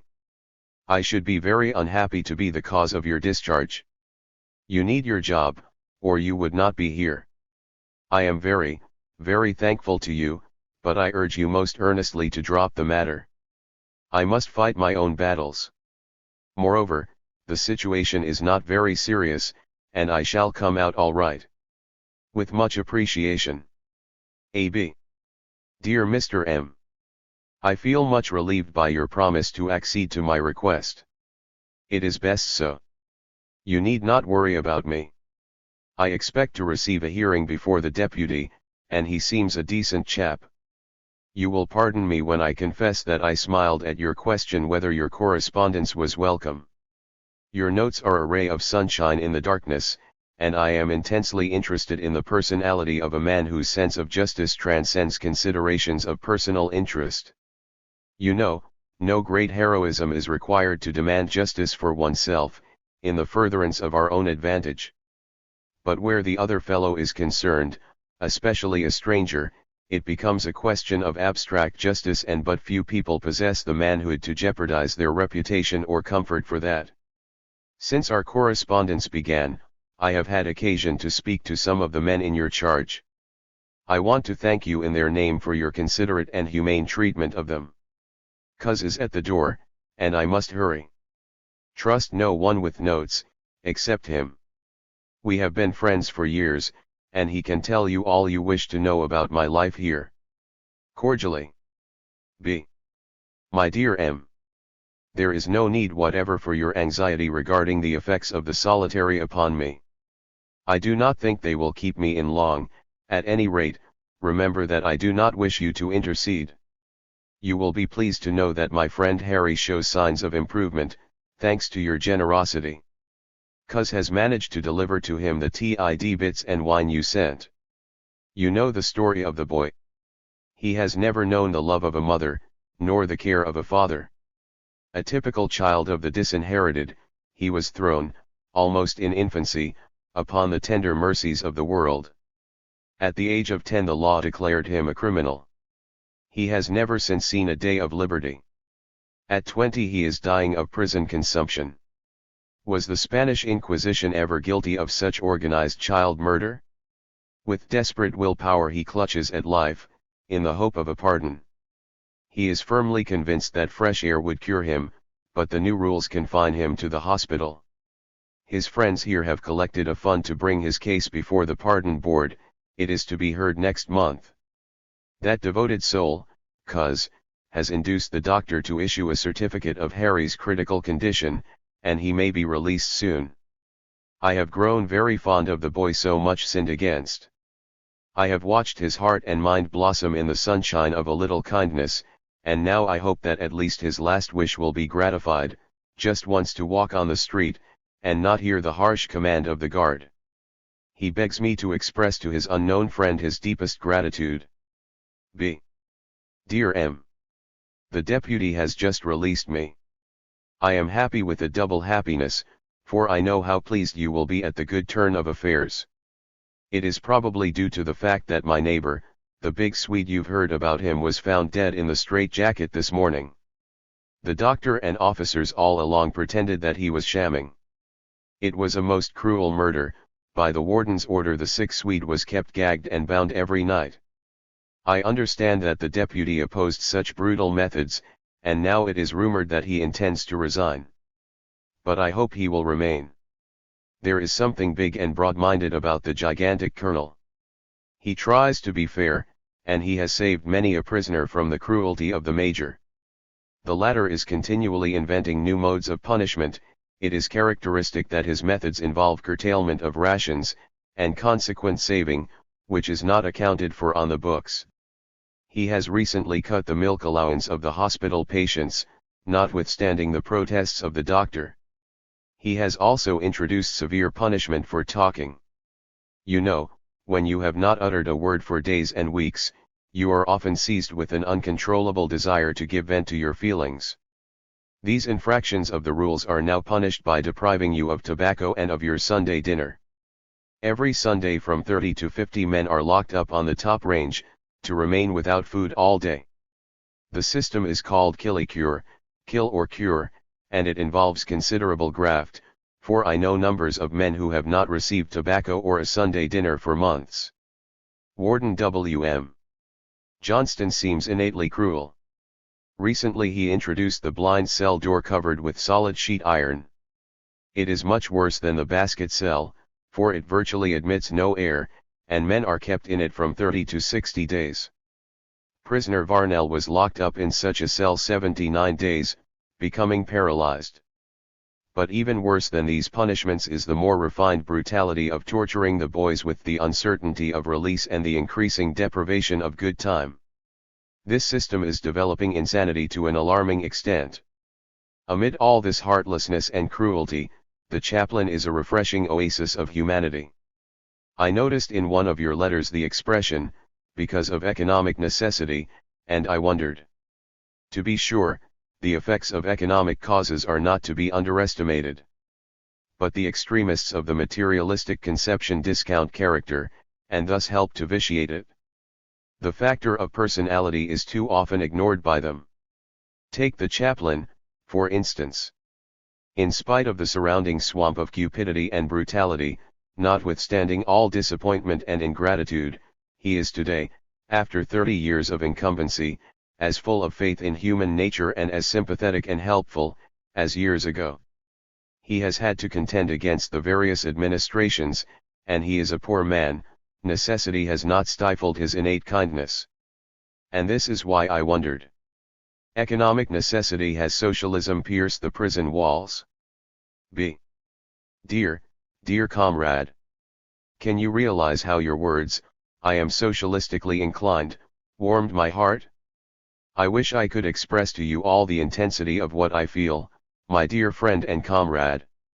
To have so unexpectedly found both in you, unutterably lightens this miserable existence. What matter that you do not entirely share my views? We are comrades in the common cause of human emancipation. It was indeed well worth while getting in trouble to have found you, dear friend. Surely I have good cause to be content, even happy. Your friendship is a source of great strength, and I feel equal to struggling through the 10 months, encouraged and inspired by your comradeship and devotion. Every evening I cross the date off my calendar, joyous with the thought that I am a day nearer the precious moment when I shall turn my back upon these walls, to join my friends in the great work, and to meet you, dear chum, face to face, to grip your hand and salute you, my friend and comrade. Most fraternally. Alex. Chapter 8, Last Days. On the Home Stretch. Sub Rosa, April 15, 1905. My dear girl. The last spring is here, and a song is in my heart. Only 3 more months, and I shall have settled accounts with Father Penn. There is the year in the workhouse, of course, and that prison, I am told, is even a worse hell than this one. But I feel strong with the suffering that is past, and perhaps even more so with the wonderful jewel I have found. The man I mentioned in former letters has proved a most beautiful soul and sincere friend. In every possible way he has been trying to make my existence more endurable. With what little he may, he says, he wants to make amends for the injustice and brutality of society. He is a socialist, with a broad outlook upon life. Our lengthy discussions, per notes, afford me many moments of pleasure and joy. It is chiefly to his exertions that I shall owe my commutation time. The sentiment of the inspectors was not favorable. I believe it was intended to deprive me of 2 years' good time. Think what it would mean to us. But my friend, my dear chum, as I affectionately call him, has quietly but persistently been at work, with the result that the inspectors have seen the light. It is now definite that I shall be released in July. The date is still uncertain. I can barely realize that I am soon to leave this place. The anxiety and restlessness of the last month would be almost unbearable, but for the soothing presence of my devoted friend. I hope some day you will meet him, perhaps even soon, for he is not of the quality that can long remain a helpless witness of the torture of men. He wants to work in the broader field, where he may join hands with those who strive to reconstruct the conditions that are bulwarked with prison bars. But while necessity forces him to remain here, his character is in evidence. He devotes his time and means to lightening the burden of the prisoners. His generous interest kept my sick friend Harry alive, in the hope of a pardon. You will be saddened to hear that the board refused to release him, on the ground that he was not sufficiently ill. The poor boy, who had never been out of sight of a guard since he was a child of 10, died a week after the pardon was refused. But though my chum could not give freedom to Harry, he was instrumental in saving another young life from the hands of the hangman. It was the case of young Paul, typical of prison as the nursery of crime. The youth was forced to work alongside of a man who persecuted and abused him because he resented improper advances. Repeatedly Paul begged the warden to transfer him to another department, but his appeals were ignored. The two prisoners worked in the bakery.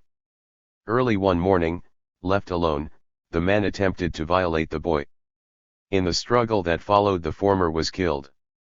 The prison management was determined to hang the lad, in the interests of discipline. The officers openly avowed they would fix his clock. Permission for a collection, to engage an attorney for Paul, was refused.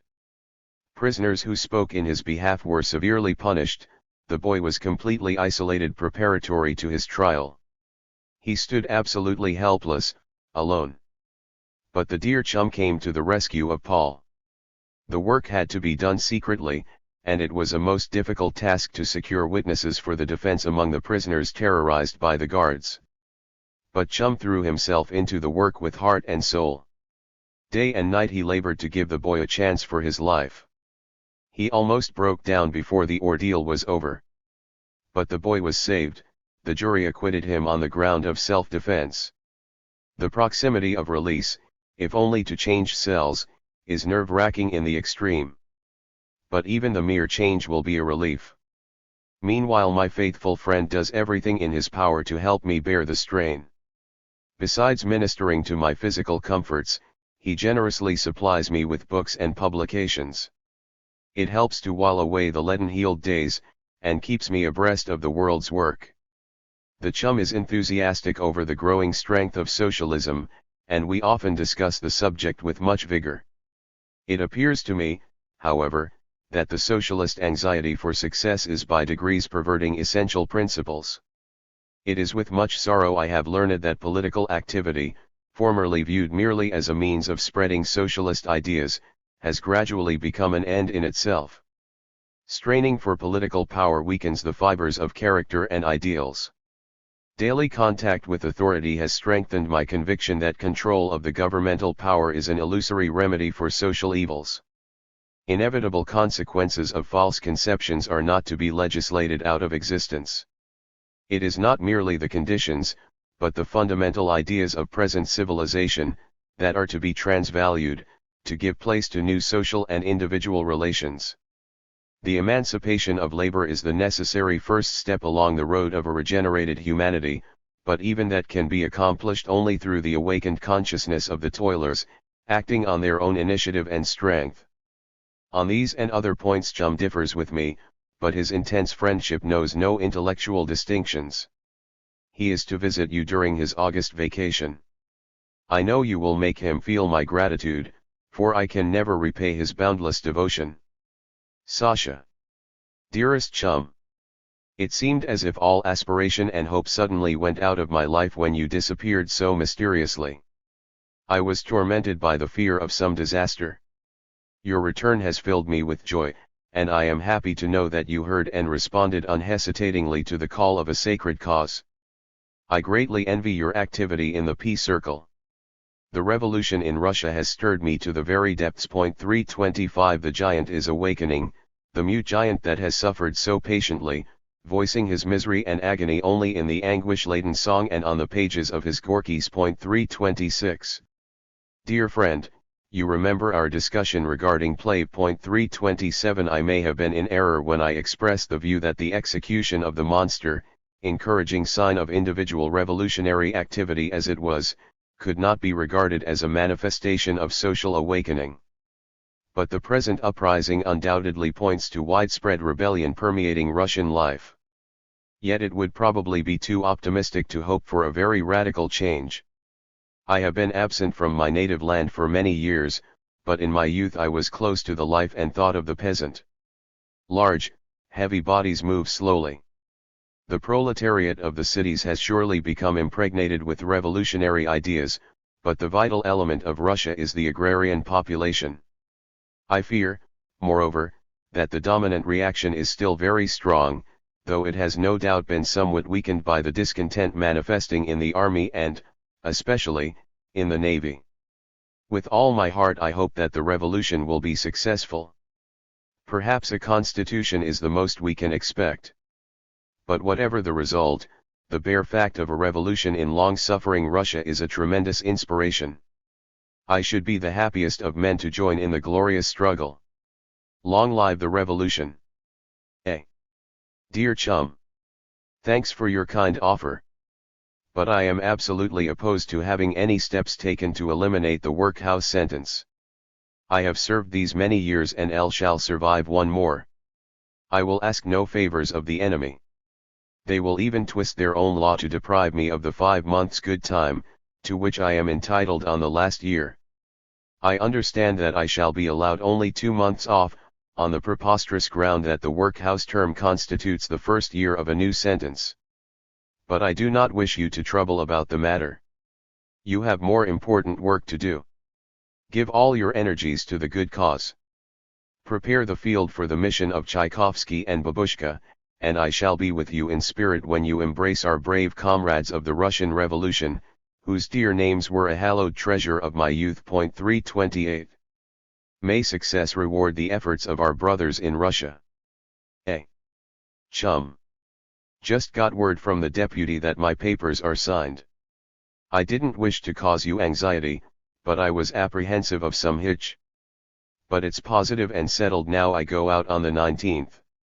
Just one more week. This is the happiest day in 13 years. Shake, comrade. A. Dearest Chum. My hand trembles as I write this last goodbye. I'll be gone in an hour. My heart is too full for words. Please send enclosed notes to my friends, and embrace them all as I embrace you now. I shall live in the hope of meeting you all next year. Goodbye, dear, devoted friend. With my whole heart. Your comrade and chum. July 19, 1905. Dearest girl. It's Wednesday morning, the 19th, at last. Gestiller means Herzensschlag. Und schließlich alle meine alten Wunden. Den dieses ist mein letzter Tag. Und die sind seine letzten Stunden. 329. My last thoughts within these walls are of you, my dear, dear Sonia, the immutable. Sasha. Part 3, The Workhouse. The Workhouse. The gates of the penitentiary opened to leave me out, and I pause involuntarily at the fascinating sight. It is a street, a line of houses stretches before me, a woman, young and wonderfully sweet-faced, is passing on the opposite side. My eyes follow her graceful lines, as she turns the corner. Men stand about. They wear citizen clothes, and scan me with curious, insistent gaze. The handcuff grows taut on my wrist, and I follow the sheriff into the waiting carriage. A little child runs by. I lean out of the window to look at the rosy-cheeked, strangely youthful face. But the guard impatiently lowers the blind, and we sit in gloomy silence. The spell of the civilian garb is upon me. It gives an exhilarating sense of manhood. Again and again I glance at my clothes, and verify the numerous pockets to reassure myself of the reality of the situation. I am free, past the dismal grey walls. Free. Yet even now captive of the law. The law. The engine puffs and shrieks, and my mind speeds back to another journey. It was 13 years and 1 week ago this day. On the wings of an all-absorbing love I hastened to join the struggle of the oppressed people. I left home and friends, sacrificed liberty, and risked life. But human justice is blind, it will not see the soul on fire. Only the shot was heard, by the law that is deaf to the agony of toil. Vengeance is mine, it saith. To the uttermost drop it will shed the blood to exact its full pound of flesh. 12 years and 10 months. And still another year. What horrors await me at the new prison? Poor, faithful horse thief will never more smile his greeting, he did not survive 6 months in the terrible workhouse. But my spirit is strong, I shall not be daunted. This garb is the visible, tangible token of resurrection. The devotion of staunch friends will solace and cheer me. The call of the great cause will give strength to live, to struggle, to conquer. 2. Humiliation overwhelms me as I don the loathed suit of striped black and gray. The insolent look of the guard rouses my bitter resentment, as he closely scrutinizes my naked body. But presently, the examination over, a sense of gratification steals over me at the assertiveness of my self-respect. The ordeal of the day's routine is full of inexpressible anguish. Accustomed to prison conditions, I yet find existence in the workhouse a nightmare of cruelty, infinitely worse than the most inhuman aspects of the penitentiary. The guards are surly and brutal, the food foul and inadequate, punishment for the slightest offense instantaneous and ruthless. The cells are even smaller than in the penitentiary, and contain neither chair nor table. They are unspeakably ill-smelling with the privy buckets, for the purposes of which no scrap of waste paper is allowed. The sole ablutions of the day are performed in the morning, when the men form in the hall and march past the spigot of running water, snatching a handful in the constantly moving line. Absolute silence prevails in cell house and shop. The slightest motion of the lips is punished with the blackjack or the dungeon, referred to with caustic satire as the White House. The perverse logic of the law that visits the utmost limit of barbarity upon men admittedly guilty of minor transgressions. Throughout the breadth of the land the workhouses are notoriously more atrocious in every respect than the penitentiaries and state prisons, in which are confined men convicted of felonies. The Allegheny County Workhouse of the great Commonwealth of Pennsylvania enjoys infamous distinction as the blackest of hells where men expiate the sins of society. At work in the broom shop, I find myself in peculiarly familiar surroundings. The cupidity of the management has evolved methods even more inhuman than those obtaining in the state prison.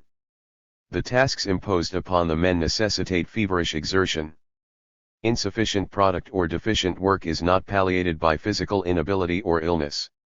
In the conduct of the various industries, every artifice prevalent in the penitentiary is practiced to evade the law limiting convict competition.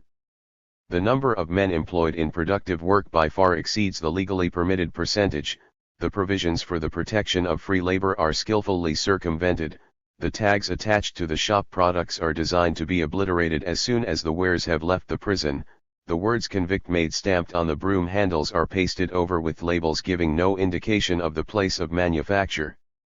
The anti-convict labor law, symbolic of the political achievements of labor, is frustrated at every point, its element of protection a lame and impotent conclusion. 330. How significant the travesty of the law in its holy of holies. Here legal justice immures its victims, here are buried the disinherited, whose rags and tatters annoy respectability, here offenders are punished for breaking the law. And here the law is daily and hourly violated by its pious high priests. 3. The immediate is straining at the leash that holds memory in the environment of the penitentiary, yet the veins of the terminated existence still palpitate with the recollection of friends and common suffering. The messages from Riverside are wet with tears of misery, but Johnny, the young Magyar 331 strikes a note of cheer. His sentence is about to expire, he will devote himself to the support of the little children he had so unwittingly robbed of a father. Meanwhile he bids me courage and hope, enclosing $2 from the proceeds of his fancy work, to help along. He was much grieved, he writes, at his inability to bid me a last farewell, because the warden refused the request, signed by 200 prisoners, that I be allowed to pass along the tiers to say goodbye. But soon we shall see each other in freedom. Words of friendship glow brightly in the darkness of the present, and charm my visions of the near future. Coming liberty casts warming rays, and I dwell in the atmosphere of my comrades. The girl and the chum are aglow with the fires of young Russia. Busily my mind shapes pictures of the great struggle that transplant me to the days of my youth. In the little tenement flat in New York we had sketched with bold stroke the fortunes of the world, the girl, the twin, and I. In the dark, cage-like kitchen, amid the smoke of the asthmatic stove, we had planned our conspirative work in Russia. But the need of the hour had willed it otherwise. Homestead had sounded the prelude of awakening, and my heart had echoed the inspiring strains. The banked fires of aspiration burst into life. What matter the immediate outcome of the revolution in Russia? The yearning of my youth wells up with spontaneous power. To live is to struggle. To struggle against Caesar, side by side with the people, to suffer with them, and to die, if need be. That is life. It will sadden me to part with chum even before I had looked deeply into the devoted face. But the girl is aflame with the spirit of Russia, it will be joyous work in common.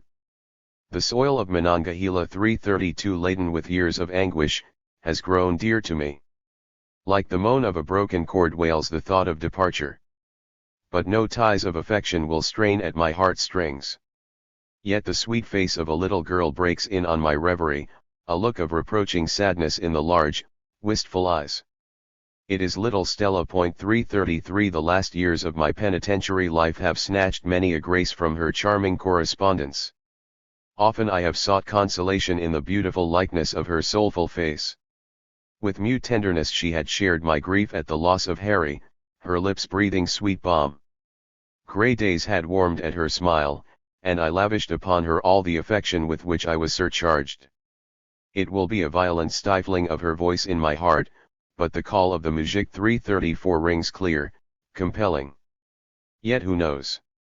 The revolution may be over before my resurrection.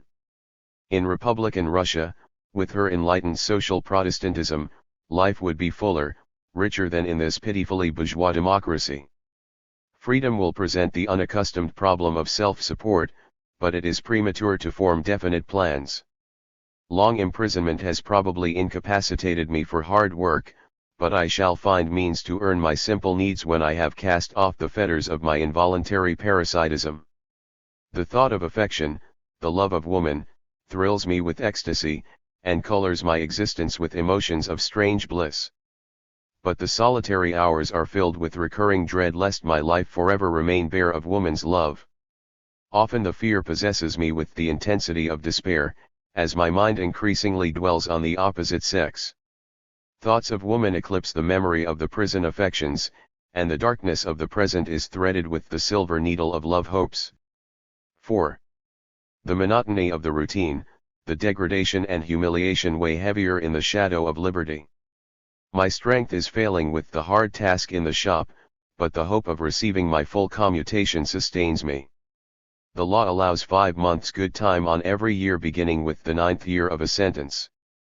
but the superintendent has intimated to me that I may be granted the benefit of only 2 months, as a new prisoner, serving the first year of a workhouse sentence.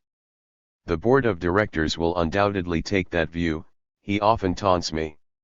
Exasperation at his treatment, coupled with my protest against the abuse of a fellow prisoner, have caused me to be ordered into the solitary. Dear Chum is insistent on legal steps to secure my full commutation. Notwithstanding my unconditional refusal to resort to the courts, he has initiated a sub rosa campaign to achieve his object. The time drags in torturing uncertainty. With each day the solitary grows more stifling, maddening, till my brain reels with terror of the graveyard silence. Like glad music sounds the stern command, exercise. In step we circle the yard, the clanking of Charlie's chain mournfully beating time.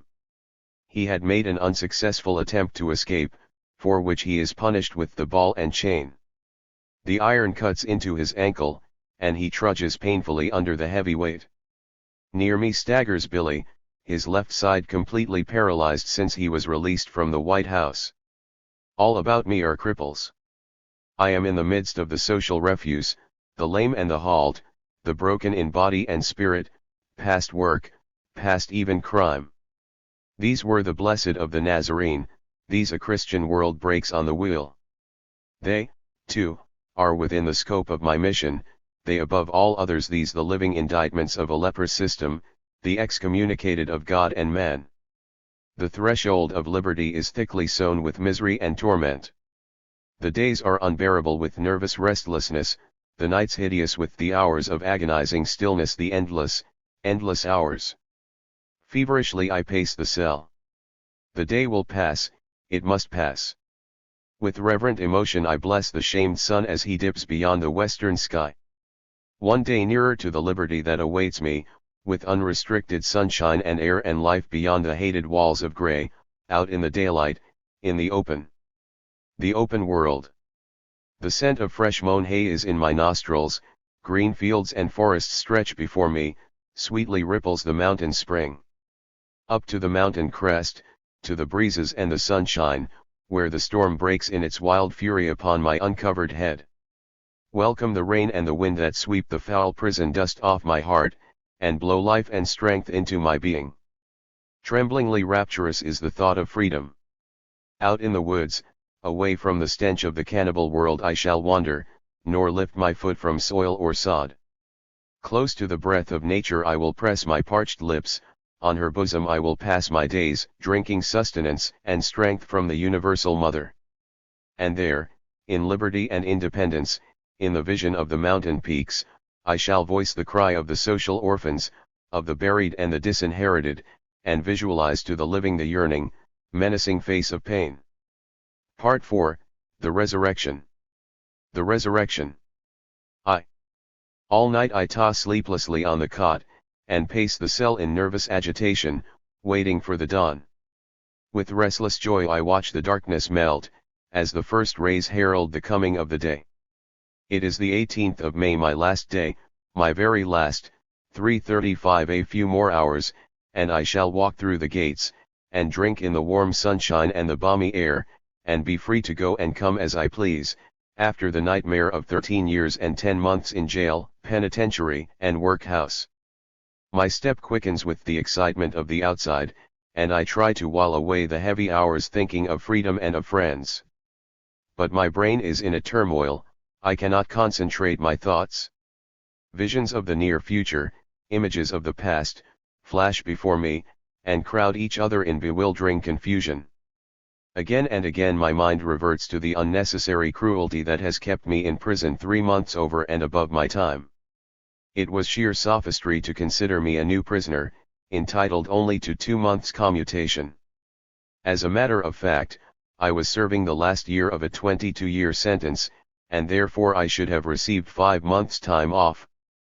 The superintendent had repeatedly promised to inform me of the decision of the board of directors, and every day, for weeks and months, I anxiously waited for word from them. None ever came, and I had to serve the full 10 months. Well, it is almost over now. I have passed my last night in the cell, and the morning is here, The precious, blessed morning. How slowly the minutes creep. I listen intently, and catch the sound of bars being unlocked on the bottom range. It is the night captain turning the kitchen men out to prepare breakfast. 5 a.m. 2.5 hours yet before I shall be called, 2 endless hours, and then another 30 long minutes. Will they ever pass? And again I pace the cell. 2. The gong rings the rising hour. In great agitation I gather up my blankets, tin cup, and spoon, which must be delivered at the office before I am discharged. My heart beats turbulently, as I stand at the door, waiting to be called. But the guard unlocks the range and orders me to fall in for breakfast. The striped line winds down the stairs, past the lynx-eyed deputy standing in the middle of the hallway, and slowly circles through the center, where each man receives his portion of bread for the day and returns to his chair. The turnkey, on his rounds of the range, casts a glance into my cell. "Not workin'," he says mechanically, shutting the door in my face. "I'm going out," I protest. "Not till you're called," he retorts, locking me in. I stand at the door, tense with suspense. I strain my ear for the approach of a guard to call me to the office, but all remains quiet. A vague fear steals over me. Perhaps they will not release me today, I may be losing time. A feeling of nausea overcomes me, but by a strong effort I throw off the dreadful fancy, and quicken my step. I must not think. At last. The lever is pulled, my cell unlocked, and with a dozen other men I am marched to the clothes room, in single file and lockstep. I await my turn impatiently, as several men are undressed and their naked bodies scrutinized for contraband or hidden messages. The overseer flings a small bag at each man, containing the prisoner's civilian garb, shouting boisterously, "Hey, you! Take off them clothes, and put your rags on." I dress hurriedly. A guard accompanies me to the office, where my belongings are returned to me, some money friends had sent, my watch, and the piece of ivory the penitentiary turnkey had stolen from me, and which I had insisted on getting back before I left Riverside. The officer in charge hands me a railroad ticket to Pittsburgh, the fare costing about 30 cents, and I am conducted to the prison gate. 3. The sun shines brightly in the yard, the sky is clear, the air fresh and bracing. Now the last gate will be thrown open, and I shall be out of sight of the guard, beyond the bars alone. How I have hungered for this hour, how often in the past years have I dreamed of this rapturous moment to be alone, out in the open, away from the insolent eyes of my keepers. I'll rush away from these walls and kneel on the warm sod, and kiss the soil and embrace the trees, and with a song of joy give thanks to nature for the blessings of sunshine and air. The outer door opens before me, and I am confronted by reporters with cameras. Several tall men approach me. One of them touches me on the shoulder, turns back the lapel of his coat, revealing a police officer's star, and says, "Berkman, you are to leave the city before night, by order of the chief." The detectives and reporters trailing me to the nearby railway station attract a curious crowd. I hasten into a car to escape their insistent gaze, feeling glad that I have prevailed upon my friends not to meet me at the prison. My mind is busy with plans to outwit the detectives, who have entered the same compartment. I have arranged to join the girl in Detroit. 336. I have no particular reason to mask my movements, but I resent the surveillance. I must get rid of the spies, somehow. I don't want their hateful eyes to desecrate my meeting with the girl. I feel dazed. The short ride to Pittsburgh is over before I can collect my thoughts. The din and noise rend my ears, the rushing cars, the clanging bells, bewilder me. I am afraid to cross the street, the flying monsters pursue me on every side. The crowds jostle me on the sidewalk, and I am constantly running into the passers-by. The turmoil, the ceaseless movement, disconcerts me. A horseless carriage whizzes close by me. I turn to look at the first automobile I have ever seen, but the living current sweeps me helplessly along. A woman passes me, with a child in her arms. The baby looks strangely diminutive, a rosy dimple in the laughing face. I smile back at the little cherub, and my eyes meet the gaze of the detectives. A wild thought to escape, to get away from them, possesses me, and I turn quickly into a side street, and walk blindly, faster and faster.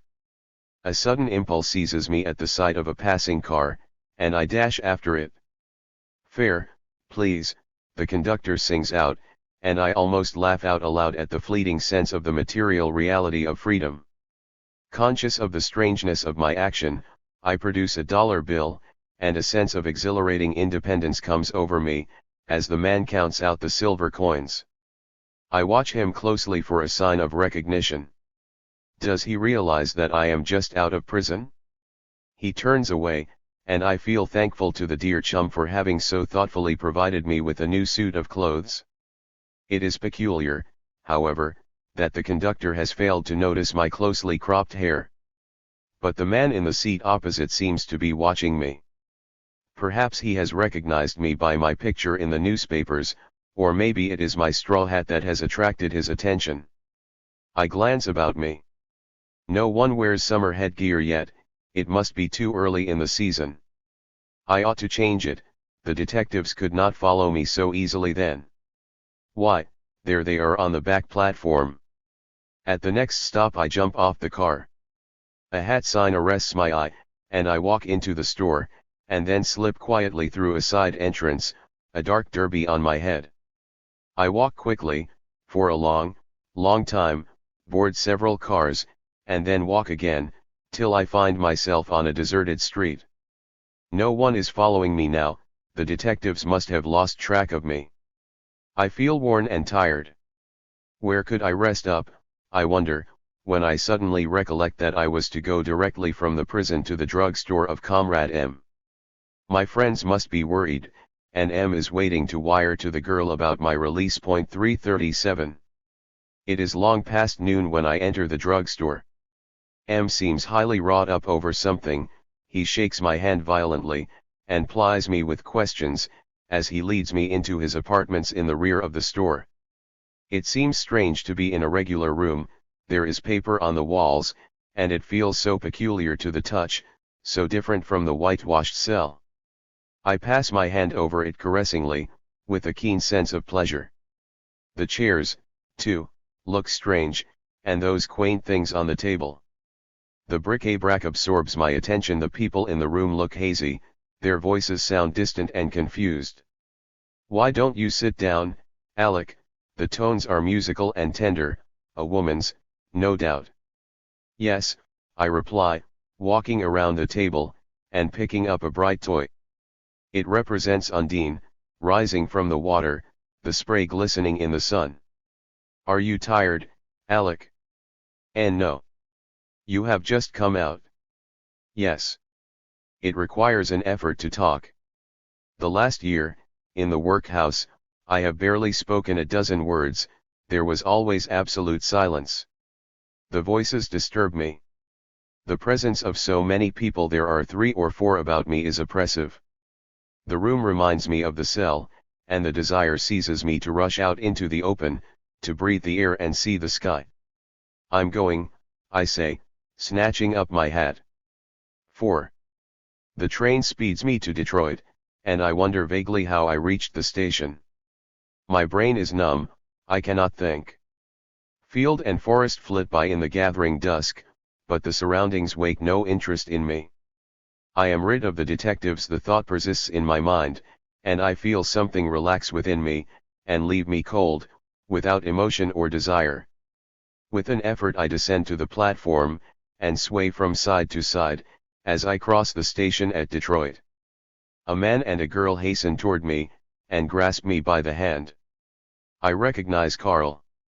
The dear boy, he was a most faithful and cheering correspondent all these years since he left the penitentiary. But who is the girl with him, I wonder, when my gaze falls on a woman leaning against a pillar. She looks intently at me. The wave of her hair, the familiar eyes, why, it's the girl. How little she has changed. I take a few steps forward, somewhat surprised that she did not rush up to me like the others. I feel pleased at her self-possession. The excited voices, the quick motions, disturb me. I walk slowly toward her, but she does not move. She seems rooted to the spot, her hand grasping the pillar, a look of awe and terror in her face. Suddenly she throws her arms around me. Her lips move, but no sound reaches my ear. We walk in silence. The girl presses a bouquet into my hand. My heart is full, but I cannot talk. I hold the flowers to my face, and mechanically bite the petals. Detroit, Chicago, and Milwaukee pass before me like a troubled dream. 338 I have a faint recollection of a sea of faces, restless and turbulent, and I in its midst. Confused voices beat like hammers on my head, and then all is very still. I stand in full view of the audience. Eyes are turned on me from every side, and I grow embarrassed. The crowd looks dim and hazy, I feel hot and cold, and a great longing to flee. The perspiration is running down my back, my knees tremble violently, the floor is slipping from under my feet. There is a tumult of hand clapping, loud cheers, and bravos. We return to Carl's house, and men and women grasp my hand and look at me with eyes of curious awe. I fancy a touch of pity in their tones, and am impatient of their sympathy. A sense of suffocation possesses me within doors, and I dread the presence of people. It is torture to talk, the sound of voices agonizes me. I watch for an opportunity to steal out of the house. It soothes me to lose myself among the crowds, and a sense of quiet pervades me at the thought that I am a stranger to everyone about me. I roam the city at night, and seek the outlying country, conscious only of a desire to be alone. 6. I am in the Waldheim. 339 The girl at my side. All is quiet in the cemetery, and I feel a great peace. No emotion stirs me at the sight of the monument, save a feeling of quiet sadness. It represents a woman, with one hand placing a wreath on the fallen, with the other grasping a sword. The marble features mirror unutterable grief and proud defiance. I glance at the girl. Her face is averted, but the droop of her head speaks of suffering. I hold out my hand to her, and we stand in mute sorrow at the graves of our martyred comrades. I have a vision of Stenker 340 as I had seen him pictured in my youth, and at his side hang the bodies of the men buried beneath my feet. Why are they dead? I wonder. Why should I live? And a great desire to lie down with them is upon me. I clutch the iron post, to keep from falling. Steps sound behind me, and I turn to see a girl hastening toward us. She is radiant with young womanhood, her presence breathes life and the joy of it. Her bosom heaves with panting, her face struggles with a solemn look. I ran all the way, her voice is soft and low, I was afraid I might miss you. The girl smiles. Let us go in somewhere to rest up, Alice. 341 Turning to me, she adds, she ran to see you. How peculiar the girl should conceive such an idea. It is absurd. Why should Alice be anxious to see me? I look old and worn, my step is languid, unsteady. Bitter thoughts fill my mind, as we ride back on the train to Chicago. You are sad, the girl remarks. Alice is very much taken with you. Aren't you glad? You are mistaken, I reply. I'm sure of it, the girl persists.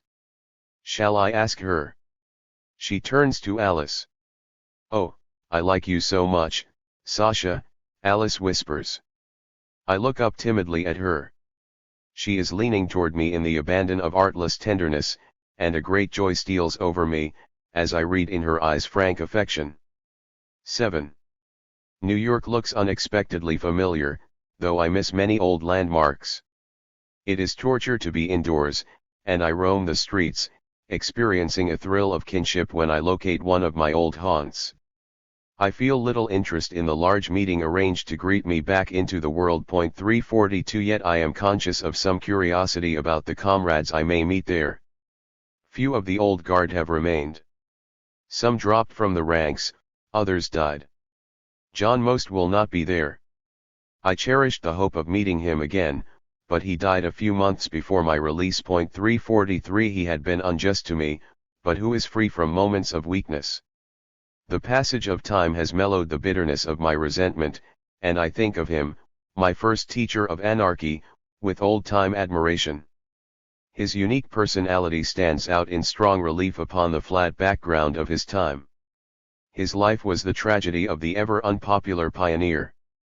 A social lair, his whitening years brought only increasing isolation and greater lack of understanding, even within his own circle.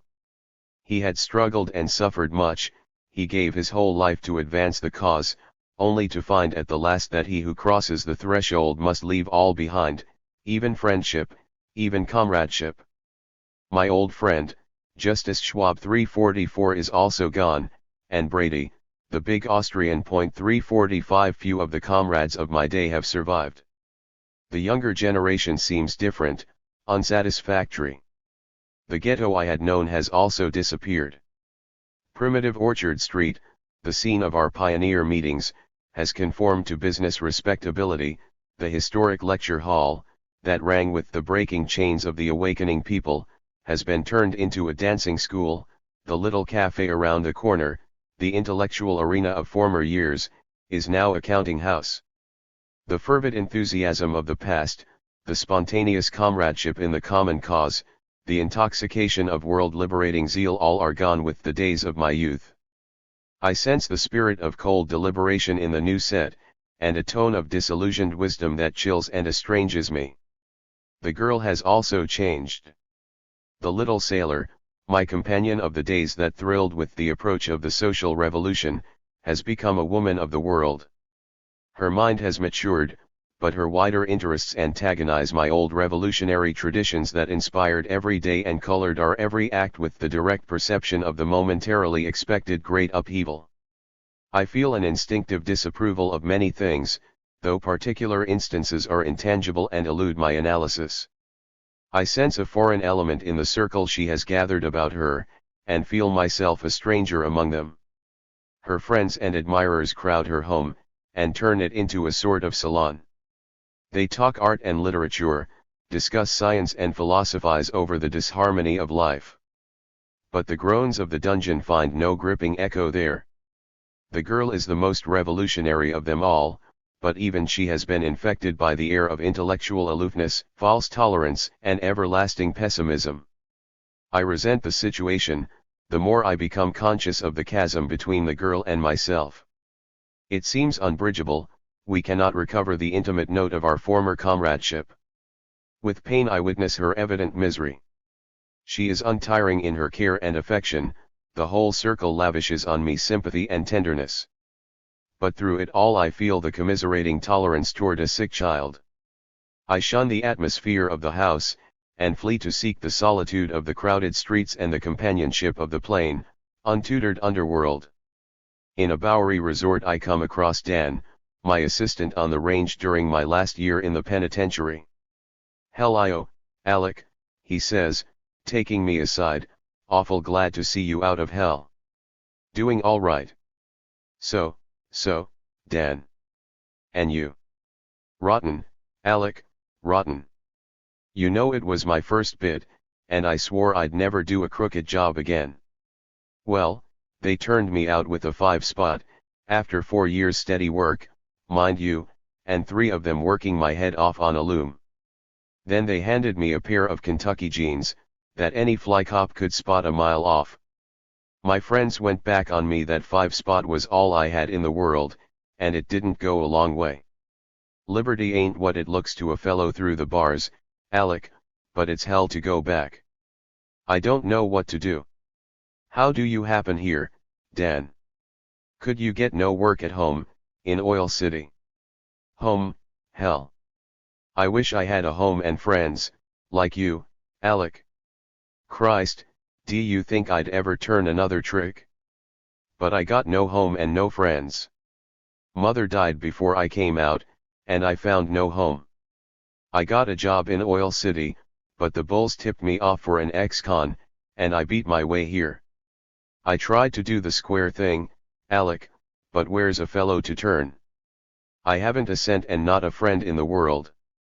Poor Dan. I feel powerless to help him, even with advice. Without friends or money, his liberty is a hollow mockery, even worse than mine. 5 years ago he was a strong, healthy young man. He committed a burglary, and was sent to prison. Now he is out, his body weakened, his spirit broken, he is less capable than ever to survive in the struggle. What is he to do but commit another crime and be returned to prison? Even I, with so many advantages that Dan is lacking, with kind comrades and helpful friends, I can find no place in this world of the outside. I have been torn out, and I seem unable to take root again. Everything looks so different, changed. And yet I feel a great hunger for life.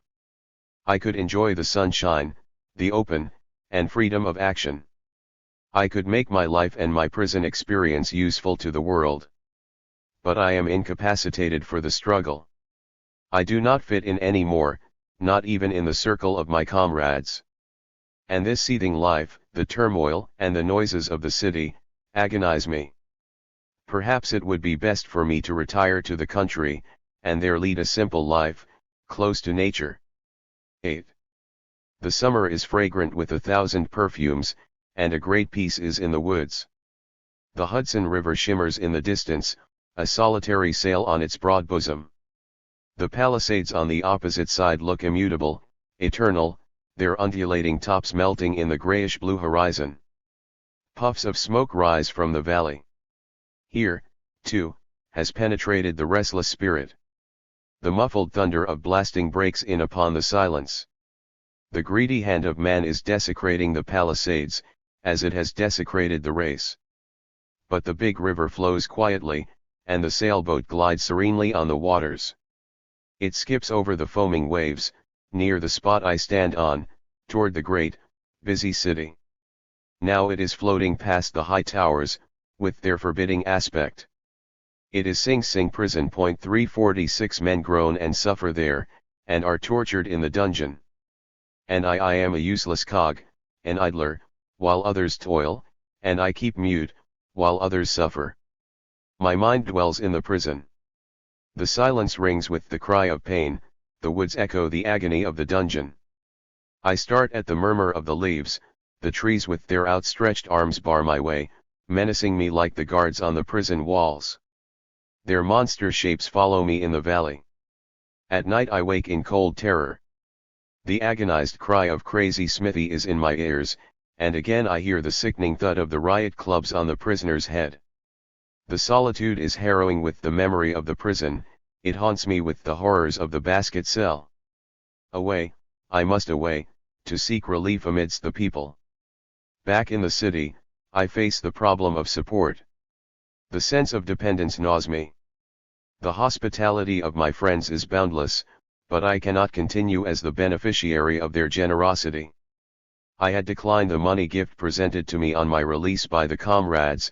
I felt I could not accept even their well-meant offering. The question of earning my living is growing acute. I cannot remain idle. But what shall I turn to? I am too weak for factory work. I had hoped to secure employment as a compositor, but the linotype has made me superfluous. I might be engaged as a proofreader. My former membership in the typographical union will enable me to join the ranks of labor. My physical condition, however, precludes the immediate realization of my plans. Meanwhile, some comrades suggest the advisability of a short lecture tour. 347. It will bring me in closer contact with the world, and serve to awaken new interest in life. The idea appeals to me. I shall be doing work, useful work. I shall voice the cry of the depths, and perhaps the people will listen, and some may understand. 9. With a great effort I persevere on the tour. The strain is exhausting my strength, and I feel weary and discontented. My innate dread of public speaking is aggravated by the necessity of constant association with people. The comrades are sympathetic and attentive, but their very care is a source of annoyance. I long for solitude and quiet. In the midst of people, the old prison instinct of escape possesses me. Once or twice the wild idea of terminating the tour has crossed my mind. The thought is preposterous, impossible. Meetings have already been arranged in various cities, and my appearance widely announced. It would disgrace me, and injure the movement, were I to prove myself so irresponsible. I owe it to the cause, and to my comrades, to keep my appointments. I must fight off this morbid notion. My engagement in Pittsburgh aids my determination. Little did I dream in the penitentiary that I should live to see that city again, even to appear in public there. Looking back over the long years of imprisonment, of persecution, and torture, I marvel that I have survived. Surely it was not alone physical capacity to suffer. How often had I touched the threshold of death, and trembled on the brink of insanity and self-destruction. Whatever strength and perseverance I possessed, they alone could not have saved my reason in the night of the dungeon, or preserved me in the despair of the solitary. Poor Wingy, Ed Sloan, and Fighting Tom, Harry, Russell, Crazy Smithy, how many of my friends have perished there. It was the vision of an ideal, the consciousness that I suffered for a great cause, that sustained me. The very exaggeration of my self-estimate was a source of strength. I looked upon myself as a representative of a world movement. It was my duty to exemplify the spirit and dignity of the ideas it embodied. I was not a prisoner, merely, I was an anarchist in the hands of the enemy. As such, it devolved upon me to maintain the manhood and self-respect my ideals signified. The example of the political prisoners in Russia inspired me, and my stay in the penitentiary was a continuous struggle that was the breath of life. Was it the extreme self-consciousness of the idealist, the power of revolutionary traditions, or simply the persistent will to be? Most likely, it was the fusing of all three, that shaped my attitude in prison and kept me alive. And now, on my way to Pittsburgh, I feel the same spirit within me, at the threat of the local authorities to prevent my appearance in the city. Some friends seek to persuade me to cancel my lecture there, alarmed at the police preparations to arrest me. Something might happen, they warn me. Legally I am still a prisoner out on parole. I am liable to be returned to the penitentiary, without trial, for the period of my commutation time 8 years and 2 months if convicted of a felony before the expiration of my full sentence of 22 years. 348. But the menace of the enemy stirs me from apathy, and all my old revolutionary defiance is roused within me. For the first time during the tour, I feel a vital interest in life, and am eager to ascend the platform. An unfortunate delay on the road brings me into Pittsburgh 2 hours late for the lecture. Comrade M349 is impatiently waiting for me, and we hasten to the meeting. On the way he informs me that the hall is filled with police and prison guards. The audience is in a state of great suspense. The rumor has gone about that the authorities are determined to prevent my appearance. I sense an air of suppressed excitement, as I enter the hall, and elbow my way through the crowded aisle. Someone grips my arm, and I recognize Southside Johnny, the friendly prison runner. "Alec, take care," he warns me, "the bulls are layin' for you." X. The meeting is over, the danger past. I feel worn and tired with the effort of the evening. My next lecture is to take place in Cleveland, Ohio. The all-night ride in the stuffy smoker aggravates my fatigue, and sets my nerves on edge. I arrive in the city feeling feverish and sick. To engage a room in a hotel would require an extra expense from the proceeds of the tour, which are intended for the movement. Moreover, it would be sybaritism, contrary to the traditional practice of anarchist lectures. I decide to accept the hospitality of some friend during my stay in the city. For hours I try to locate the comrade who has charge of arranging the meetings. At his home I am told that he is absent. His parents, pious Jews, look at me askance, and refuse to inform me of their son's whereabouts. The unfriendly attitude of the old folks drives me into the street again, and I seek out another comrade. His family gathers about me. Their curious gaze is embarrassing, their questions idle. My pulse is feverish, my head heavy. I should like to rest up before the lecture, but a constant stream of comrades flows in on me, and the house rings with their joy of meeting me. The talking wearies me, their ardent interest searches my soul with rude hands. These men and women, they, too, are different from the comrades of my day, their very language echoes the spirit that has so depressed me in the new ghetto. The abyss in our feeling and thought appalls me. With failing heart I ascend the platform in the evening. It is chilly outdoors, and the large hall, sparsely filled and badly lit, breathes the cold of the grave upon me. The audience is unresponsive. The lecture on crime and prisons that so thrilled my Pittsburgh meeting, wakes no vital chord. I feel dispirited. My voice is weak and expressionless, at times it drops to a hoarse whisper. I seem to stand at the mouth of a deep cavern, and everything is dark within. I speak into the blackness, my words strike metallically against the walls, and are thrown back at me with mocking emphasis. A sense of weariness and hopelessness possesses me, and I conclude the lecture abruptly.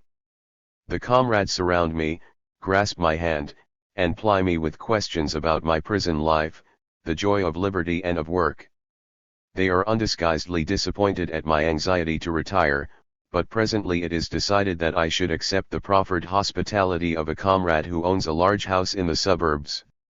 The ride is interminable, the comrade apparently living several miles out in the country. On the way he talks incessantly, assuring me repeatedly that he considers it a great privilege to entertain me. I nod sleepily. Finally we arrive. The place is large, but squalid. The low ceilings press down on my head, the rooms look cheerless and uninhabited. Exhausted by the day's exertion, I fall into heavy sleep. Awakening in the morning, I am startled to find a stranger in my bed. His coat and hat are on the floor, and he is snoring at my side, with overshirt and trousers on. He must have fallen into bed very tired, without even detaching the large cuffs, torn and soiled, that rattle on his hands. The sight fills me with inexpressible disgust. All through the years of my prison life, my nights had been passed in absolute solitude. The presence of another in my bed is unutterably horrifying. I dress hurriedly, and rush out of the house. A heavy drizzle is falling, the air is close and damp. The country looks cheerless and dreary. But one thought possesses me, to get away from the stranger snoring in my bed, away from the suffocating atmosphere of the house with its low ceilings, out into the open, away from the presence of man. The sight of a human being repels me, the sound of a voice is torture to me. I want to be alone, always alone, to have peace and quiet, to lead a simple life in close communion with nature. Ah, nature! That, too, I have tried, and found more impossible even than the turmoil of the city. The silence of the woods threatened to drive me mad, as did the solitude of the dungeon. A curse upon the thing that has incapacitated me for life, made solitude as hateful as the face of man, made life itself impossible to me. And is it for this I have yearned and suffered, for this that haunts my steps, and turns day into a nightmare, this distortion, life? Oh, where is the joy of expectation, the tremulous rapture, as I stood at the door of my cell, hailing the blush of the dawn, the day of resurrection? Where the happy moments that lit up the night of misery with the ecstasy of freedom, which was to give me back to work and joy? Where is it all? Is liberty sweet only in the anticipation, and life a bitter awakening? The rain has ceased. The sun peeps through the clouds, and glints its rays upon a shop window. My eye falls on the gleaming barrel of a revolver. I enter the place, and purchase the weapon. I walk aimlessly, in a daze. It is beginning to rain again, my body is chilled to the bone, and I seek the shelter of a saloon on an obscure street. In the corner of the dingy back room I notice a girl. She is very young, with an air of gentility about her, that is somewhat marred by her quick, restless look. We sit in silence, watching the heavy downpour outdoors. The girl is toying with a glass of whiskey. Angry voices reach us from the street. There is a heavy shuffling of feet, and a suppressed cry. A woman lurches through the swinging door, and falls against a table. The girl rushes to the side of the woman, and assists her into a chair. "Are you hurt, Madge?" she asks sympathetically. The woman looks up at her with bleary eyes. She raises her hand, passes it slowly across her mouth, and spits violently. "He hit me, the dirty brute," she whimpers, "he hit me. But I shan't give him no money, I just won't, Frenchy." The girl is tenderly wiping her friend's bleeding face. "SHSH, Madge, SHSH, she warns her, with a glance at the approaching waiter. "Drunk again, you old bitch," the man growls. "You'd better vamoose now." "Oh, let her be, Charlie, won't you?" the girl coaxes. "And, say, bring me a bitters." "The dirty loafer." "It's money, always gimme money," the woman mumbles, "and I've had such bad luck, Frenchy.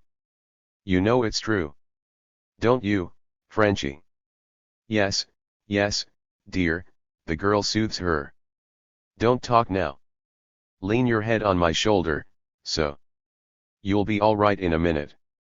The girl sways to and fro, gently patting the woman on the head, and all is still in the room. The woman's breathing grows regular and louder. She snores, and the young girl slowly unwinds her arms and resumes her seat. I motion to her. "Will you have a drink with me?" "With pleasure," she smiles. Poor thing, she nods toward the sleeper, her fellow beats her and takes all she makes. "You have a kind heart, Frenchy. We girls must be good to each other, no one else will. Some men are so mean, just too mean to live or let others live. But some are nice. Of course, some girls are bad, but we ain't all like that," and she hesitates. "And what?" "Well, some have seen better days. I wasn't always like this," she adds, gulping down her drink. Her face is pensive, her large black eyes look dreamy. She asks abruptly. "You like poetry?" Yes. "Why?" "I write." "Oh, you don't believe me, do you? Here's something of mine," and with a preliminary cough, she begins to recite with exaggerated feeling. "Mother dear, the days were young, when posies in our garden hung. Upon your lap my golden head I laid. With pure and happy heart I prayed. I remember those days," she adds wistfully. "We sit in the dusk, without speaking. The lights are turned on, and my eye falls on a paper lying on the table. The large black print announces an excursion to Buffalo. Will you come with me?" I ask the girl, pointing to the advertisement. "To Buffalo?" "Yes." "You're kidding." "No." "Will you come?" "Sure."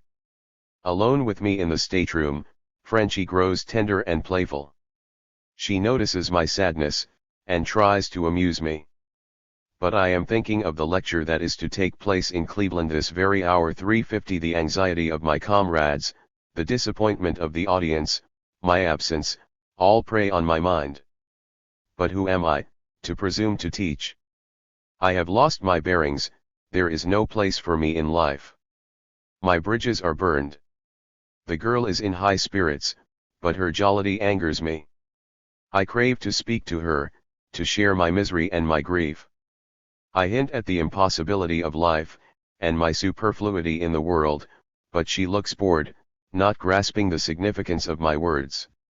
"Don't talk so foolish, boy," she scoffs. "What do you care about work or a place? You've got money, what more do you want? You better go down now and fetch something to drink." Returning to the stateroom, I find Frenchy missing. In a sheltered nook on the deck I recognize her in the lap of a stranger. Heartsore and utterly disgusted, I retire to my berth. In the morning I slip quietly off the boat. The streets are deserted, the city is asleep.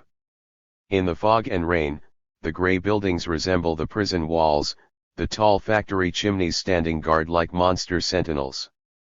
I hasten away from the hated sight, and wander along the docks. The mist weaves phantom shapes, and I see a multitude of people and in their midst a boy, pale, with large, lustrous eyes. The crowd curses and yells in frenzied passion, and arms are raised, and blows rain down on the lad's head. The rain beats heavier, and every drop is a blow. The boy totters and falls to the ground. The wistful face, the dreamy eyes, why, it is Cholgaz, 351. Accursed spot. I cannot die here. I must go to New York, to be near my friends in death. 11. Loud knocking wakes me. Say, mister, a voice calls behind the door, are you all right? Yes. Will you have a bite, or something? No. Well, as you please. But you haven't left your room going on 2 days now. 2 days, and still alive? The road to death is so short, why suffer? An instant, and I shall be no more, and only the memory of me will abide for a little while in this world. This world? Is there another? If there is anything in spiritualism, Karl will learn of it. In the prison we had been interested in the subject, and we had made a compact that he who is the first to die, should appear in spirit to the other. Pretty fancy of foolish man, born of immortal vanity. Hereafter, life after death, children of earth's misery. The disharmony of life bears dreams of peace and bliss, but there is no harmony save in death. Who knows but that even then the atoms of my lifeless clay will find no rest, tossed about in space to form new shapes and new thoughts for eons of human anguish. And so Karl will not see me after death. Our compact will not be kept, for nothing will remain of my soul when I am dead, as nothing remains of the sum when its units are gone. Dear Karl, he will be distraught at my failure to come to Detroit. He had arranged a lecture there, following Cleveland. It is peculiar that I should not have thought of wiring him that I was unable to attend. He might have suspended preparations. But it did not occur to me, and now it is too late. The girl, too, will be in despair over my disappearance. I cannot notify her now I am virtually dead. Yet I crave to see her once more before I depart, even at a distance. But that also is too late. I am almost dead. I dress mechanically, and step into the street. The brilliant sunshine, the people passing me by, the children playing about, strike on my consciousness with pleasing familiarity. The desire grips me to be one of them, to participate in their life. And yet it seems strange to think of myself as part of this moving, breathing humanity. Am I not dead? I roam about all day. At dusk I am surprised to find myself near the girl's home. The fear seizes me that I might be seen and recognized. A sense of guilt steals over me, and I shrink away, only to return again and again to the familiar spot. I pass the night in the park. An old man, a sailor out of work, huddles close to me, seeking the warmth of my body. But I am cold and cheerless, and all next day I haunt again the neighborhood of the girl. An irresistible force attracts me to the house. Repeatedly I return to my room and snatch up the weapon, and then rush out again. I am fearful of being seen near the den, and I make long detours to the Battery and the Bronx, but again and again I find myself watching the entrance and speculating on the people passing in and out of the house. My mind pictures the girl, with her friends about her. What are they discussing, I wonder? Why, myself, it flits through my mind. The thought appalls me. They must be distraught with anxiety over my disappearance. Perhaps they think me dead. I hasten to a telegraph office, and quickly pen a message to the girl, come. I am waiting here. In a flurry of suspense I wait for the return of the messenger. A little girl steps in, and I recognize Tess, and inwardly resent that the girl did not come herself. 352. Alec, she falters, Sonia wasn't home when your message came. I'll run to find her. The old dread of people is upon me, and I rush out of the place, hoping to avoid meeting the girl. I stumble through the streets, retrace my steps to the telegraph office, and suddenly come face to face with her. Her appearance startles me. The fear of death is in her face, mute horror in her eyes. Sasha. Her hand grips my arm, and she steadies my faltering step. 12. I open my eyes. The room is light and airy, a soothing quiet pervades the place. The portieres part noiselessly, and the girl looks in. Awake, Sasha. She brightens with a happy smile. Yes. When did I come here? Several days ago. You've been very sick, but you feel better now, don't you, dear? Several days? I try to recollect my trip to Buffalo, the room on the Bowery. Was it all a dream? Where was I before I came here? I ask. You were absent, she stammers, and in her face is visioned the experience of my disappearance. With tender care the girl ministers to me. I feel like one recovering from a long illness, very weak, but with a touch of joy in life. No one is permitted to see me, save one or two of the girl's nearest friends, who slip in quietly, pat my hand in mute sympathy, and discreetly retire. I sense their understanding, and am grateful that they make no allusion to the events of the past days. The care of the girl is unwavering. By degrees I gain strength. The room is bright and cheerful, the silence of the house soothes me. The warm sunshine is streaming through the open window, I can see the blue sky, and the silvery cloudlets. A little bird hops upon the sill, looks steadily at me, and chirps a greeting. It brings back the memory of Dick, my feathered pet, and of my friends in prison. I have done nothing for the agonized men in the dungeon darkness, have I forgotten them? I have the opportunity, why am I idle? The girl calls cheerfully, Sasha, our friend Philo is here. 353 Would you like to see him? I welcome the comrade whose gentle manner and deep sympathy have endeared him to me in the days since my return. There is something unutterably tender about him. The circle had christened him the philosopher, and his breadth of understanding and non-invasive personality have been a great comfort to me. His voice is low and caressing, like the soft crooning of a mother rocking her child to sleep. Life is a problem, he is saying, a problem whose solution consists in trying to solve it. Schopenhauer may have been right. 354 He smiles, with a humorous twinkle in his eyes, but his love of life was so strong, his need for expression so compelling, he had to write a big book to prove how useless is all effort. But his very sincerity disproves him. Life is its own justification. The disharmony of life is more seeming than real, and what is real of it, is the folly and blindness of man. To struggle against that folly, is to create greater harmony, wider possibilities. Artificial barriers circumscribe and dwarf life, and stifle its manifestations. To break those barriers down, is to find a vent, to expand, to express oneself. And that is life, Alec, a continuous struggle for expression. It mirrors itself in nature, as in all the phases of man's existence. Look at the little vine struggling against the fury of the storm, and clinging with all its might to preserve its hold. Then see it stretch toward the sunshine, to absorb the light and the warmth, and then freely give back of itself in multiple form and wealth of color. We call it beautiful then, for it has found expression. That is life, Alec, and thus it manifests itself through all the gradations we call evolution. The higher the scale, the more varied and complex the manifestations, and, in turn, the greater the need for expression. To suppress or thwart it, means decay, death.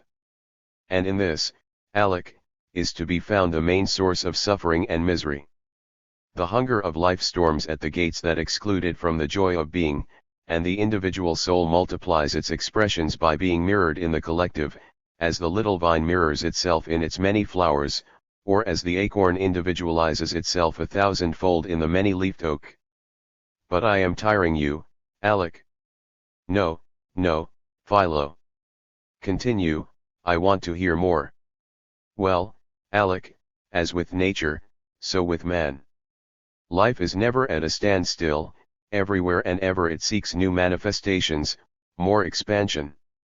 In art, in literature, as in the affairs of men, the struggle is continual for higher and more intimate expression. That is progress, the vine reaching for more sunshine and light. Translated into the language of social life, it means the individualization of the mass, the finding of a higher level, the climbing over the fences that shut out life. Everywhere you see this reaching out. The process is individual and social at the same time, for the species lives in the individual as much as the individual persists in the species. The individual comes first, his clarified vision is multiplied in his immediate environment, and gradually permeates through his generation and time, deepening the social consciousness and widening the scope of existence. But perhaps you have not found it so, Alec, after your many years of absence. No, dear Philo. What you have said appeals to me very deeply. But I have found things so different from what I had pictured them. Our comrades, the movement, it is not what I thought it would be. It is quite natural, Alec. A change has taken place, but its meaning is apt to be distorted through the dim vision of your long absence. I know well what you miss, dear friend, the old mode of existence, the living on the very threshold of the revolution, so to speak. And everything looks strange to you, and out of joint. But as you stay a little longer with us, you will see that it is merely a change of form, the essence is the same. We are the same as before, Alec, only made deeper and broader by years and experience. Anarchism has cast off the swaddling bands of the small, intimate circles of former days, it has grown to greater maturity, and become a factor in the larger life of society. You remember it only as a little mountain spring, around which clustered a few thirsty travelers in the dreariness of the capitalist desert. It has since broadened and spread as a strong current that covers a wide area and forces its way even into the very ocean of life. You see, dear Alec, the philosophy of anarchism is beginning to pervade every phase of human endeavor. In science, in art, in literature, everywhere the influence of anarchist thought is creating new values, its spirit is vitalizing social movements, and finding interpretation in life. 355 Indeed, Alec, we have not worked in vain. Throughout the world there is a great awakening. Even in this socially most backward country, the seeds sown are beginning to bear fruit. Times have changed, indeed, but encouragingly so, Alec. The leaven of discontent, ever more conscious and intelligent, is molding new social thought and new action. Today our industrial conditions, for instance, present a different aspect from those of 20 years ago. It was then possible for the masters of life to sacrifice to their interests the best friends of the people. But today the spontaneous solidarity and awakened consciousness of large strata of labor is a guarantee against the repetition of such judicial murders. 356 It is a most significant sign, Alec, and a great inspiration to renewed effort. The girl enters. Are you crooning Sasha to sleep, Philo? She laughs. Oh, no. I protest, I'm wide awake and much interested in Philo's conversation. It is getting late, he rejoins. I must be off to the meeting. What meeting? I inquire.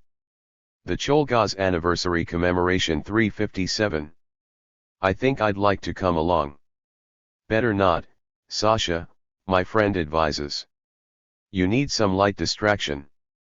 Perhaps you would like to go to the theater, the girl suggests. Stella has tickets. She'd be happy to have you come, Sasha. Returning home in the evening, I find the den in great excitement. The assembled comrades look worried, talk in whispers, and seem to avoid my glance. I miss several familiar faces. Where are the others? I ask. The comrades exchange troubled looks, and are silent. Has anything happened? Where are they? I insist. I may as well tell you, Philo replies, but be calm, Sasha. The police have broken up our meeting. They have clubbed the audience, and arrested a dozen comrades. Is it serious, Philo? I am afraid it is. They are going to make a test case. Under the new criminal anarchy law, our comrades may get long terms in prison. They have taken our most active friends. 358. The news electrifies me. I feel myself transported into the past, the days of struggle and persecution. Philo was right. The enemy is challenging, the struggle is going on. I see the graves of Waldheim open, and hear the voices from the tomb. A deep peace pervades me, and I feel a great joy in my heart. Sasha, what is it? Philo cries in alarm. My resurrection, dear friend. I have found work to do. Diary 1910 to 1911, 1916. Stranger. If you read this you will hear, like the eavesdropper, nothing good of yourself. June 29th. Arrived by boat to farm. Company F. At farm at 8 p.m. 3:59. June 30th. Started the book 360. July 2nd. Saturday. PME. And H visit farm 361. July 6th. Wed wrote July comments 362. 7. Thursday E back to city. 9.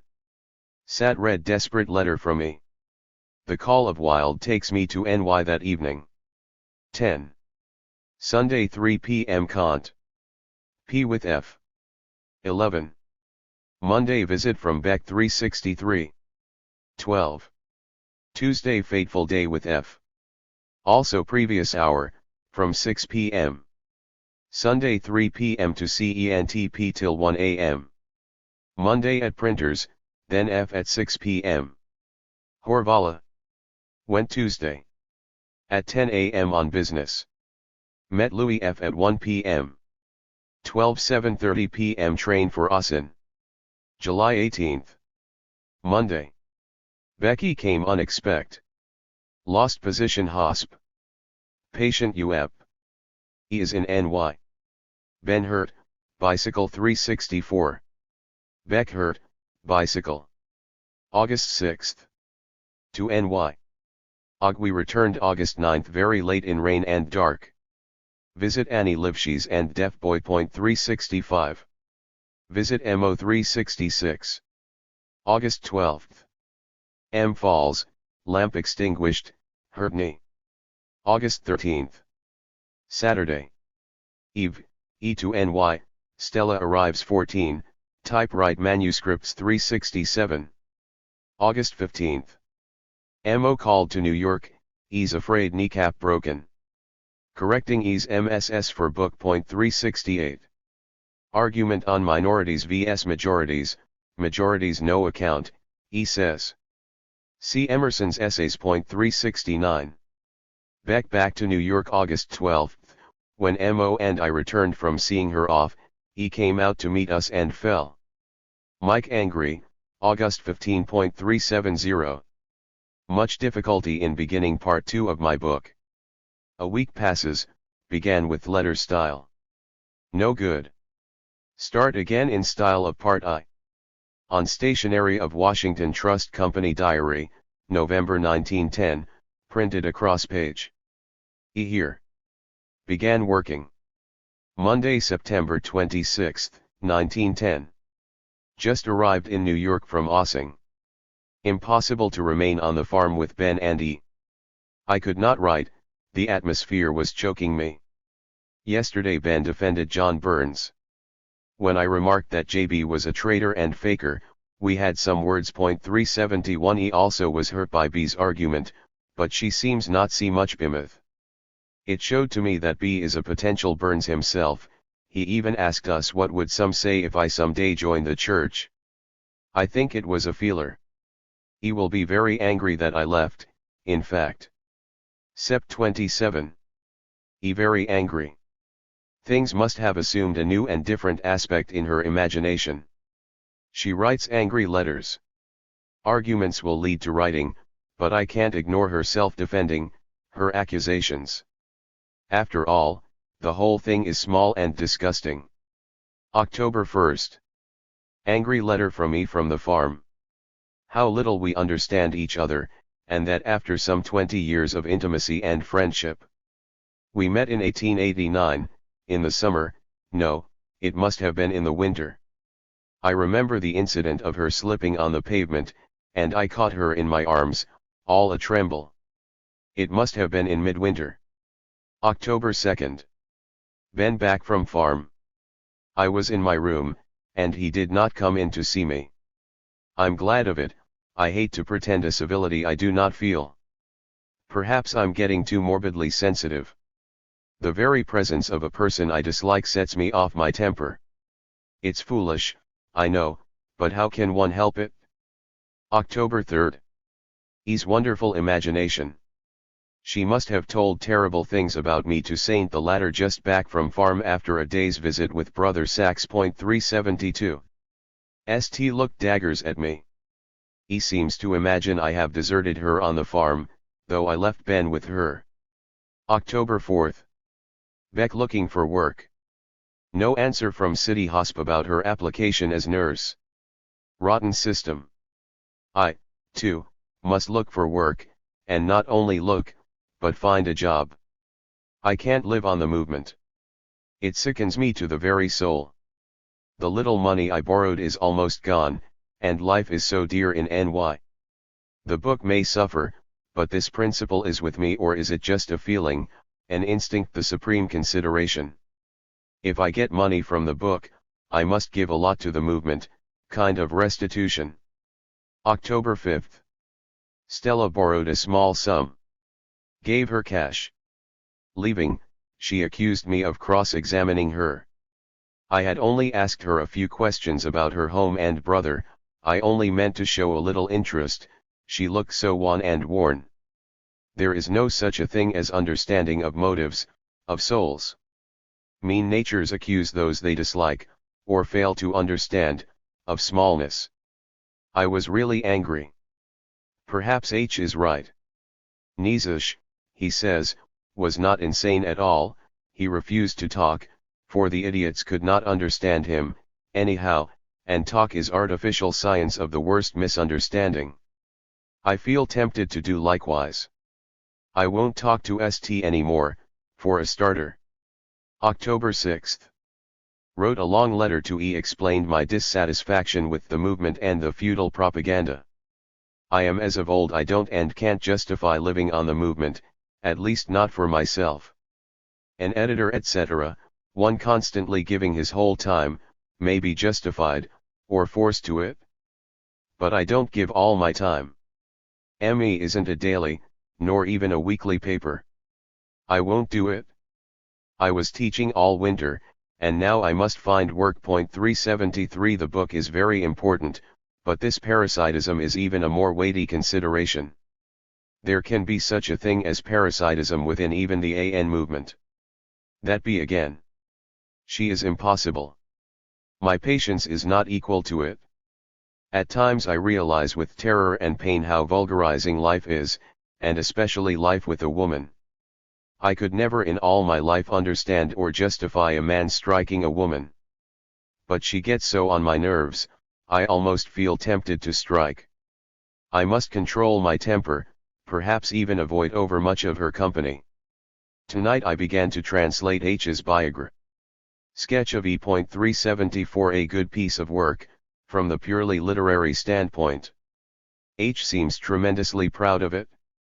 It's good, but one thought kept pressing on my mind all during the translation.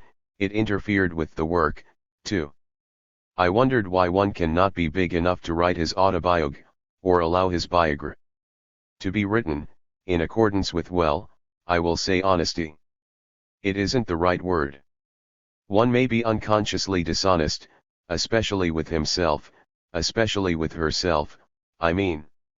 I would never try a biography of one living, especially of a friend. The perspective is interfered with, by intimacy and proximity. Many characteristic things are missing in the biography. Bernstein 375, who probably was the first AN she met. Many innuendos false. There is a great deal of hypocrisy among ourselves. It makes our great pretensions look very cheap to me, sometimes. October 7th. Voltairine Declare arrived, 2 p.m. 2 lectures in NY. That on literature The Mirror of Man was splendid. 376 She read my first part of the book. She said that she preferred to write her criticism later on. 377 But she indicated the line of attack. She thinks the average America reader, when through with first part, will decide I was crazy, bugs. I tried to suppress external signal of feeling, but I was rather saddened. It's best not to be optimistic about the reception of my book. But to hell with it all. I'll write as I feel. Volt. Looks severe. It's pity she dresses with so little taste. Perhaps it's the influence of her dominant idea. 378 Maybe she wants to be principled, yet is it against principle? Is it compromise to make oneself as pleasing to the eye as possible, yet, event to one's own eye? That picture pin on her neck is simply awful, large, gigantic, ugly. Sweetheart, I suppose. Even she is a woman. I, too, had believed that improving one's personal appearance is almost criminal. But that was the narrow fanatical epoch of the Russian youth, and I was 17 to 20 then. And she must be 40 if not more. It's the more remarkable. She has remained puritanical, in the best sense, in her heart as to the movement. That is very fine. She is terribly disgusted with the modern aimer. And propaganda. We talked it over. We agree on most points. She is deeply pained by E's methods. The worst of it is, E is so absolutely honest in all this, so unconscious of drifting away from the fountainhead of anarchist ideals. 379 Of course, Volt is too cold-blooded, not to say disillusioned and pessimistic. But perhaps that very circumstance has clarified her views. Next day. Volt is staying at 210.380. I let no one see her. She wants quiet. People are disgusted with me for my brutal refusal to let them into Volt. That fellow Navro came from Philadelphia to bid V goodbye. 381 She may settle in Chi. Funny they had no chance for leave taking in Philadelphia, though they lived in the same house. They seem attached to each other, but rather incompatible, I guess. She is by far his intellect superior, in point of character, too, I guess. I didn't like his looks. Foolish expression, laughs at his own joke. A social democrat. Pity 'tis that Volt. Love life is so unsatisfactory. It may account for much in her life and looks. Sunday, October 9th. First time in Sunday school. Children very glad to see me. And I really felt happy with them. I gave them a talk on the general course the season I'll take up the earth, food etc., show the important role of the earth and natural forces in our life, in all animal life. The evolutionary theory, in everyday application, per vehicle of interesting stories. The fairer class is a very intelligent and interesting one. I want especially to develop their emotional nature and critical ability. Dear kids. Came home late, about 12 at night. Found B and H 382 in terrible state. It seems they expected me at 2 p.m. and worried greatly. How peculiar one's psychology is. I came in good humor, but the moment I saw their faces half wreathed in happy surprise, half accusing, I felt much annoyed. I really don't know why. I didn't analyze my feelings, but I gave them hell, especially B for being anxious about me. Yet I felt all the time that I was doing the poor kid an injustice, but my anger was stubborn. She had worried so much and was running around to friends inquiring about me. She had all kinds of terrible presentiments about me.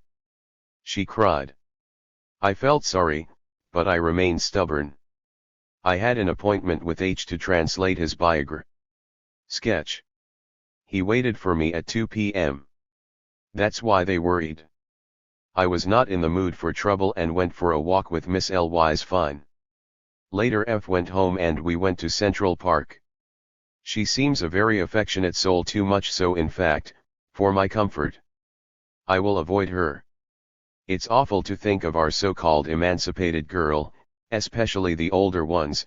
Miss L is about 25, they are all dying for affection, for a soulmate. Ever seek him, never find. October 13th. Furrow's first anniversary. 383 had an appointment for 2 p.m. with FGSS. Had not seen her for a long time, ever since I went away to farm. But could not keep the engagement. I wonder, is she worrying? It is a mistake to have sweethearts. Even one is too many. But 2 or 3 it's impossible for many reasons. Busy all day about the Ferrer meeting in Cooper Union. He is back from farm. Had another engagement with FS at 6 p.m. She was to ring 3 times. She didn't come. It's the first time she disappointed me. Something serious must be the matter. She is a very remarkable character. A veritable lily of the Song of Songs. 384 I know it's inner desperation that drives her to marry that young fellow. She said she hoped she might forget me in time and learn to care for him a little. Life has been very cruel to her, poor girl. I like her very much, but it is not love, though she never loved anyone but me. Perhaps I am guilty towards her. It was I who awakened her. She was quite asleep then, not only sexually, but also emotionally. I thought then no, it was just a sexual desire, and it dissipated as soon as attained. B knows all about it. She was not jealous at the time, but she seems a bit jealous now of the other Fanny, G. I am not sure whether I have yet thoroughly analyzed my feelings to these 3 girls. Ferrer Memorial a great success. I was in the box office and then helped to take the Ferrer School on the platform. 385 She gave 2 songs, very good. Julich was excited and seemed anxious for more applause. 386 The evening before, I was asked whether I would not say a few words. I declined, mainly because I was not on the list of speakers. I already have the reputation of forcing myself as speaker into socialist etc. meetings. I was not announced on the throwaways or in the papers, and I did not want to create the appearance of having forced myself on the platform. Yet I think provision should have been made, in proper time, for someone to speak about the Sunday schools. The meeting was a tremendous success, morally and financially. E.G. received a great ovation. She spoke very well indeed. October 15th. Was invited to address 200 children of the Ferrer School in Brooklyn. Gave them a talk, with questions, on Ferrer, in the form of a story. But I found it a terrible place. They keep the children almost 6 hours Saturday in school. Nothing short of criminal. The superint of the school, a former German soldier, spoke to the children like a martinet. I saw fear in their eyes. He shouted and raved at them. Even punished several by keeping them. I found the discipline worse than in the worst reactionary school. It is not a school, it's a veritable prison. I was seldom so shocked. I felt myself in the penitentiary's chapel again. It is a crime, a terrible crime against the children. The school should be abolished at once. I gave my frank opinion to the horde of managers. And to think that they are all socialists, and Julich, an AN, a teacher there. He says he has tried to bring in a freer atmosphere. But the teachers get paid. Poor Ferrer, did he die for this? I must write something in protest in the November. M.E.387. October 16th. It was such a hot day, I would not keep the children in the classroom. Took them to Bronx Park. I wish we had funds, to do it all the time. How the poor kids love to go out in nature. Some of them have never been in the park before. I've had about 50 out. It was a pleasure to watch their joyous faces. We got them lunch. Too bad I could not stay with them. Had appointment with E for 2 p.m. to look over her MSS. Sunday Eve. Some of E's lectures okay. Others could be more exhaustive. We looked them over together, but neither was in a very congenial mood. October 18th. E gone to farm. Mike is also there. She writes he's sick. I have not decided whether to go out. Can't get work. Probably will have to go. Finished sketch with H, rather good. A bit too favorable perhaps. I would never write a living person's a friends at that biography.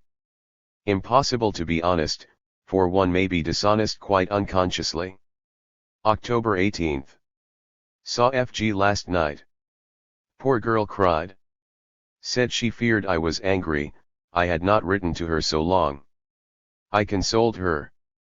I wonder, is it love? I think it's merely a strong liking, perhaps a bit passionate at times.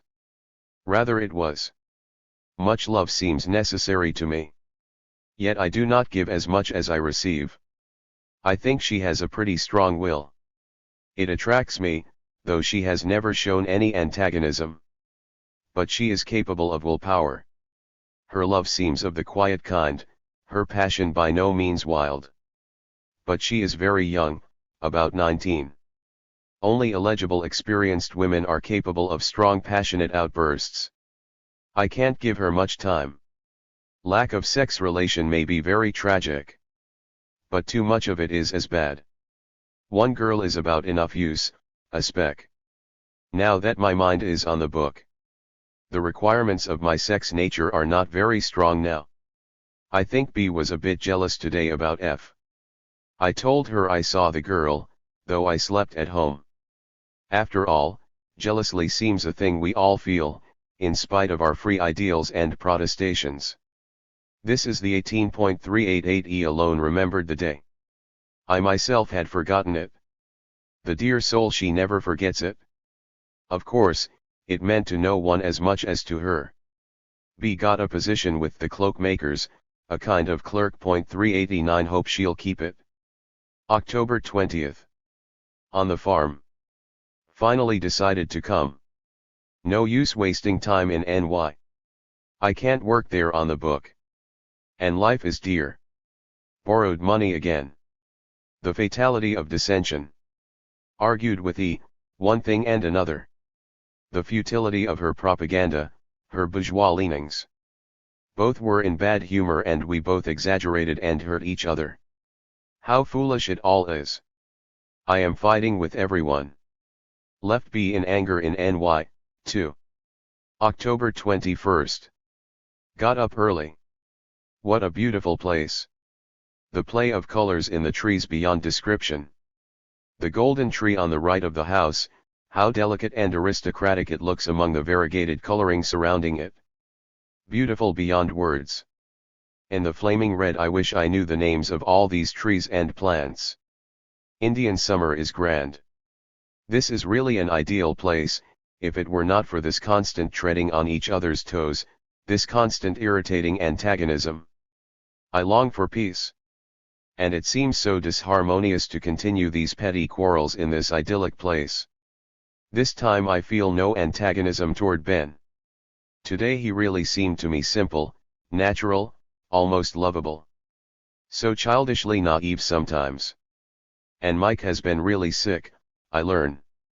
He looks pale and worn, in his eyes an expression as if he had had a great fight. The country is a continuous source of admiration to me. Every time I step out, a picture of most exquisite coloring greets my eye. Wonderfully beautiful, no art can compare with this phase of nature. Neither of the dogs is here. Wonder what became of them. They tell me Blackie had shown up 2 days ago, now his master keeps him chained. But where's Whitey? Saturday. October 22nd. In splendid accord with E. It does my heart good to have no quarrels with her. I feel very much at peace, she, too, evidently feels the same. Sat up all night with her, preparing the essay on the drama. 390. She dictated to me most of it, and I really enjoy working with her when we are in harmony. I think the lecture is good. The day before we avoided a clash by not going too deeply into the Maeterlinck's Bluebird. 391. He thinks it very fine, but I believe something far better could be expected of Maeterlinck. The scenery is good, but both on the whole and in separate scenes the play is nothing extra. Its beauty on the stage is apt to obscure one's judgment, for a while. But the first impression is soon dissatisfied and a calm analysis leaves nothing original or great in the play. I think the author repeatedly missed great opportunities. The scene of science frightening away diseases is rather cheap. According to it, almost nothing is left but a little cold in the head. As a matter of fact, civilization has created 1,000 new ills. The boy and girl trembling on the threshold of death and then finding there is no death is all glamour, but empty philosophy. The dead waken when someone thinks of them, it's trash, or has perhaps wanted to hint at the possibility of rousing spirits. On the whole, the play solves no problems. The scene of the unborn children is foolish, it does not even suggest any thought that has not been trashed out many times over. The children finding the long-sought happiness, bluebird, in their own home, as old as the hills, nor is it true, very often. Blackie's master passed. Told me Whitey was found poisoned at the grocer's. Poor dog, I felt like crying as over the loss of a rare true friend. I loved that dog, he was such a proletarian, a veritable underdog. I could tell by the way he would watch me at mealtime, his head bent, eyes fastened on the ground. Blackie would watch my hands and eyes. But Whitey always watched the floor, whether something hadn't dropped or been thrown down. Evidently he had never been fed with affection, out of the hand or plate. A veritable proletarian, always hungry and terribly skinny. And now he's dead, poor chap. Perhaps he's better off though.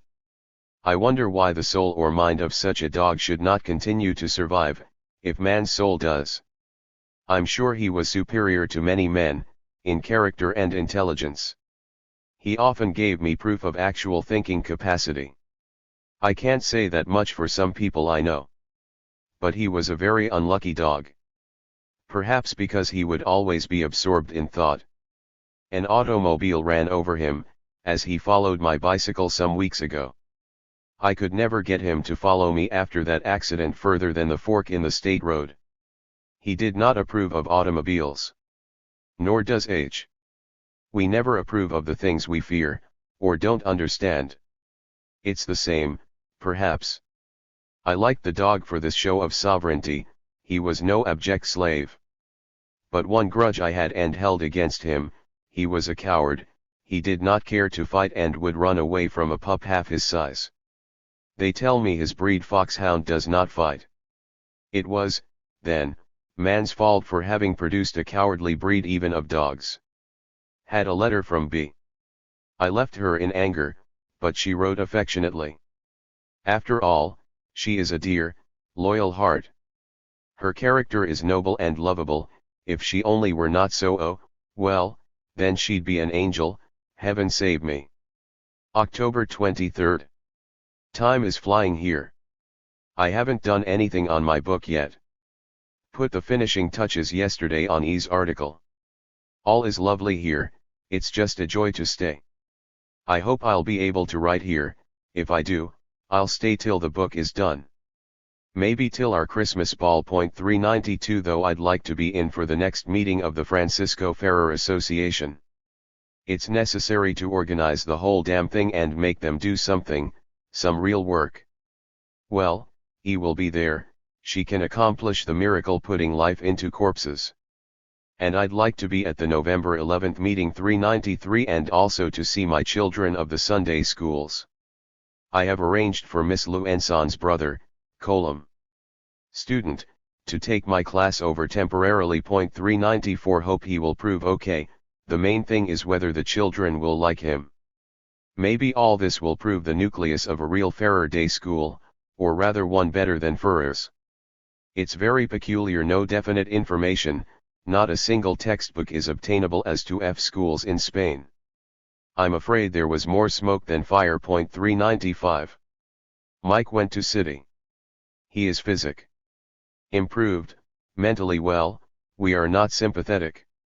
I suppose his life cheerless enough, but I can't stand his manner of every word important, and then this long drawn out habit of speaking, evidence of mental slowness and idea poverty. I am alone here now with E.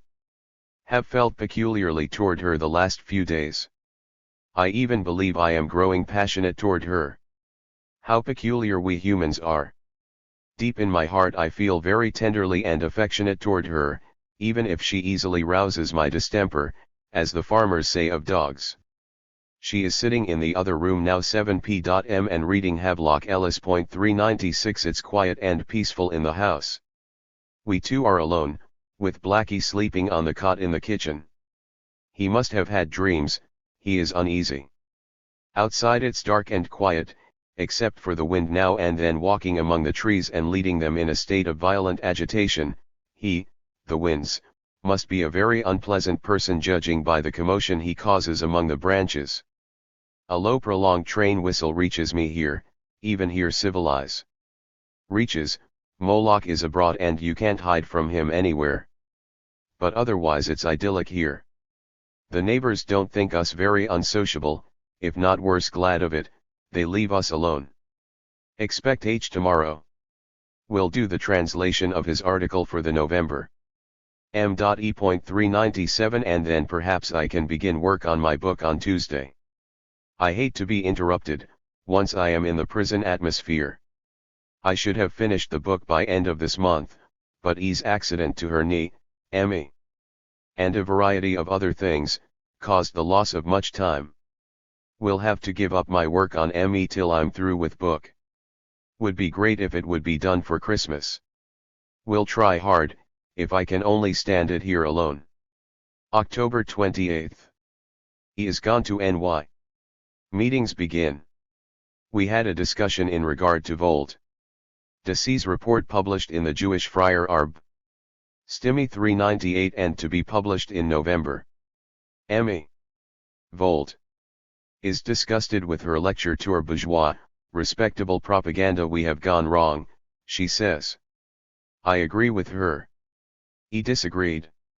Thinks I have influenced Volt. E sees only prejudice, perhaps jealousy, or envy, in this criticism. Back to the people, should be our motto. See report Volt's lecture tour, Novem.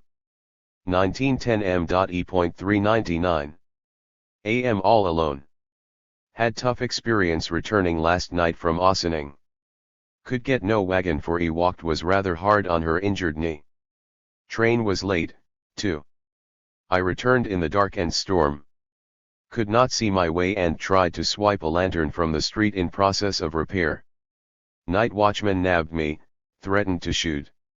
Tried to borrow or buy lantern from neighbors near blacksmith. Country hospitality. It took 2 hours before I succeeded. Came home late, wet, angry and disheartened at cruelty of man. Terribly lonesome. Felt so downhearted, did not go for mail till 3 p.m. At the box I thought of meeting the sheriff's daughter returning from school. I begin to feel the absence of women. Wanted to strike up an acquaintance with the country girl to see just what her psychology might be. I wonder what books she reads, what she thinks. She must be about 15 or 16, not good looking, nor developed. But when I opened the mailbox and read the letter from B, I felt no more desire to meet the girl. I wondered at B's silence. Now it's explained. She writes that she has become madly infatuated with a man whom she had met several times before. Must be Hutchins H.400. I know she likes him. But why this sudden infatuation? It came as a shock to me. The fault is mostly my own. I should not leave her so lonely and I am rather too critical of her. But, then, it is not a question of fault. Sooner or later, I have often thought, it is bound to happen. But it is the worst possible time, now. But perhaps I would think so, anytime. Yet, it worries me a great deal, I can't concentrate on my book. I am wasting time terribly. Out here almost 2 weeks. Not a line written. Of course, I've been kept busy, somewhat. Copied E's essay on the drama, translated H's review for November. ME. Not bad, the preface a bit far-fetched, perhaps, but well done, also what he says about Hapgood's book. Funny, he is growing to admire America. America has in him now a defender, America has a literature. How he and all the rest fought me and called me a patriot because I always maintained, since I'm out, that I saw great possibilities in the America people. They were blind to the signs, they needed the facts before they could see. Now they will soon all say, I told you so. I have also written an article for November on a fairer day school, the need of translating ideals into life. Long title, but wanted it to be expressive of the contents. 401 Fairer Association meets on the November 2nd, too bad I can't be there. I have a few proposals, but I have written to Abbott. 402 All in all, I have kept busy, picking up apples and walnuts, etc. But nothing done on my book and no immediate prospect. If B should really fall in love with someone else. Now I feel I care more for her than I thought. The prospect, fear of loss, what a tremendous incentive. She must care a great deal for the man. How beautifully she put it, I would have given myself to him, only I love you more and don't want to hurt you. It is typically the B, a very man's soul. As it is, I only permitted him to embrace me, but no more than that. Because she has always been so frank, almost naively frank with me, I have the utmost faith in her. It may be against principle to be jealous, but I'm afraid I am. In fact, I would not deny it. I think it quite natural and too deeply rooted to be so easily eradicated at the mere dictate of principle. How well I remember my conversation with St and with E when I first came out. Be jealous. Fie, it's unworthy of a true emancipated man or woman. 403g, but I have been foolish actually to think in my heart that my development had been arrested. I felt myself capable of jealousy. But I have since witnessed both of them exposing a most wild jealousy in unguarded moments. So they, the anti-jealousists, also feel it, just as I do, except that I have never denied it. Well, I do feel jealous of B now. Perhaps I should tell her to go ahead, to follow her line of unfoldment, and so forth. But I won't. I won't give her up without a fight. Saturday. The kid is here. 404 I invited her over Sunday, she'll have to return to her new job, in the office of Cloak Union, Monday before noon. I felt a bit diffident. Very peculiar. I had the feeling as if on my words and manner depended the turn of the balance. But it soon wore off. She was very natural and affectionate, as usual when my pleasant humor permits her to be so. For a moment I feared she was a bit too affectionate. I feared it as if she were unconsciously trying to make up to me for the approaching loss. The woman's instinct, I thought and felt very miserable. But her frank and natural manner soon disabused my mind and dispensed the ghosts. Monday. B is gone. Saw her off to station, on the 7:45 a.m. train. We were both very happy. Yesterday was a veritable holiday for us. It was a beautiful, crisp day, we enjoyed a long walk and a heart-to-heart talk. Dear girl, in the evening, her heart was so full, she told me I have dissipated her fancy, for she gave me a surprise. It was not Hutch at all.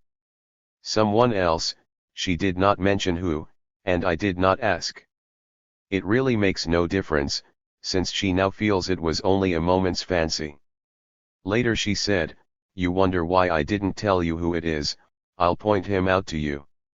I wondered why she preferred to point him out, but I did not give much thought to it.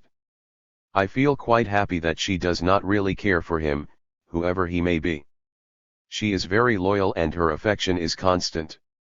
It's 4 years now, and we pass the day like young lovers. I was very happy when I walked with her to the village.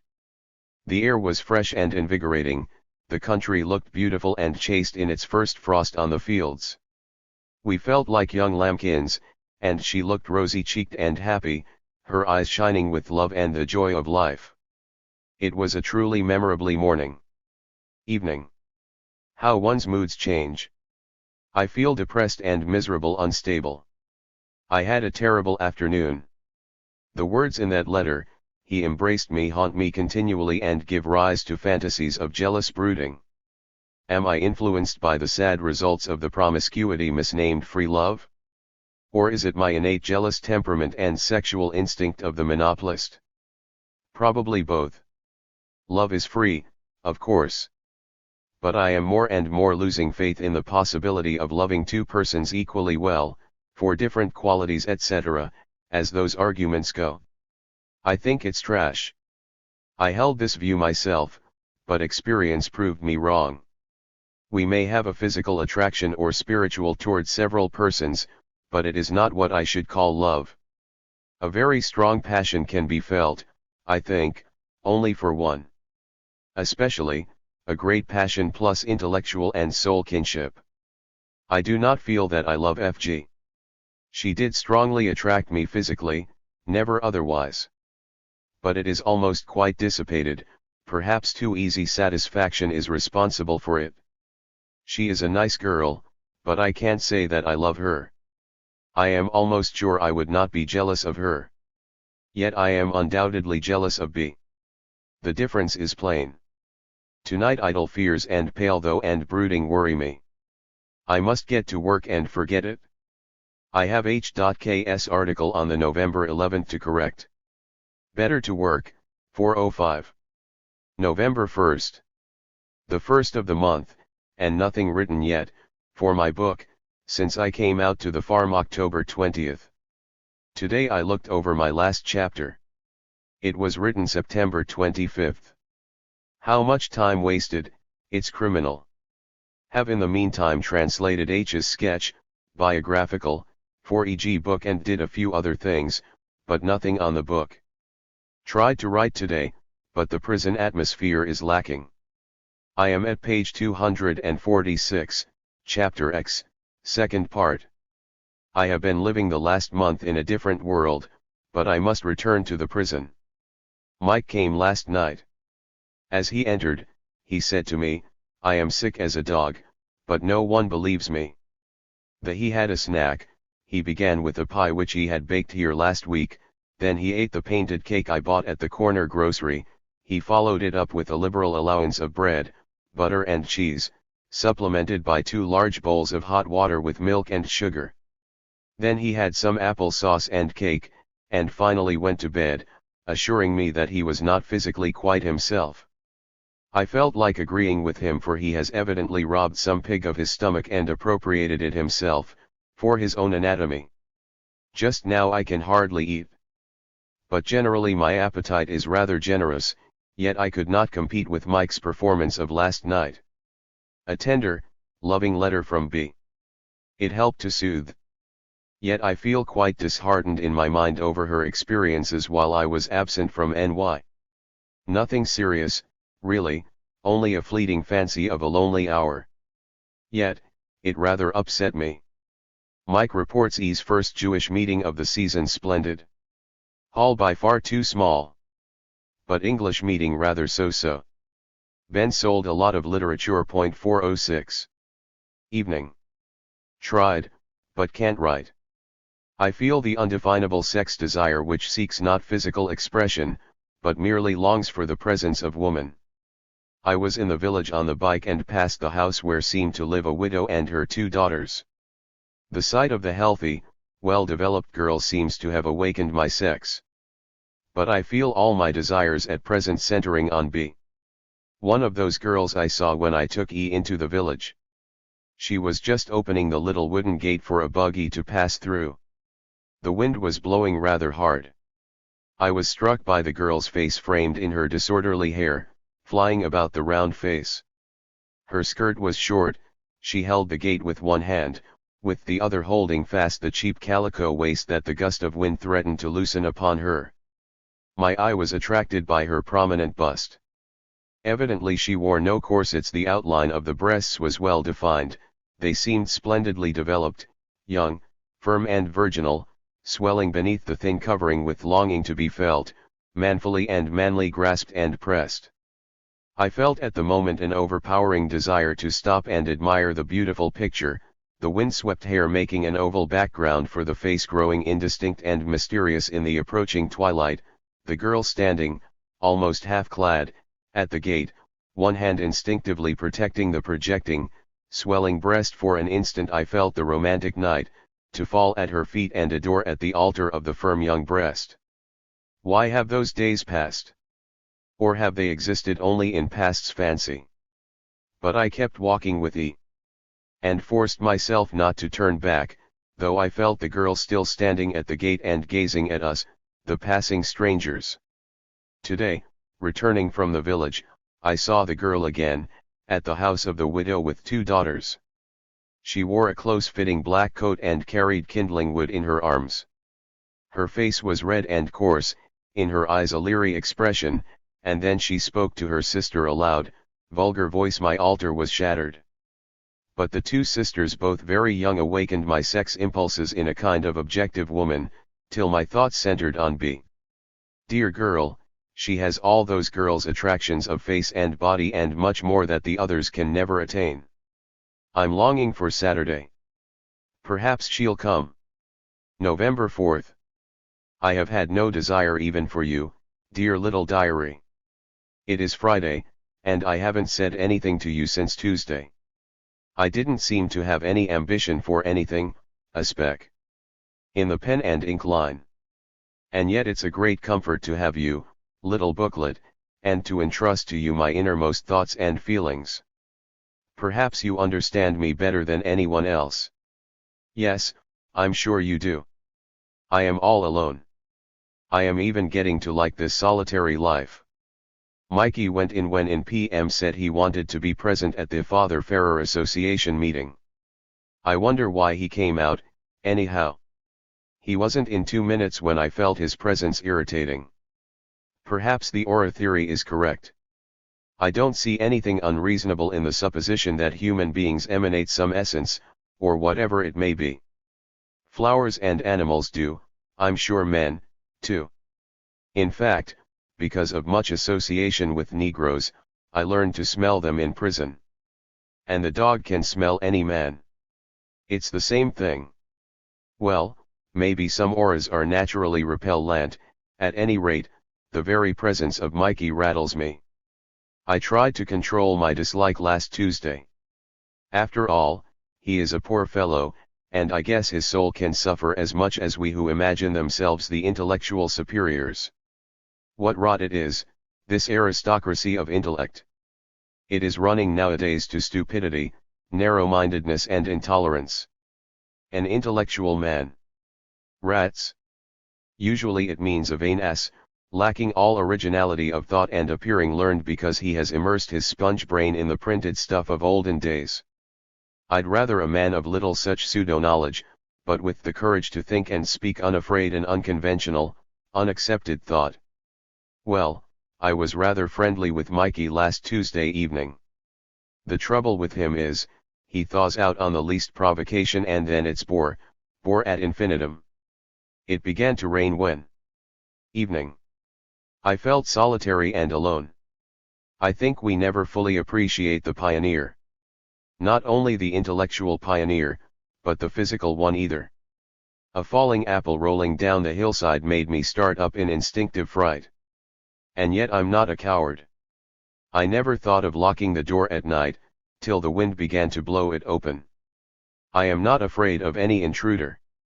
I feel as strong as any man, stronger than most men. I have a terrific grip, I could easily choke a man. And I am a good wrestler and strong hitter. So I'm not afraid. And yet I was quite frightened by that falling apple. It sounded like a company of soldiers coming on the run. I actually looked out of the door to see what was the matter, before I realized the situation. It's the effect of the great quiet and solitude. How much more terrible it must have been for the pioneer out in the West at a time when there was great danger from jackal and wolf and from lurking Indians. Yes, that courage of the pioneer isn't appreciated, no more than the social pioneers. It has been pouring since Wednesday. And now it is blowing a gale, the dear shanty here is almost shaking. Yet I am quite used to it now. In fact, I am getting to like the solitary life, only there is so little to eat here now, and 2 things are bothering me: B and the book. Dear little kitty, I think I am very, very stupid with regard to women, and especially with regard to her.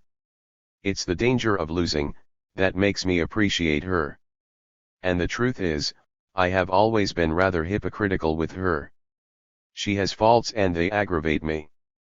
But how about my own faults? And then, her fine qualities far outweigh all her shortcomings.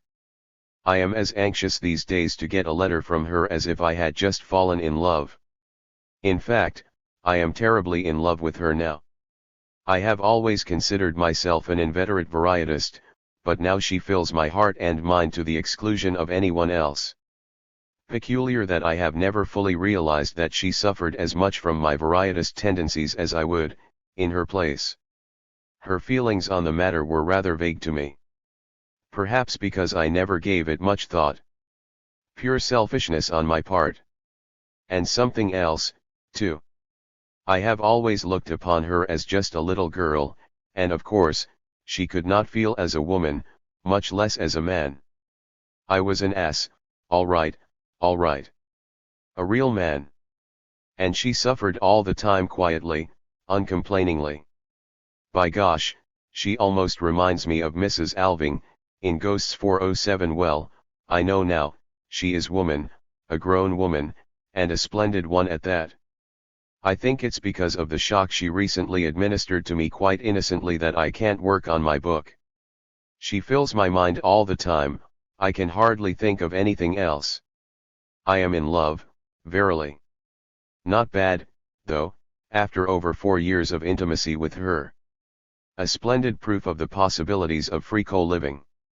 Or is it because she unwittingly aroused my jealousy and I realized that but for my neglect and moodiness she would never be attracted by others? I suppose it's both. At any rate, I'm fidgety and distracted till I get a letter from her in the morning. And I feel miserable if the letter is not satisfactory. But today I got a good long epistle, so full of affection and love, every line breathes her tenderness and passion. She had not yet received my last letter in which I wrote, "It's pouring black dogs.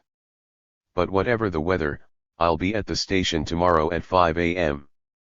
Write if you'll come." And in this morn's letter she writes, "Whatever the weather, I'll come tomorrow. I can hardly await tomorrow. I know E. and H don't approve of B, they don't appreciate her noble traits. When I think of it, I ask myself, am I not in the same position with regard to Ben? Perhaps I do him the same injustice as they do to B. Of course Ben is coarse and vulgar, etc. Yet he has his good traits, which my disapproval probably keeps from making their appearance in my presence. How true it is, after all, that to understand means to forgive, or rather, not to judge. Have written a letter to E in reply to hers of yesterday. Poor girl, she too is miserable. And her knee still bothers her. Maybe it's the weather aggravating the pain. It seems to hurt my arm, too. My writer's cramp is growing rather painful, though I am not writing much. E fought my battle again at the Ferrer meeting. Old fossil Wakeman objected to my name, proposed for treasurer. He writes, he objected because of your past. Hell, these liberals are really the most outrageous narrowheads and determined salemites of scarlet letter fury. I'm glad I wasn't there. In my presence he would not have spoken so freely, I suppose. It's well to know where they stand. Glad E. and H. and Ben were there. They must have given it to the old mummy. 408. E. tells me I've been elected on the executive meeting next Tuesday. I ought to be there, but hate to leave here. Somehow I'm afraid I couldn't write in the city. Wrong atmosphere, too many disturbances, and the Bowery is too near. It has a strong attraction for me. I love to walk the streets at night, to study the life of a big city. Far more instructive and real than the best imitation on stage. I saw 2 robins today. I thought they had long ago gone south. They looked cold and homeless, poor things. Maybe the rain gave them promise of a few worms for dinner. It was noontime, and they looked as if they were fasting. They reminded me of that beautiful red breast that used to come to the prison yard regularly every year. The sight of him would always fill my heart with joy. I knew it for the surest harbinger of spring. Indeed, I had nothing to expect from mere change of seasons. Yet the approach of spring would bring hope and even some joy to my heart. Nature's awakening always seemed to stimulate my own cold, cheerless outlook. 409. In the evening, it pours and blows.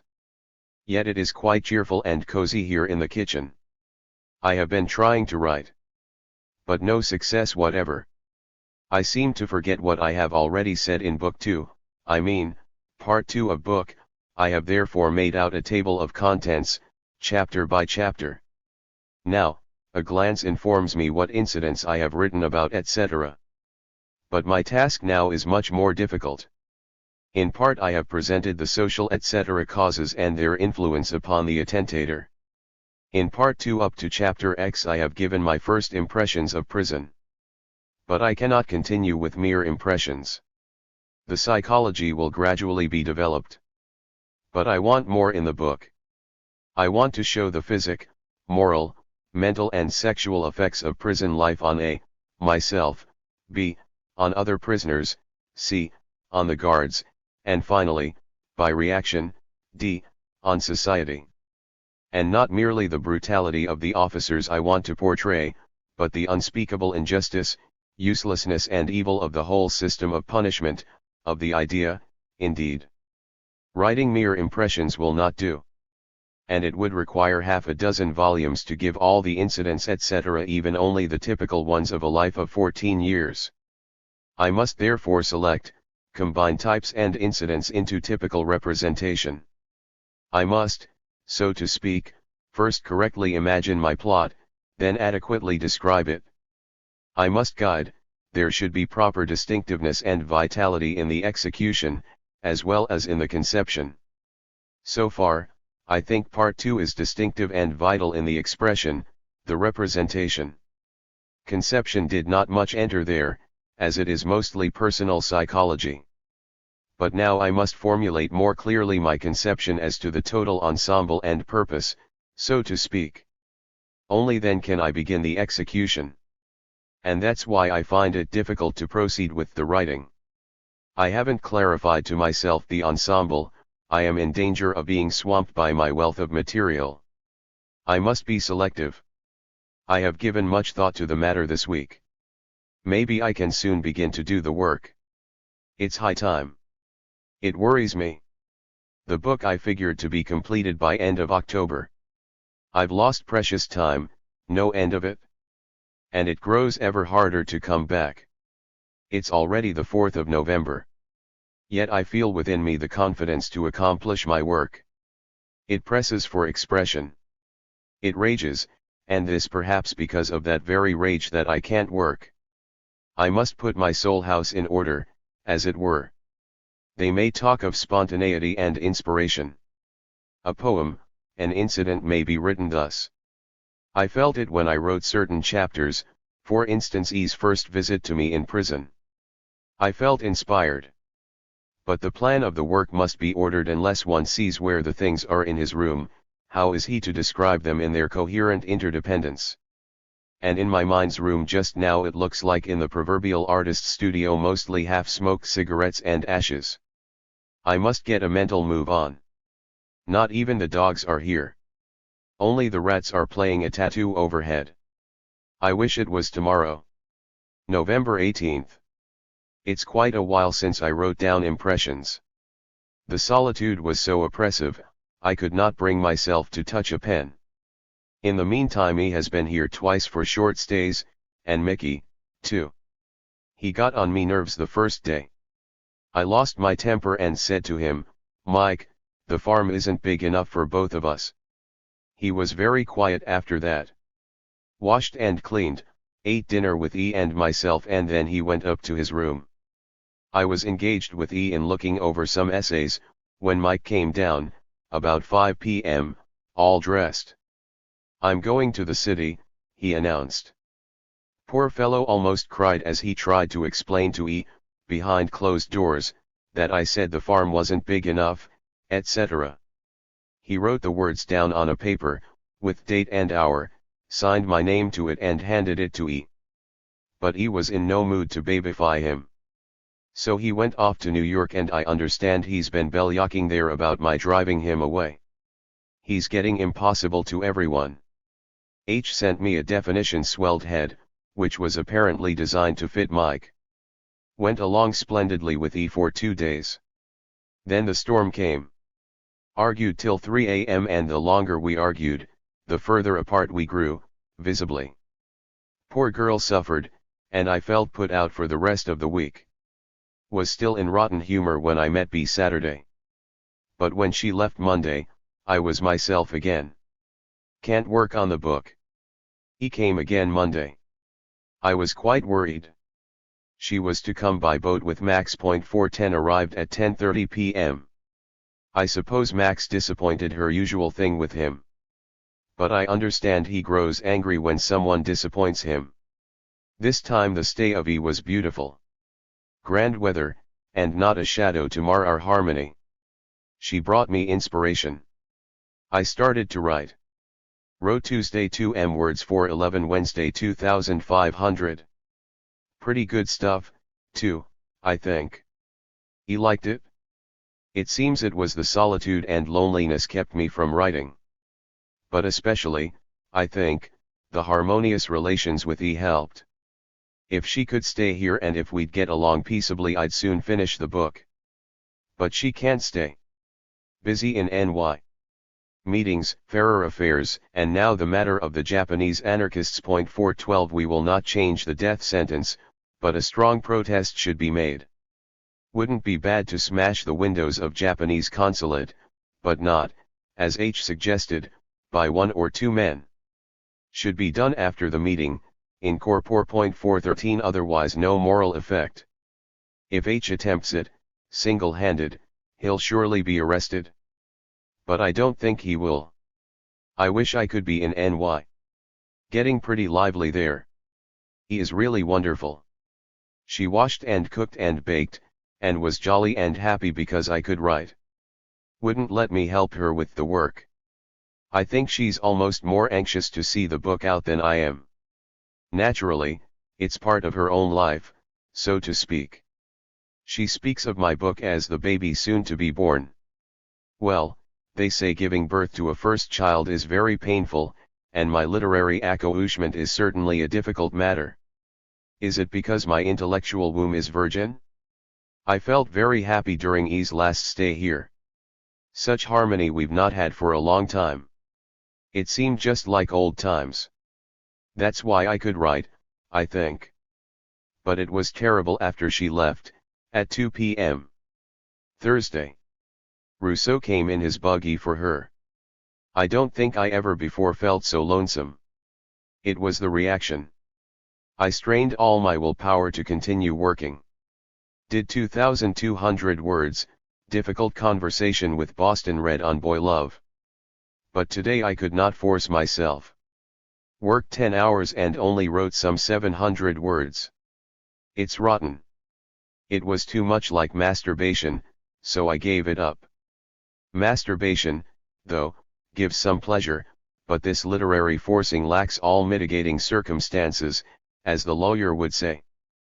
Perhaps I can do better tomorrow. But I'll only have a few hours. Must meet be glad she is coming. Will relieve the monotony. If he can't come, I must write Molly. I'm not quite sure whether her presence will help me to work. She is in NY now. I suppose the atmosphere in Grace's bungalow was not comme il faut. 414 I visited them last week. Stayed overnight. Didn't like the ways of Ernst. Think there are many ghosts in that bungalow, and Grace must suffer in silence with cheerful mien. 415 A splendid view there upon the Hudson. Reminded me of the Ohio opposite the Riv. Penitent, only more beautiful, and I wasn't in the cell, and could step out and enjoy the glory. I'll try tonight to think of my next chapter in the book. As a rule, I cannot give the work any definite thought till I sit down with pencil in hand. I wonder how E's meeting is tonight. It's just 9 p.m. Must have begun. And the outcast meeting Ben's idea. Pretty good, only the question is, where do the real outcasts come in, at 25 cents per admission. 416. Tolstoy reported dying, or dead. It seems his womenfolk have made his last days intolerable, had to run away, caught cold and is mortally sick. 417. The vampire church already hints at a victory. They claimed he expressed a wish to return to the fold. I think it's a lie, else he is irresponsible now. If every great man the church claims, you've conquered, golly lo, 418. She is unchangeable and incorrigible. May 18, 1911. I could not resist the temptation of using the red pencil for today's heading. 419. But it is no red letter day for me. No, by no means. I feel so miserable, oh, so very miserable. What is all physical pain compared to this agony of the spirit? I've lost my faith in the girl for whose loyalty and truthfulness I would have staked my life. Yes, without the shadow of hesitation or doubt I would have staked my very life on her, and now oh, even now it seems so hard to believe, it is so incredible. Perhaps that was the feeling the saint experienced in saying Credo Quia Impossible est 420. But my thoughts are wandering. I am distracted beyond words, yet I want to write, I feel I must write, perhaps I'll find a little relief thus. My 5th birthday. A happy, red letter day. B is preparing some surprise for me, invited a couple friends to dinner to celebrate the 5th anniversary of my resurrection. Oh, the irony of it, the bitter irony of it. To celebrate my resurrection. And I wish I were dead, I wish at least I were back in prison. Yes, I could arrange to return all right, but would I find peace there? Could I get away from the beast of memory, from recollections of having been deceived, duped like an ordinary fool of a husband? A fool of a husband. How stale and conservative that sounds. Yet, my experience too is stale and conservative. I suppose it has been the lot of man since the first woman deceived the man whose whole faith was centered in her devotion and truthfulness. What does Heine say? Es ist eine alte Geschichte, doch bleibt sie immer neu etc. Yes, und bricht das Herz and ci. 421. To think that Beck, my own little Beck, should fall victim, such an easy victim, too. Like the veriest country girl, a little flattery, a few meetings and the thing is done. 422. And fool that I was, I thought no man could get the best of her. What an idiot I was to think her different from other women. And I had such faith, such boundless faith in her. Oh, I could forgive everything, but to think that she deceived me, not once, not for a day or two, no, 4 weeks, 4 months. I can hardly believe it. But it's her own confession. Perhaps she'd never confessed, who knows? Circumstances forced her to. And even then she did not tell the whole truth. Oh, woman, is there any truth in you? Man has asked that since the world exists. The answer is still to be given. Yet I thought that in her I had found the answer. B would not lie, she was the soul of truth. She was so frank, so naively and exquisitely frank with me ever since I knew her. It was my anchor, this trust, this faith in her. Such surpassing, almost incredible faith. I had never trusted any woman like that. Not a doubt, not the shadow of suspicion ever in my mind. She'd go away for hours, for whole evenings. She is young and full of life and spirit. Let her enjoy a little. I am so busy always, why should she deprive herself of a little innocent amusement? I never thought of asking where, with whom has she been out. I felt she could take care of herself. I knew she'd rush to me and confide any even insignificant tremor of heart she might experience. The idiot that I was. I knew. To think that any man knows anything in such matters. Well, it serves me right, for my stupid trustfulness, I have been interrupted. Someone came to the office. Yes, the office, the new office of Mother Earth. The magazine has been moved. 423 Many things have transpired since I looked upon thee last, my dear little diary, my only faithful one. You at least I can trust. To you I can confide my innermost thoughts and pour out my bleeding heart. Drop by drop I would pour it out, even though I tear my soul to tatters in doing so. But you will give me relief, you trusty little booklet. You're all I have now. I cannot speak of these things to anyone, not even to E. Dear E, I'd feel so ashamed, degraded to tell even you. No one shall know that my dear little B has proven deceitful. Oh, Beck, deceitful. How can it be? Is it really possible? I can't stand the thought, it strangles my very soul. To have your rock-bound faith broken down, demolished, and all so suddenly, so unexpectedly. I feel as if I had been taken unawares by the enemy when I thought myself in time of peace. I can't stand it, I can't stand it. But I haven't looked at you a long time, dear little booklet. Sweet little diary, my only trustworthy friend. And I need a friend so badly, to pour out my whole soul to free myself from that strangling feeling around my neck, the cold icy grip around my heart. Yes, many things have happened since I saw you last, dear sweetheart diary. Let me see. When was it I had you last in my hands, in my arms? I remember I kissed you, dear sweet booklet, when I laid you away.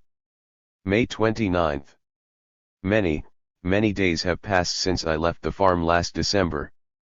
The work of the Farrer Association for a while absorbed all my energies. It necessitated the postponement of my book. I could find no time to write. Work day and half the nights at the center. And then he left on her tour, January 5th, immediately after our Farrer mass meeting, and my hands were full. 424 Finally I set February 20th as the day to begin working on my book again. Evil Fates. H. Quit M.E. 425, February 12th, and I had to take charge of the office and have since found no time to look at my MSS except to prepare a few typewritten chapters for Joku Sura, to be used in the forthcoming Bohemian Anarchist Almanac. 426. E's tour has not been as successful as the previous. But her latest letters indicate improvement. Poor girl, she works so hard and yet how confoundedly little to show for it. She is entirely engrossed in the Mexican Revolution, and I can see she longs to remain in the West, to throw her entirety in the work of the Magonists. 427 Somehow I can't enthuse over the revolution. I would help it all I can, but it seems impossible to awaken an interest for it here in the East. The Madero rebel is bourgeois, of course. But the Magonists might force him to more radical steps if the rebel element should receive sufficient aid to enable them to continue the revolution. I have called an internet conference, but I hope little from it. 428. The heat and worry is sapping my energies. I am trying not to think of my personal troubles. Yet every insignificant incident recalls to me my tragedy. But I will not think of it. Perhaps when I am calmer about it I could find relief in a sketch. Yet I must say that B has been very devoted and loving since the terrible events she told me about. I have carried on like a maniac. And even now I fall into wild recollections at every allusion. Oh, I must not think of it. My heart's full of sadness and bitterness. Thoughts of murder and self-destruction assail me. I must calm myself.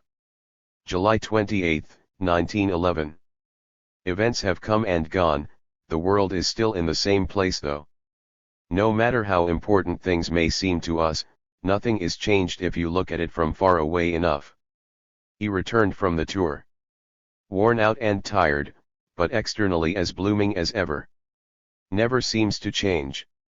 But we seem farther from each other than ever. She seems so preoccupied and cold, I can't approach her. I felt I could not bear to be away from B this summer, after all that happened. Hochfab. Of Zitavanabar. 429 I wrecked another shock. Galv. To think of it? Such an insignificant windhog. There is no accounting for tastes. Time, they say, heals all wounds. Mine is not healed. I merely try not to think of them. I fear to think of them. B has been very kind to me. I thought I'd be driven to drink, or to madness. She stood it all. What hurts me most is the impossibility of it. Yet it really happened. What faith I had to think it all impossible, never to give these matters a thought, a suspicion. But I won't think of it. B has a place with Lillian Brown 430, a stable they converted into a living place. I came out to the farm Monday, July 3rd. Now it's the 28th. Started to revise my MSS. Beck is to typewrite it here. Revision very slow, had to rework many chapters. I am highly dissatisfied with my slow progress. Am working on chap 7 now. Had to subdivide the chapters, especially the in the train chapt. With the recollections. Terribly slow, when will it be done? It worries me. And then B is sick again. Wonder what it is. Dr. Greel was here, visiting. Thinks it's result of last month. I'm sure I'm not guilty, not this month, anyhow. As to the previous, B knows. She is gone to city, week's treatment, inflamed womb or something. He was here. Seemed cold and distant. Went back to NY to work on Mexican Revel. And fairer affairs. I may be wrong, but it seems to me she never got over the thing to which she thus refers in one of her last letters: no one needs me, insignificant girls here taken my place, etc. 431. I can see she is suffering. She plans now to cut the knot of her old life and friends by removing me to the coast. Maybe it will be best for all thus, though hardly good for me. Her remark probably also referred to H. He's got a girl. Who'd ever thought of it? And how changed he is. Dances attendance on Polly and sits and coos with her all day in my presence. 2.432 I could never make love to anyone in the presence of a third person. I wonder if H can really care much for the girl. There seems nothing extra about. Dancing girl, H said. Also wrote short stories for the World. Uses good English, fluent and rich vocabulary, exact in expression. Ought to be able to write if she has ideas. But, then, what woman has ideas? 1 in a million, perhaps. The rest take their ideas from their husbands or sweethearts. Why, it seemed to me one day in a restaurant on 26th St. that even B's friendship for RH had already influenced her ideas. She said he was an anarchist, or called himself one, though he believed in police, in authority. And then she tried to defend his right to call himself an AN, till I asked her, would you call yourself a capitalist if you have no money? Can anyone rationally call himself an AN while believing in authority? It hurt me to hear her that evening. It showed the influence of R. H was jolly with drink the evening he came out with Polly, July 25th. He spoke thoughtfully, as he always does when half drunk. His attitude to women was that of the cynic. But when he was sober he acted differently. Is he playing the hypocrite, I wonder? As to cynicism, to my great sorrow I say it, the more I see of women the more I lose faith in the sex. Men, too, are rotten, to speak plainly.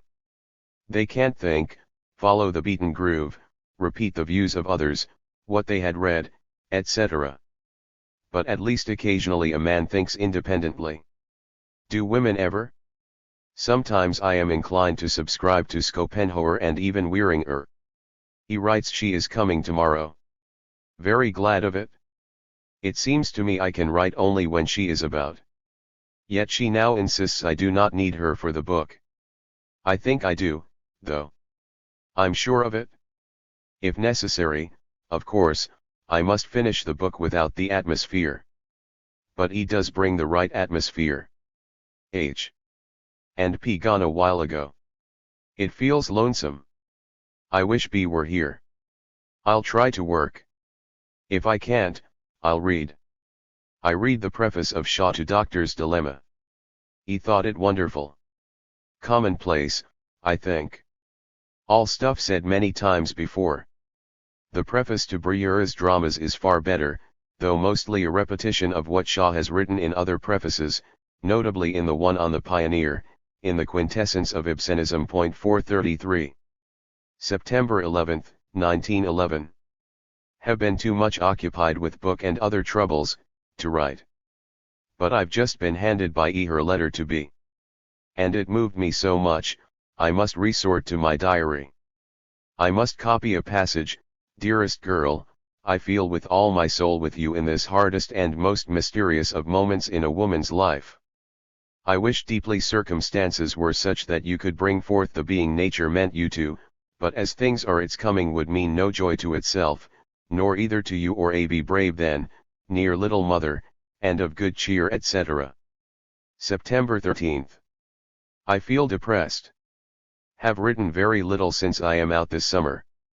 Came here July 3rd. 2 months passed in revising last year's work. Started new stuff on the 1st of this month, but it goes very slowly. I hardly average 1 words per day.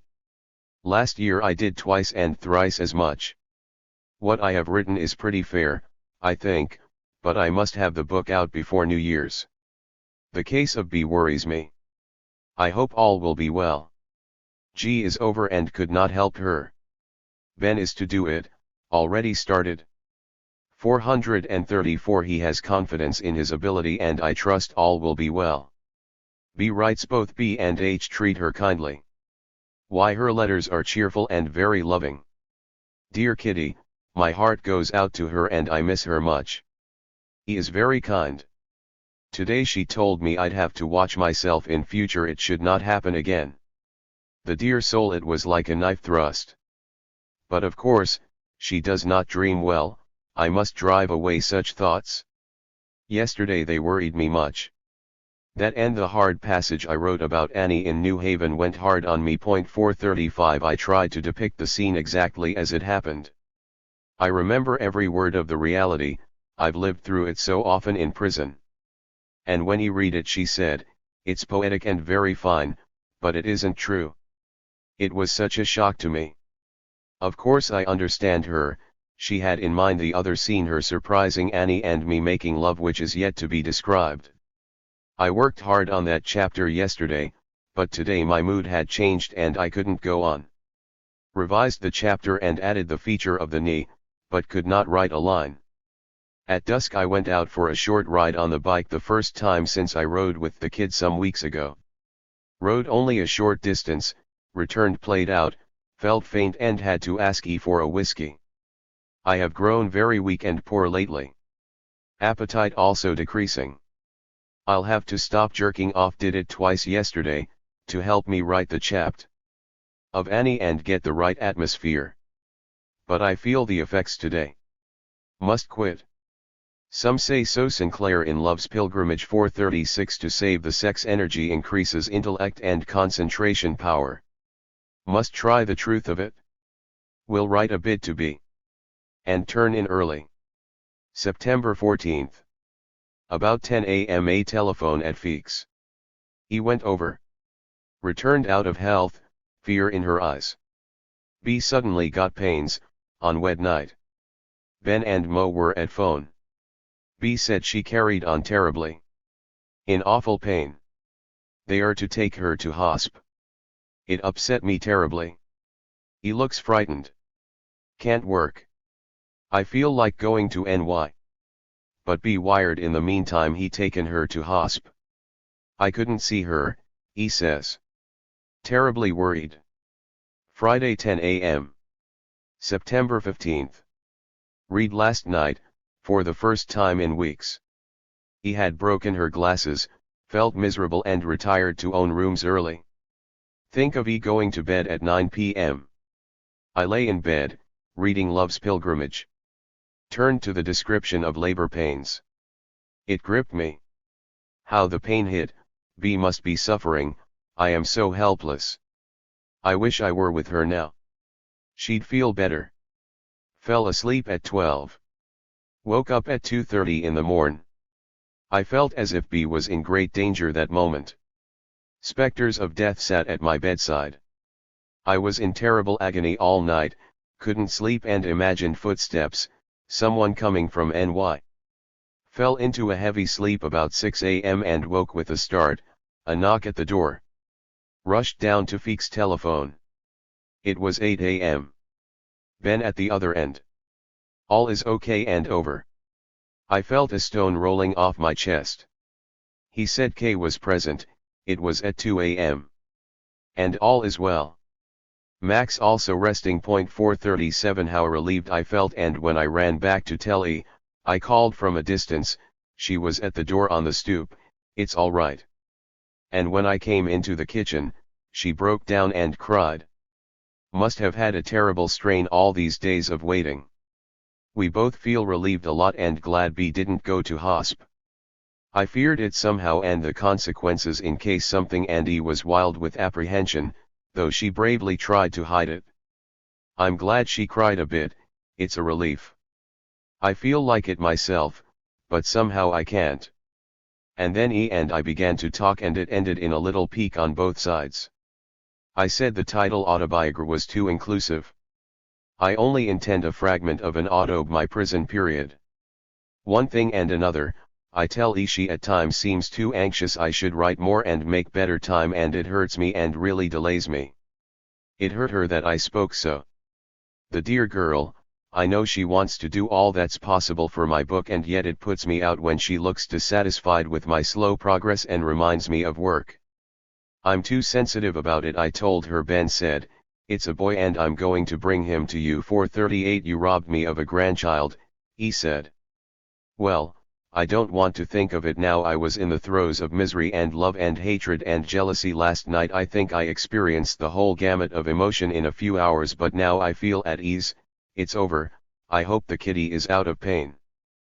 Poor dear, I'll try to make up to her for all this terrible experience, even if the responsibility is not mine. If I could feel certain that all this misery and pain and trouble and the general unhappiness of everyone concerned will forever cure me of another such experience, make it impossible for such a terrible thoughtless indiscretion, if I could only feel sure of it, dear me, I'd forget all the past. I wish some day she'd call me and take me to her bosom and spontaneously tell me this. How happy I'd be, and I've been waiting and waiting for her to give me the peace I asked her for, to tell me everything, everything, to speak her whole soul, for I'm not satisfied so far. She hasn't done it yet, though she promised it once in a letter. It must be very hard for her, poor kid, and yet, if she loves me, she'd long to open her heart, and then she knows how happy it would make me and how it would relieve me. But I'm afraid she will not do it, unless some day she glances at these lines and is seized by the desire to pour out everything. But I'm afraid I should not take it in the right spirit just then, for I'd know it came through the suggestion of this reading. But I must not think of these things. Perhaps I can write today. I must try. He just returned from letter box. No mail. Of course, the poor girlie couldn't write. It's Friday. I think I'll surprise the kitty and go in tomorrow in the afternoon. To the city. It will do her good and help her perhaps to get well. And it may give me a change and help along. I've been here continuously since July 3rd, 7-10 weeks, I think. I'm so anxious to see her. Later. He went to village, in rain, to get her delayed glasses. The conspiracy of things. When she returned, she found the glasses in our letter box. Also 2 letters from the kid. One had miscarried and been delayed. Yes, mail had not been taken out by postman. The poor girl got no mail. Hope everything is okay at 210. Will write now. Saturday, September 16th. Did well yesterday and went at PM with lantern to meet possible comers from NY. No one came. Very dark. Thinking on the walk. Have written 2,200 words. Sachs Restaurant, removal to new wing, Zichthosbluthen. 4:39. Hope I can do as well today. He just went for mail. I'm anxious and longing for the afternoon. Will surprise the kid by dropping in at 210.440. She'll be happy to see me. Later. Short letter from the kid. Feeling better, writes very little about her terrible pains, a real stoic, the dear girl. Also wrote a line to E, and Ben describes the scene a la Sinclair finishes, if I can make as good a book as he made a boy, we'll all be glad. How terribly I feel these unconscious daggers. But I want the secret to be buried. I long to go to NY. We'll take 4:05 p.m. train. I yearn to see the kitty and to comfort and cheer her up. She bore it bravely, she wanted to send for me, but did not wish to seem weak. She is a dear girlie. I want to make up to her for all this suffering. Tuesday 4 p.m. September 19, 1911. Just 19 years today since my trial. What changes, what trouble and suffering that stretch of time holds. And who'd ever thought then that I'd be here 19 years later? Least of all I. Sad, the 16th, I went to NY in the afternoon. Train 45 minutes late. Arrived about 6 p.m. Had to wait downstairs, Havel was away and left card not to ring. After about 10 weeks in the country, the city looked terrible. Faces upon faces in the tenements, as I passed in the train. Why don't they go to where I came from? So much room there, I wondered. They surely cannot enjoy living like bedbugs. Economic necessity, again and ever.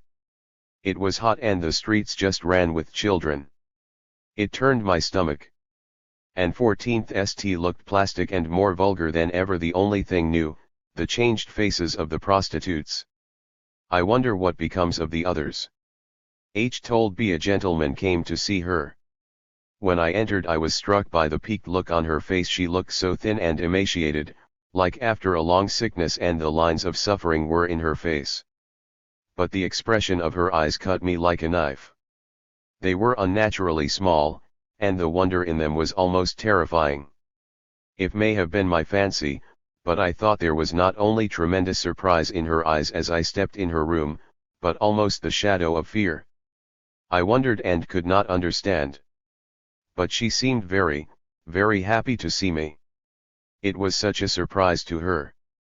She was feeling good, no pain, but next day, Sunday, she began to have trouble with her breasts. They grew awfully large and heavy and hard. I helped her with them, and tried to reach Dr. K by telephone. The day passed only too quickly. I enjoyed the visit and was quite happy.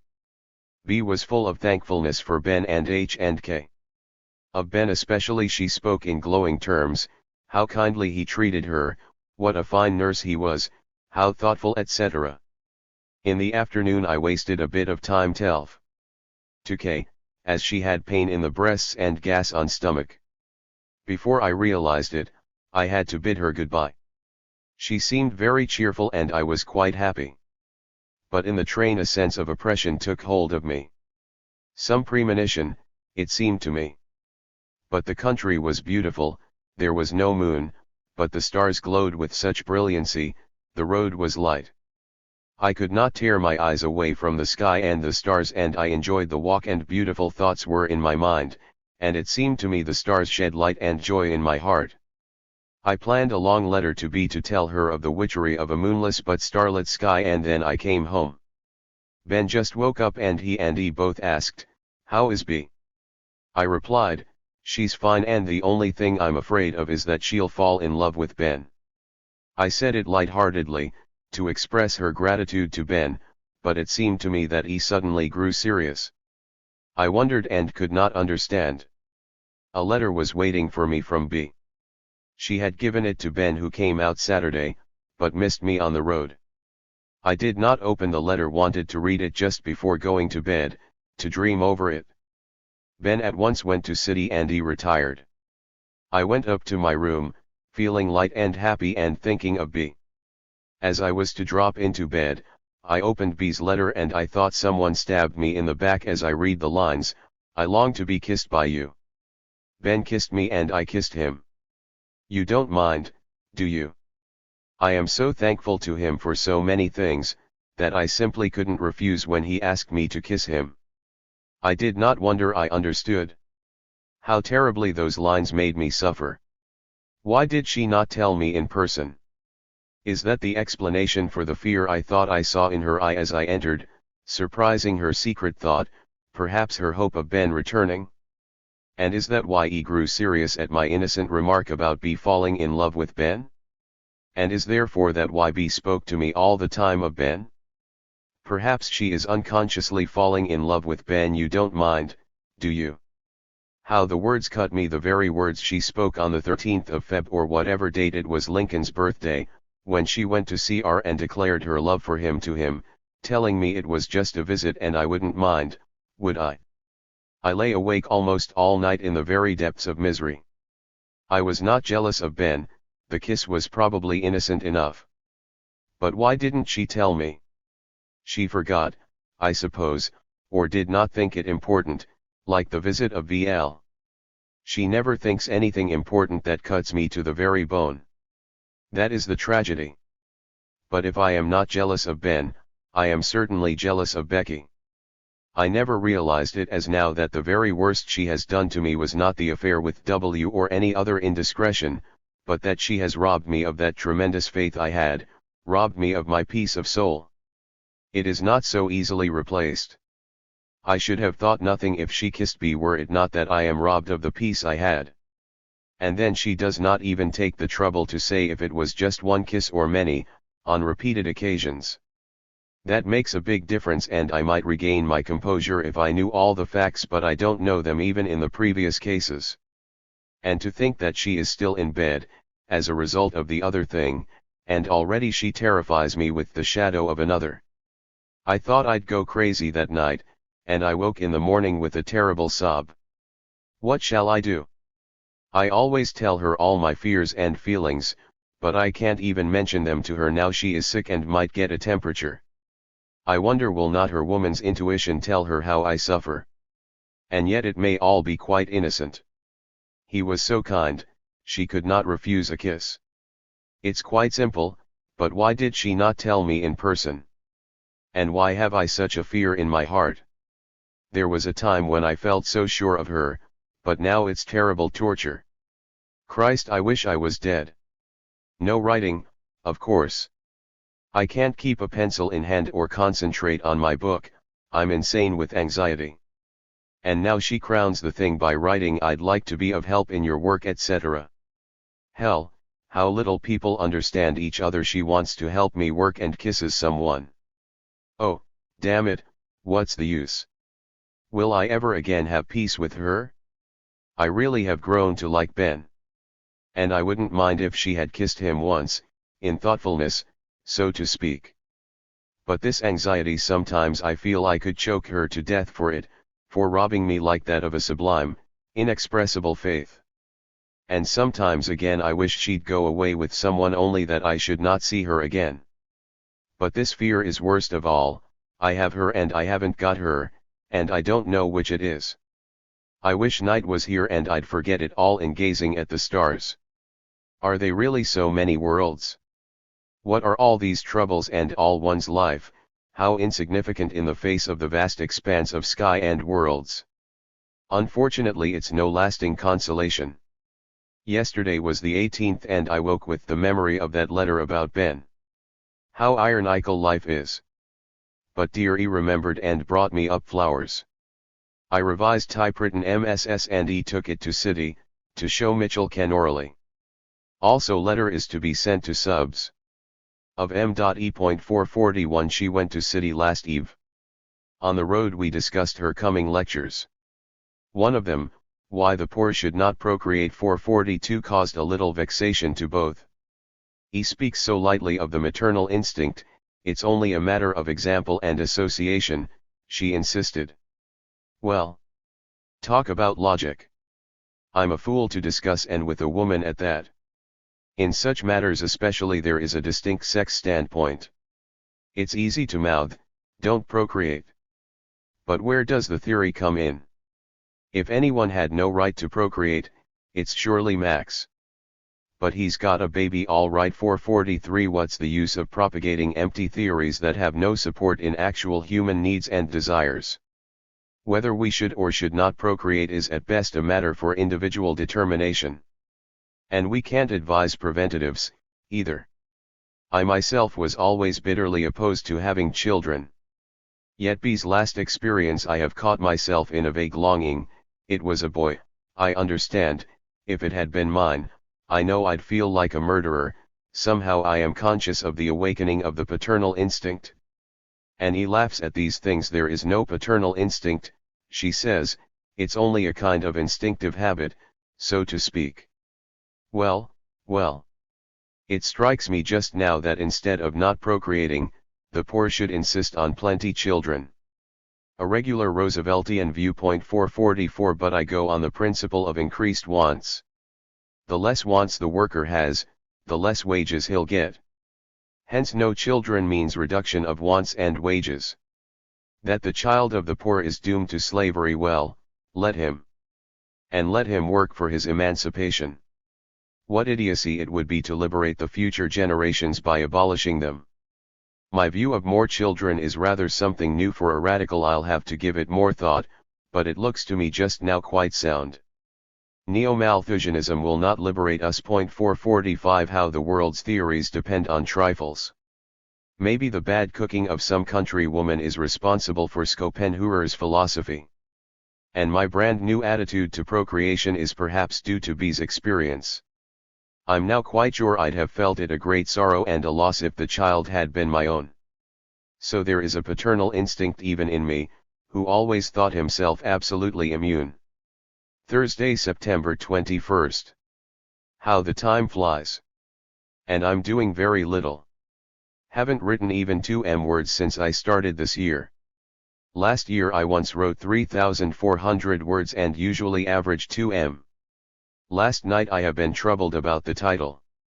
The Autobiography of an Anarchist is a good title, but not for my book. I am opposed to autobiographies. They should not be published till at least 25 years after the author's death. Otherwise they can be neither consciously nor unconsciously sincere. And besides, I'm not intending an autobiography. I'm writing of my prison life, with only an occasional look backward to illuminate my prison life. It's essentially the story of my prison experiences. The title should be comprehensive, not misleading. E and B are in NY. Lola is here. 446 I write little. I've been worrying about B. And that letter of hers I found at home when I returned from NY. But she's a dear girl. Today I get a long epistle from her, breathing her affection. She has divined my depression and its cause. Dear girl, I wish she were here, I'd be so much more at peace. How little things disturb one. I saw in 210 the volumes of Poe B got and was unable to pay for. She promised to send them back. But it has not been done. A trifle, but it made me suffer the gamut. This trifling carelessness is to me characteristic. And she had promised and did not live up to it. Read a chapter of Love's Pilgrimage to settle my disturbed calm. I think it better and better the more I read of it. How well he described the little things, angry thoughts etc. that nag at the artist and make writing impossible. It's written straight out of my heart. It is done splendidly. I wonder why he did not appreciate it. Nor Coriel 447 said he couldn't read it. The English grates on me now and then, but the book is great. And by the way, B's last letter really surprised me. There is evidence of literary ability. Ought to be developed. She can think too and is not afraid of independent opinion. And that, with proper expression, makes literature. I wish she would come soon. It's a joy to have this booklet to confide to. Now it's off my heart, perhaps I'll be able to write in the afternoon. It's 2 p.m. We'll have dinner and then try to work. I am at Chap. XX, Part 2. Monday a.m. Sep 25.11. Time flying terribly. I am still at Chap XX. Make no progress at all. Many things worry me. Perhaps if B were here, my mind would be more at ease. I feel closer to her than ever. She is writing letters full of love and affection. I hope the experience will bring us into closer and better understanding. I wrote to her at great length the last few days, showing her my whole heart. How I long for peace with her. The last few days I have felt in low spirits about the book.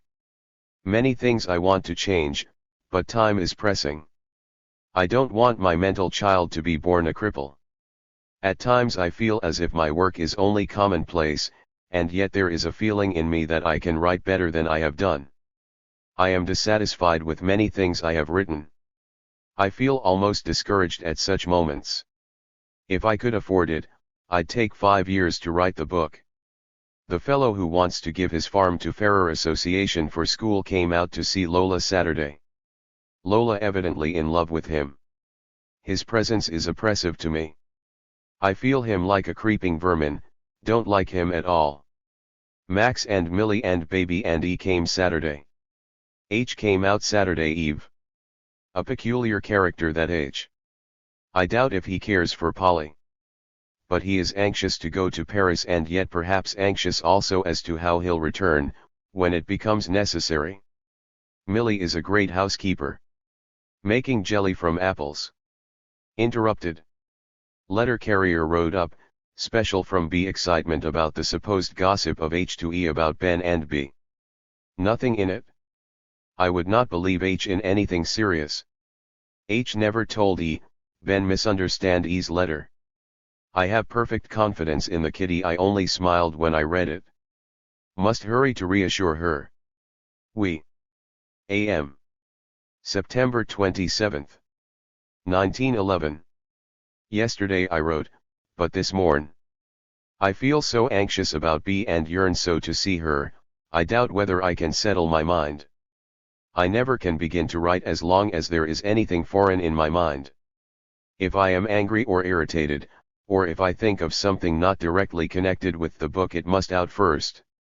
The dear diary helps a great deal. Max and Millie and Pipsy have been here several days. Leave today. The presence of the people does not disturb me if they're quiet. But the coming and going of visitors is disturbing.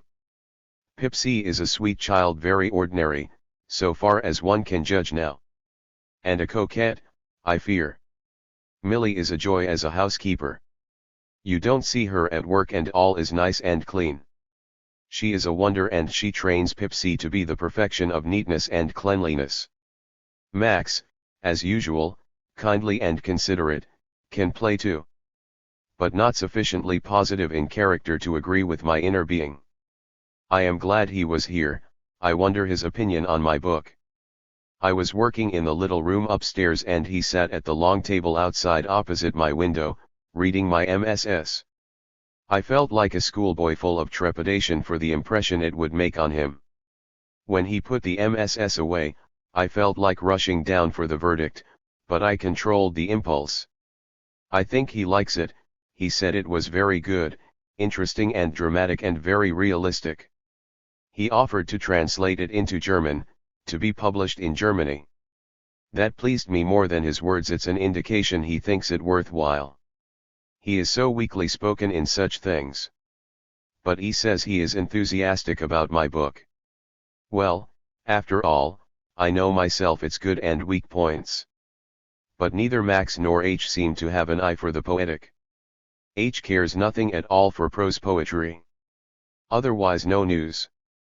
Yesterday was probably my best day this summer, almost 2 words, scene with Warden over the strike in shop. Poor Kitty is terribly miserable over the misunderstanding as to H. She understood he gossiped to E about the 2Bs.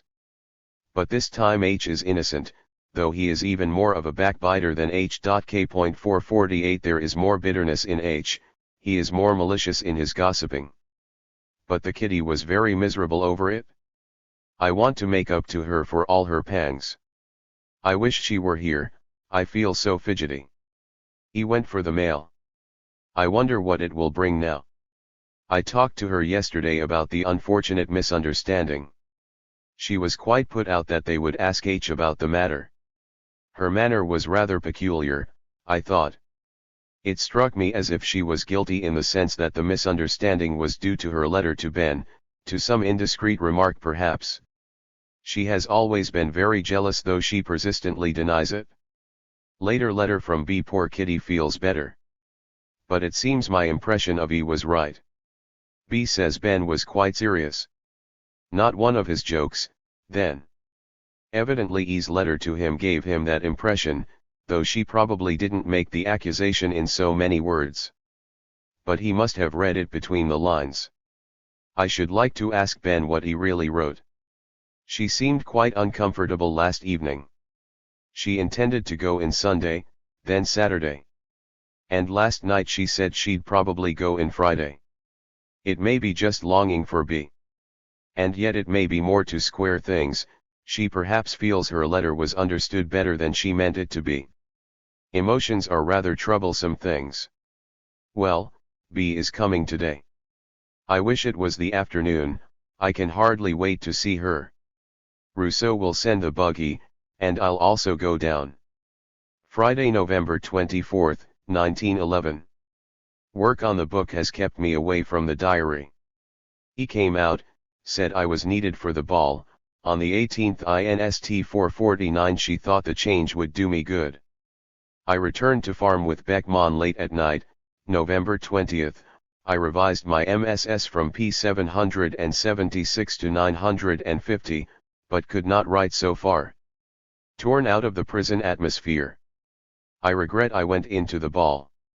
They could have managed without me. Ben would not let one of our boys sell raffle tickets for the English. Arbiter friend 450 and tore a whole ticket booklet up. He has as much the spirit of AN in him as the man in the moon. The demonstration of his autocratic stubbornness, the vanity of managing the affair, convinced me that what I heard from comrades in St. L. and other cities in Reben may be quite true. At any rate, there is no place for him in the movement. He must have felt all this. She had a fuss with Ben and he left, apparently for Chicago. I hoped he would never come back. 451 He would suffer for a while, but she'd get over it. And the movement would be the gainer. Unconsciously he has been influenced by him till her whole atmosphere is changed. The faces at 210 on the night of the ball reflected the condition of the movement. As influenced by E and B, usually we'd have the boys who help at the bar etc. come up to the house after the ball, for a cup of coffee. They work very hard, the poor dears. But though they worked as hard as usual, this time only the intellectuals were invited to 210 after the ball. There was not a single proletarian among them except Haywood. 452 None of the boys who really helped and worked hard was there. The house was full of middle-class intellectuals, pure bourgeois, without much intellect either. Mrs. Older was taken home by me. She is the wife of the edit. Of the SF. Bulletin. 453 A bright woman, with a sense of humor, she evidently came to the ball in a spirit of slumming. At home were E and Ben, Beck, Stella, Mrs. Jarmouth, a dabbler in literature and radicalism, Bloom, a hunchback artist, Frank a cripple, Boyezen 454 Hutch and Mrs. Holliday. The latter is the mother of Polly, with whom H has gone to Paris. I felt disgusted with the company and retired to my room. Out of the whole crowd I like Haywood and Hutch, two extremes. Haywood is the typical proletarian, grown to revel manhood. I feel him a real good, square man of the people. He has the right spirit. He sees in the industrial workers of the world the only healthy labor movement. I believe he is right. The AN movement has turned into the spirit-killing channels of bourgeois tolerance. I returned from NY feeling the same in regard to the movement as I did in the first months after my release. Hutch is a lovable character, but entirely without revel spirit. I am sick of human side talk. Life is a battle. They can talk nice phrases of kindness and tolerance as long as their stomachs are full. But how about the millions in the swamp? Today he writes Ben has returned. I felt like writing her my view of the whole situation. But it would be quite useless. I've tried it before. She sums up the whole thing: I have met my Waterloo. My passion is stronger than my reason, so I must pay the price. Possibly it is conditioned in my sex, Yet when I think of how much my male friends are tossed about by their passion, I console myself that sex has nothing to do with it. Passion, as a force, is greater than reason and victimizes all. She probably alludes to the suicide of Kellogg Durland 455, yet I believe passion by no means plays the same role in the life of a man as it does that of a woman. He ought to give a good lecture next Sunday on Mary Wollstonecraft. She seems her reincarnation. 456. Such is life, however. I feel sickened with it. The thing will go on as before: sensationalism, high admission, double prices, and the rest of it. Yet these scenes between E and Ben will grow more frequent, and he will now realize more than ever the power he exerts over E. Poor girl, the worst of it is, with all her revolute spirit and clinging to our old traditions, she is blind to having gotten away from her moorings. Kropotkin is right: after all, no movement is worth the effort, except it be rooted in the masses. 457. Friday. E. Beck is with me, typewriting my MSS. She is patient, though I have been very anxious and cranky lately. The writing of my memoirs is living through my prison experience again. Several publisher returned MSS. I guess it's too radical for them. The name also is not respectable. We'll have to publish it ourselves. The reading of my MSS by E at row S458 was successful. Those present liked as much as was read. Part I. Jack London is asking for more manuscripts. 459. I could not yet start writing since I returned from NY. Down that literary atmosphere, it's checked by tobacco and whiskey fumes. I might have been through with Part 2 had I continued. I was in a proper vein. December 22, 1911. Friday. At last. Last night finished Part 2, Penitentiary. It was a terrible struggle these last weeks, ever since I returned from Emmy Ball, November 18th. I feel a big load off my back. But am a bit uneasy whether last part is good in the form of letters to chum and girl. 460 will send the end to the girl, as Christmas present. Also a copy to chum, they both deserve it. Expect Kerr and Pearl over Christmas. 461 want to write the Workhouse chapter and the Missing First and Comet chapters before I return. Promised to go to E on Saturday. December 30th. Ben leaves for Chicago tomorrow. Girl got her hands full. Rented new office, above old one. Dear chum contributed to publication of book $200. The same old devoted friend. Travesty of grand jury continues of McNamara. 462 saw in NY. Antone and old man both great. The former will go to gallows, if necessary with a song. The later is a Viking. 463. Postscript. San Francisco. 464. April 27, 1916. It's been a long time since I wrote. On few occasions I did have the desire, but no opportunity. Many things have happened since. May 1 St. last evening social and dance for the Blast. 465 good cosmopolitan, international bunch. Good crowd. Tonight mass meeting arranged by Ital. And Spanish IWW, where I speak with Tresca, who is here from New York, lecturing. 466.